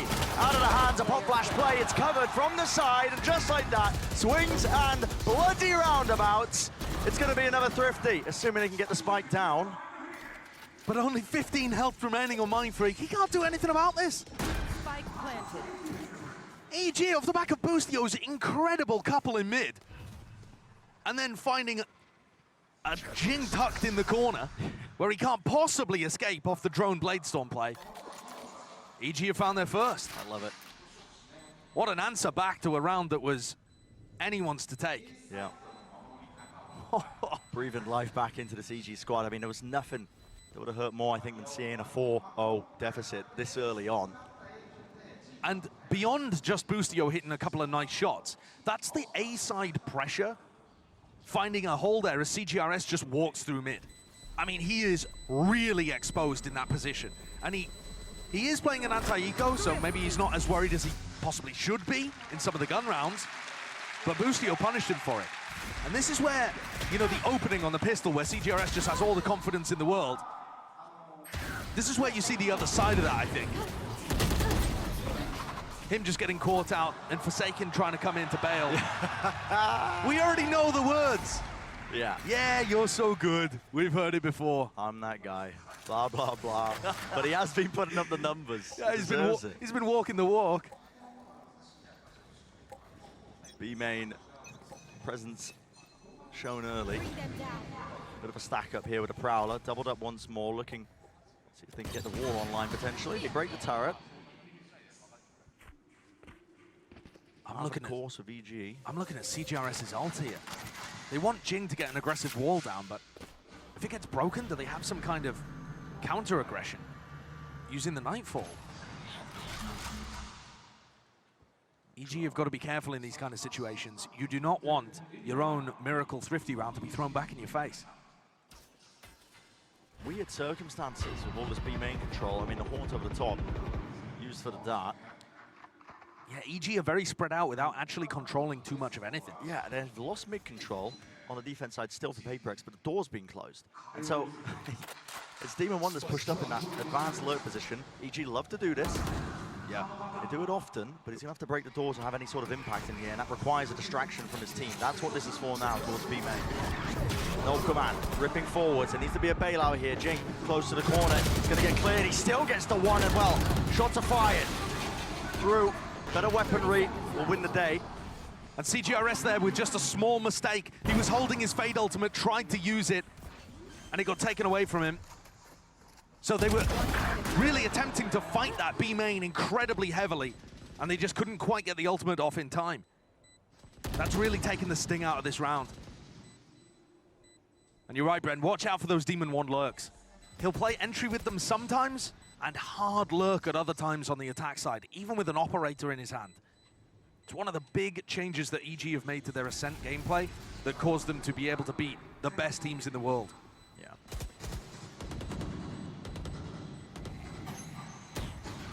Mind freak here, I mean, trying to get away with something. Possibly some kills as they're all collected into the corner. But EG, necessary rounds to make it a bit more even here. Starting on their attack side, it's the least favored side in theory. Why it would have been just absolutely awful for them to get that 0-4 beginning in terms of the rounds, winning that Thrifty, getting it moving into something else. Big ults online for PaperX though. Including the Nightfall, which they weren't able to use into the null command on the previous, and set up for a 3-player clash in A main.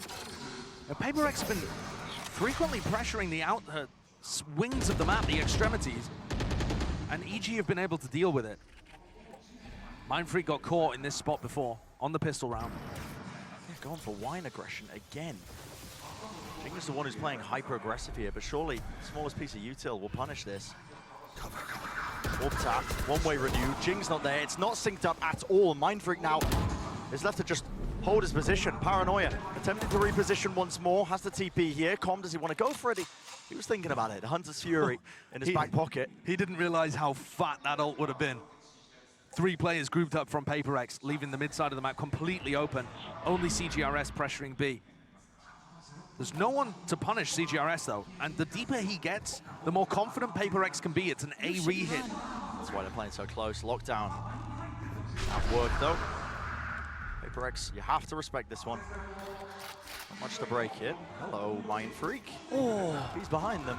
He could have a free kill there on Jorgamo, but he just didn't spot the timing. This is not heard for. Forsaken from the heaven position. 2 kills claimed before going down to the nade, and still it's his double flank. This setup all the way around here. Com has to try and at least stop this one. Clears it with a slide off angle. Expects the second player. They don't know where Mind Freak is. Spike eventually planted. Com seeks to reposition now, waiting it out. Here's the footsteps, a bit of a soundbait from him. Very intelligent plays all over the place.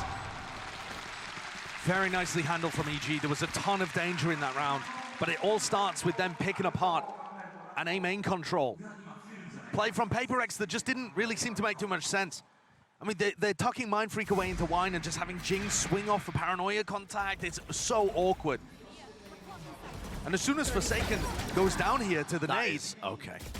Com's got the other 2. He's waiting back here in order to use his Sova ult. And Com's so good for that, neutralizing the threat. Yeah, not only watching the flank attempts, but he's got his ult as well, just in case they did play for a full retake on the site.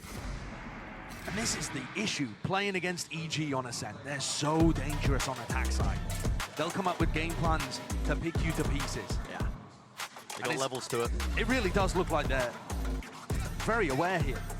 It's somewhat similar to their game plan on Pearl. They're going to pressure over towards A. They're waiting for some kind of take to happen. Trying to find the holes in what PaperX are doing. Because PaperX are not as thorough with the utility. Their strengths lie elsewhere. So EG are forcing them to lean more into EG's game. Slower tempo, much more about how the utility is being used. Still haven't found a way of being able to use this Nightfall. Tried to get value out of it quite a bit earlier. Knocked down to the worst weaponry. This is EG making a go of it. They can grab a lead as well on their attack side. I mean, okay, sky's the limit. It was a poor beginning, but yeah. Yeah, they've only played one best of 5 before in this team's history, which they ended up losing. Where's Forsaken off to? It's like a delayed tiles crunch. Yeah, really delayed. Demon 1 plucks him out of the sky. Boostio from behind, has to be the second level to it, but not to be so. 2 players fall down towards tiles. I know CGRS is there, and this is a bit of a pivot and an attempt by EG, but they're just going to be taking up the space towards A anyway. Com will be that backstab. Com's in danger. He is in danger. He's found the corner. Yeah, he's able to get back to safety here. So the plant will go down again. Exactly the same points, Josh, that we were bringing up a little bit prior with Com playing that far back. He's got the Hunter's Fury to be that extra level to it. Right, and he's looking for any flanks happening for the retake. There's a kill though. Devi stepping on the gas. Nightfall now scatters through. Jorgamo not caught! Sprayed! Transfer! Jorgamo! Oh my! What a play. Tucked himself in the corner away from the Nightfall, cleans up 3 easy ones. PaperX had no idea that he was there. Trusted that Nightfall, absolutely. And it was a half buy. But after Devi opens up the round like this, or opens up the retake, I should say, One enemy remaining. Everybody at PaperX chomping at the bit to try and make this one a reality. Yeah, those are the moments you dream of. Makes the most of that round, a slight gap in the util. And here's that round advantage, granted to EG. Operator online for Forsaken, fast plays now. This is a tent, isn't it? All the way through, there's a haunt off of it, wasn't dealt with, but Jin gets counter spam. Excellent counter to that play from EG. We've seen some teams run similar versions of it, but that was a very quick reaction. They're just getting advantages by neutralizing what PaperX are trying to do. It's all just been a slow beginning for EG. It's all about the counter punch. Yeah, wait and see. Or stopping the punch. Hunter's Fury, offloaded. Let rip towards, into tree. Trying to clear a path and a way back into it. Shot misses, goes wide, Forsaken. Well, granted the kill, instead it's all going topsy-turvy. EG, massive player advantage. And Com's constantly here, watching for anybody trying to backstab. Coming through Gelato, coming through mid, Com's got your number. Already thinking ahead to try and take these weapons out of their hands. Yeah. Already. You can see how fast he was on the flank there. EG are hyper confident here. They're calling the save so early. And looking to hunt, looking to punish. Right. Oh, there's an angle. Damage done. Door's broken. Tuck towards lane. Forsaken just covering it. There's a shot landed. Okay, there's the punish. Do they still want to go for this? Still try and take away these guns. It might be worth it. Plenty of money in the bank to try and make a play towards it. Spam down, Forsaken. Jump spot, round the side, round the corner. Yeah, eventually cornering him. That was the goal for them. Take the operator out of his hands. 2-round lead. Now built here for CG. Look at that. Beautiful. Where would a counter spam? Yeah, such a good idea to start this out. And EG have got an avalanche of momentum. You can see it in the way that Alex is responding. This match is slipped right away from PaperX.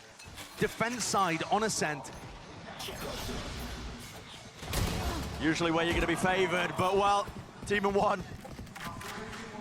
Absolute shutdown and stopper put to any sort of statistics here because this is EG running away with their attack side. First kill. And these first kills have so consistently been going the way of EG. Anything PaperX tries to do to generate an advantage in the early round, even on maps that PaperX was winning, it wasn't working. On average in this series, EG have been plus 4.5 in first kills to first deaths. 4 or 5 first kills more than your opponent. Credit to PaperX that it's even this competitive here in map 5. To be able to battle back with that kind of adversity.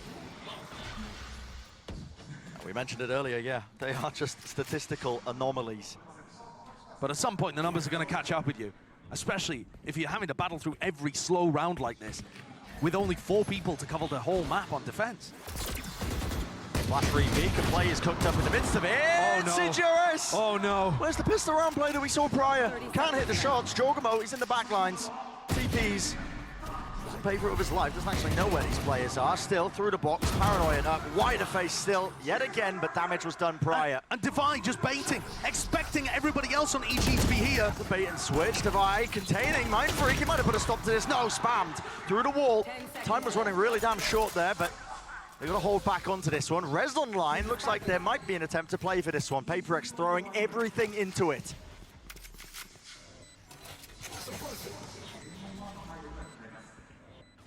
Players are weak, you can understand why. No command now. Waves emanating, catching, no util to be used, but Demon 1 has immediately shut that one down. Heaven's watched for. Too many layers to it, too much safety in the numbers of EG. And confidence in their aim to hold the ground. And the desk were talking about it, but this demon has been unleashed from hell. 11-4. Taking over in the server. I mean, look at that! Oh, so confident. It's only a Marshall on the other side, and had it been an operator, Forsaken would have landed the kill. That's ridiculous, but though. These shots are just insane. Didn't catch it initially, but as soon as I heard the dash and the kill feed light up, I was like, okay, well, this guy's on it. He's locked in. And now op v op as we head into round 10. A little wall boost to post Forsaken up, looking towards mid, where Com's been playing. But Demon 1's going to start the round out slowly, watching B. Already into it. Ethan earning his ult. And yeah, this wall boost has been a position and a play that's been done quite some time, actually. I remember Scream pulling this off in 2021. Yeah. I mean, a lot of people used to run Sage on this map back in the day. But it's a bit of a weird composition now, certainly not meta. You know, no Killjoy on the defense side as well is definitely going to skew your expectations for which side is favored, but usually teams are still able to put up very respectable performances. So diligence is shown here with the util, clearing to be with the paranoia. Forsaken. Onus is on him to see if he can hit some of these shots as well and return with the fire. Blind, spam, the shots, they're rattling, but no recipients, no targets to be found and collected. Instead it is just still on CGRS towards the back of the side, but all the smokes are watched. EG with such exceptional diligence there. Demon 1 stuck in a position. Demon 1, man! Trying to frag his way out. Still getting away with it. Only the one though before traded. Jump spot, damage done, rifle picked up and exchanged. 2v3. A chance to maybe win it. But almost a frantic tone to the way that PaperX is moving around Spam here. Onto the corner, it's a common position, and Bustio is dealt with. Here's the knives, here's the updrafts, at work, through into the corner. Jorgamo shuts it down before it gets away. Too much more to vie. It's an impossible task, an impossible scenario. It's a 1v2. Nobody's giving him a clean fight. Nobody's giving him a fair fight. Running rings around him because they know time is of the essence, and he's got none of it, man. None of it at all. EG are absolutely running away with this final map. I've seen PaperX pull off some ridiculous stuff across this run, across their previous tournament runs as well. They're a very experienced team in BO5s, but this has got to shake you. Oh. Demon 1 looks like he's absolutely on fire. The game plan is working perfectly. The slow play pace dismantling. All of the early picks going the way of EG. How do they respond? How can PaperX get anything out of this? 2 chances left in the half.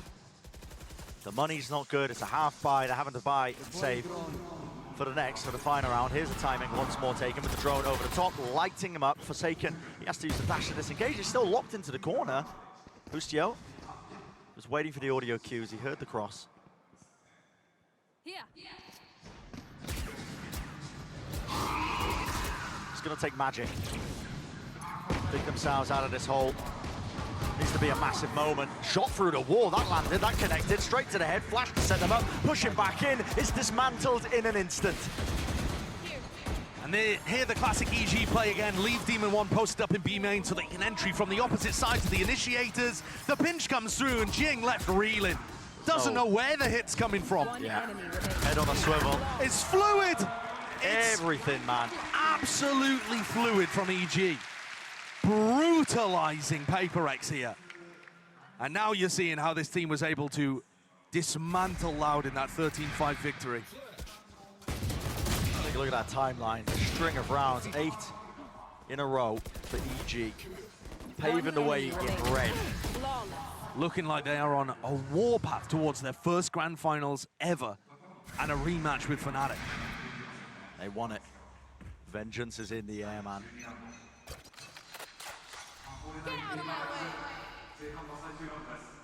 Final round of the first half. No reason to change up too much more. EG have been doing a bit of a flash dart repeat on this one. Similar again, updraft play. No command's actually going to be forced out by PaperX. Takes away the knives. Do they still want to fight for? They main control. They don't really have the util for it. There's a flash. Hot flash underhanded. Winning out that duel, but a paranoia meets them. They have to back away and respect it. Avoiding it. Aim's reset enough. It's a little bit strained. All over the top. Jing! No way. When does this smoke fade? Here. And meanwhile, players lurking their way into mid, out in the open. Hunter's Fury clearing it. Boostio, he was called out and he was dealt with there by Mind Freak. This is for the round here. Sometimes takes a bit of chaos has been sewed into it. A lot of individuality on show. PaperX looking good to be able to get the fourth. Where a pistol round, a bonus round, something like that might be able to save things. Jing with a repush. Has to. There was a sound bait. Good awareness. Just with a jiggle. Good trade from Com. The drop down to 59 health. Has the dart. 25 seconds left. Setting his sights towards the A side. Damage. So much of it being done. Can't quite land enough shots as well to do the job and bring down the opposition. It's all waiting for him. No winning in that scenario. So, 4 rounds earned through sweat and tears for PaperX. 4 rounds could be enough. PaperX will be hoping that it is. The belief in themselves, I'm sure, won't falter. Let's send it down to Yinsu with a special guest as well. Interview down on the floor. Thank you very much, Saisho and Brent. What a great half that was for EG, and I'm joined by Boostio's mom, one of the great EG supporters here in the arena. First of all, Kelly, you know, they managed to bring it back the map before as well, and they're doing great here. So how are you feeling? Oh, I am so pumped. I'm so excited. It's Doll's birthday, so we're going to win this for him at least. Oh, I think they're going to win it for all the fans that are supporting them as well. Absolutely, absolutely. And speaking of those fans, a lot of people, you know, doubted this team coming into this tournament. So what have you made of their journey and the fact they're able to get this far? Never give up, never surrender is my son's motto. And I'm just so impressed and hyped and can't believe I'm here. This is amazing country. Everybody is so sweet. And I'm just living a dream. Oh, I think he's living the dream as well, I'll bet. And speaking of Boostio, you know, how do you feel, how proud are you of the fact that he's not just winning, but he's leading his team to success? It is amazing. It has been a roller coaster. So him doing this well and the team supporting them just means all the world to this mom. Well, I mean, in terms of that, how much would it mean to you, and do you think what it would mean to him as well, to be able to win today and reach a grand finals here in Tokyo? I would die. Please don't. No, I literally am amazed and so pumped, and everybody is rooting for all of us. Couldn't ask for more. If you could say anything to him right now, you know, he's up there, what would you say? Boostio, you know I love you. Keldon boy, you're rocking our names. I appreciate it. I love you, boy. They've got this, they've got this. Thank you so much, Kelly, for joining me. EG, oh, no problem at all. EG, they're on the precipice of making that grand final. Saisho and Brent, I'm going to send it back to you guys and see if they can indeed close this out. Set the stage for it. It's that 4-round lead. Love to see the support from the families as well. I mean, listen. You know, it's nervous energy, of course, but it's almost within their grasp. Just can't let it slip here and now. And I'm sure the fans, the family, more nervous than even the players in this kind of situation, who've been building up to it their whole careers, looking for a moment like Here's this. a switch up. Tempo increased to the max. Set lineups towards the back. That's a paranoia. Jorgamo couldn't see much. Okay, Demon 1 from heaven. Ethan off to the side. To dart from the... Okay. Miles away. The flood attempt from EG. Pays off almost instantly. And Mindfreak left alone, as he has been in so many situations on this map. Just in an unwinnable spot. Thoughts rushing through his head of how quickly this has all turned against him. The round, in some sense, being a microcosm of the map, because it's slipping away from PaperX. It looked good to start there, a lot of pressure, but EG were ready to solve it. Flash recon combo, people spamming through, all over in the blink of an eye. A relatively standard setup here by EG. You know, you have Demon 1 close to the corner, taking his time with it. Ethan seeking as well to help out. You can see the pop flash there. I'm pretty sure Con fires his dart as well from spawn, when he knows that his pressure's coming in over towards A. Yeah. And they completely dismantle that PaperX push. Ethan with a groan. He's about the only player on EG that's used to situations like this. So if it's doing that to Ethan, what's it going to be doing to the rest of them? Barreling forward, straight down Cat, taking a fight turn, but enough to reset. Demon 1. He's out for blood. He's hunting for more. 2 away. Ace on the cards, but denied. Denied his chance at a clip. But it'll take a bit more than that for PaperX to deny his chance at a grand final. They're closing in, tightening the net around Mindfreak and Devi.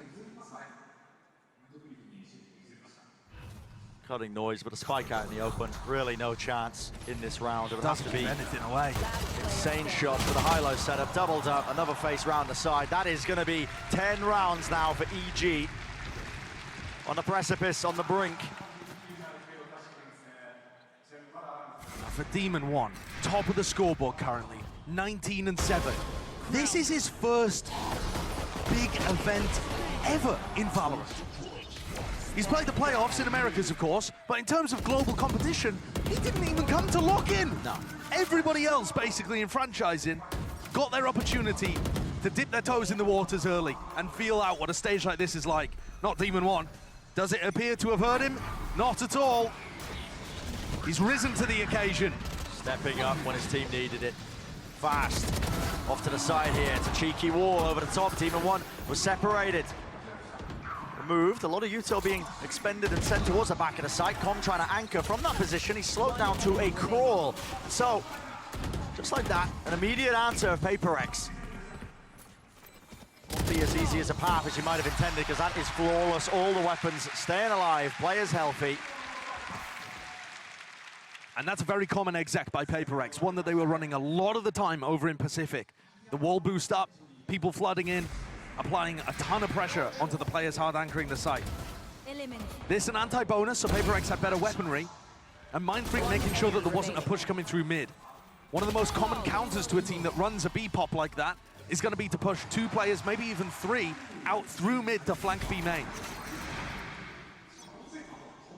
Here instead, this looks like some kind of recon spam setup over towards tiles. Flash. Demon 1's pushed off again. Is this the exact same play, really? Yep. Ultimate. See the util being cycled now to try and get themselves into the side, but no one really pathing towards the back of it. Kill was found with Devi falling. It feels like Forsaken was almost waiting for a flash to be able to push further. He's in danger. Forsaken's really in danger here. Is there going to be the squeeze from behind? The answer is a little bit delayed here. Smoke at his feet. Demon 1 can't take a clean fight, but finally the dart lights him up. The utility's so good from EG. Cigarettes, okay. CJRS finding the 2. Shocked up, bringing him down, and Jing has to get off his perch. Away from the wall. TP, it's a fake out! Jorgamo! He's teaching him a very harsh lesson. You don't gotta do it to him like that. Yeah, that's just nasty. What's the reason he's pulled that one out? Absolute fake out. From the depths of TikTok or something. I don't know, man. I don't know, but the Jorgamo play, seen it in Americas. Yeah. But look at this, how well they put the squeeze down onto Forsaken. And that, and fake like he could be going into the smoke or on top of the wall. I did it. Yeah, you can barely believe it. I really did pull that off.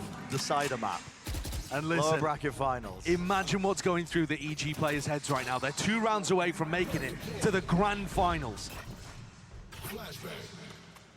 Credit to the players immediately coming up with an answer as well to disrupt that B hit when it was coming through. Just lost a round to it this time. Missing a prior round, absorbing it. Here's a drone. Tom's going to be spotting out Forsaken. Deep down mid. Odin at play, Odin at work. Alarm bot, spam off the contact. Narrow angle for Team in 1. Takes it, pushed back. There's going to be flanks all over the place here. And Forsaken has found his timing. Disrespect showcased. Wow. Jiggle peeked. I think this is spotted. Doesn't. Oh. Yeah, Jogamo was actually just trying to set up. Oh! Oh my! They weren't aware of it. The paranoia just a little bit too deep. What a moment of brilliance from Forsaken. Bustio anchored towards the back, holding it.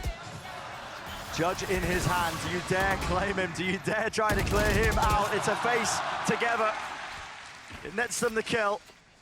And at this point, Ethan left to back away here. Unwinnable. Facing the wrong way. 4 for Forsaken. Not allowed to save. Not at all.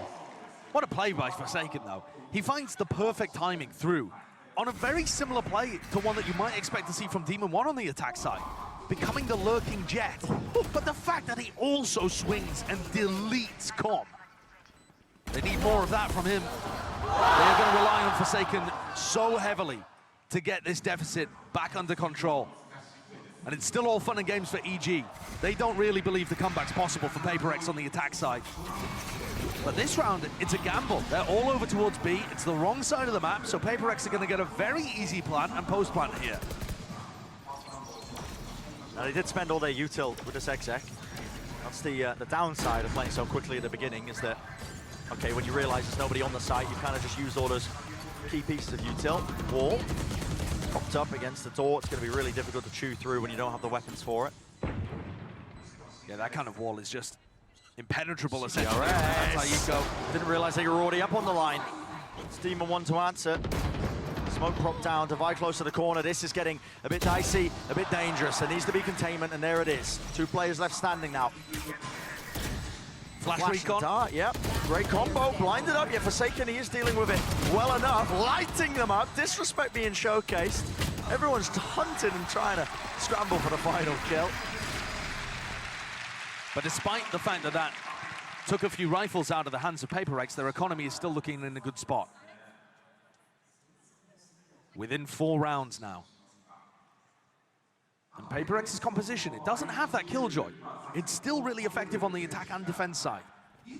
It's perhaps a bit more of a balanced composition, you could argue, than the meta comp that EG are running. But EG are on the favored side of this map. One where most teams are going to be able to rack up many rounds in a row. PaperX would need to take the ults that they've earned and turn them into a snowball here. It's all in again. Knifeful to the back, towards the back side of it, no one's suspecting it. Forsaken, who's right over the top. Not sure if it's a Nightfall or what. Com seeks to equalize, unleashing the Hunter's Fury, and does connect it onto Jing, who was on top of the wall again. So anticipating the play, they know what it looks like right now from PaperX. They're just choosing to play full retake with no command. Yeah, Ethan's got that one. Lets it loose. Pushing them back, no util to be used in this instance. Already just starting to flood the way back into the site. Has to be the big moment. Demon 1. This guy is just spectacular. It's 3 for him to buy. He's left towards main, but not for much longer. Full defuse, and EG, they could feel it. Tension's running high, but maybe they can start to breathe a sigh of relief. That is the 12th round earned for them. Match point gain for Evil Geniuses in only their 2nd ever best of 5. They have 5 opportunities now to be able to head to a grand finals rematch. And the anime arc will continue. Them a 2nd shot at taking down the Titan. The big dogs. The big bad at the end.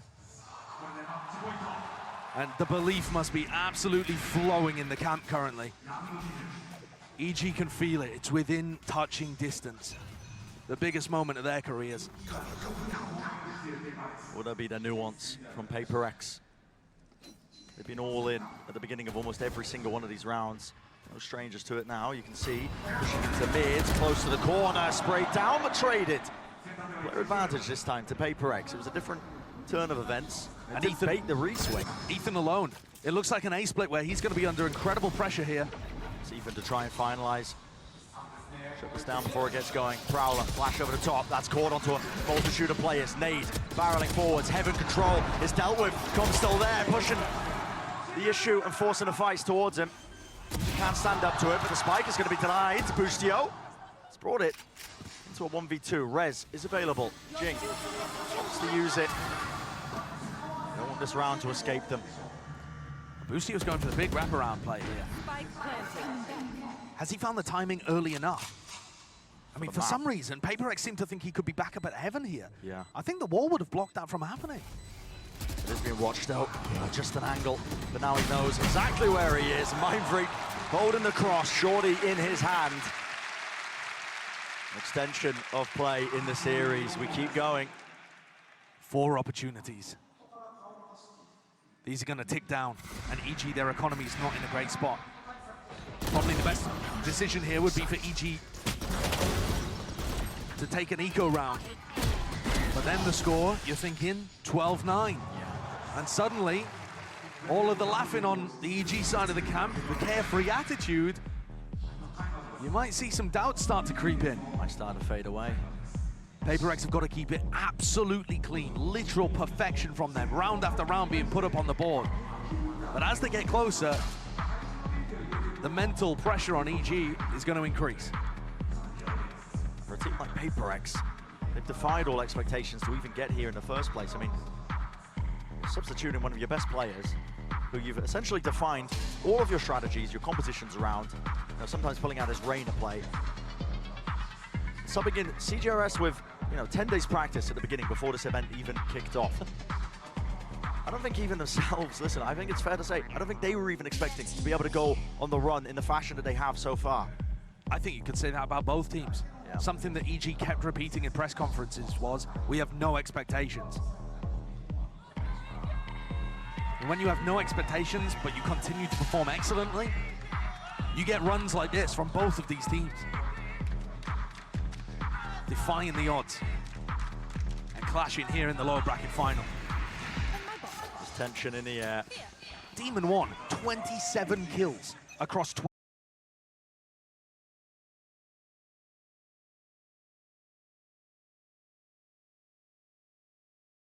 In his face, jumping right clicks. This is getting dangerous.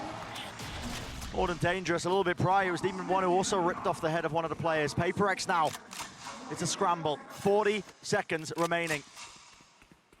How many times do we see it where a comeback like this gets halted by a Thrifty while teams just freeze up? Forsaken could be the difference maker here. Still trying to lead his team in.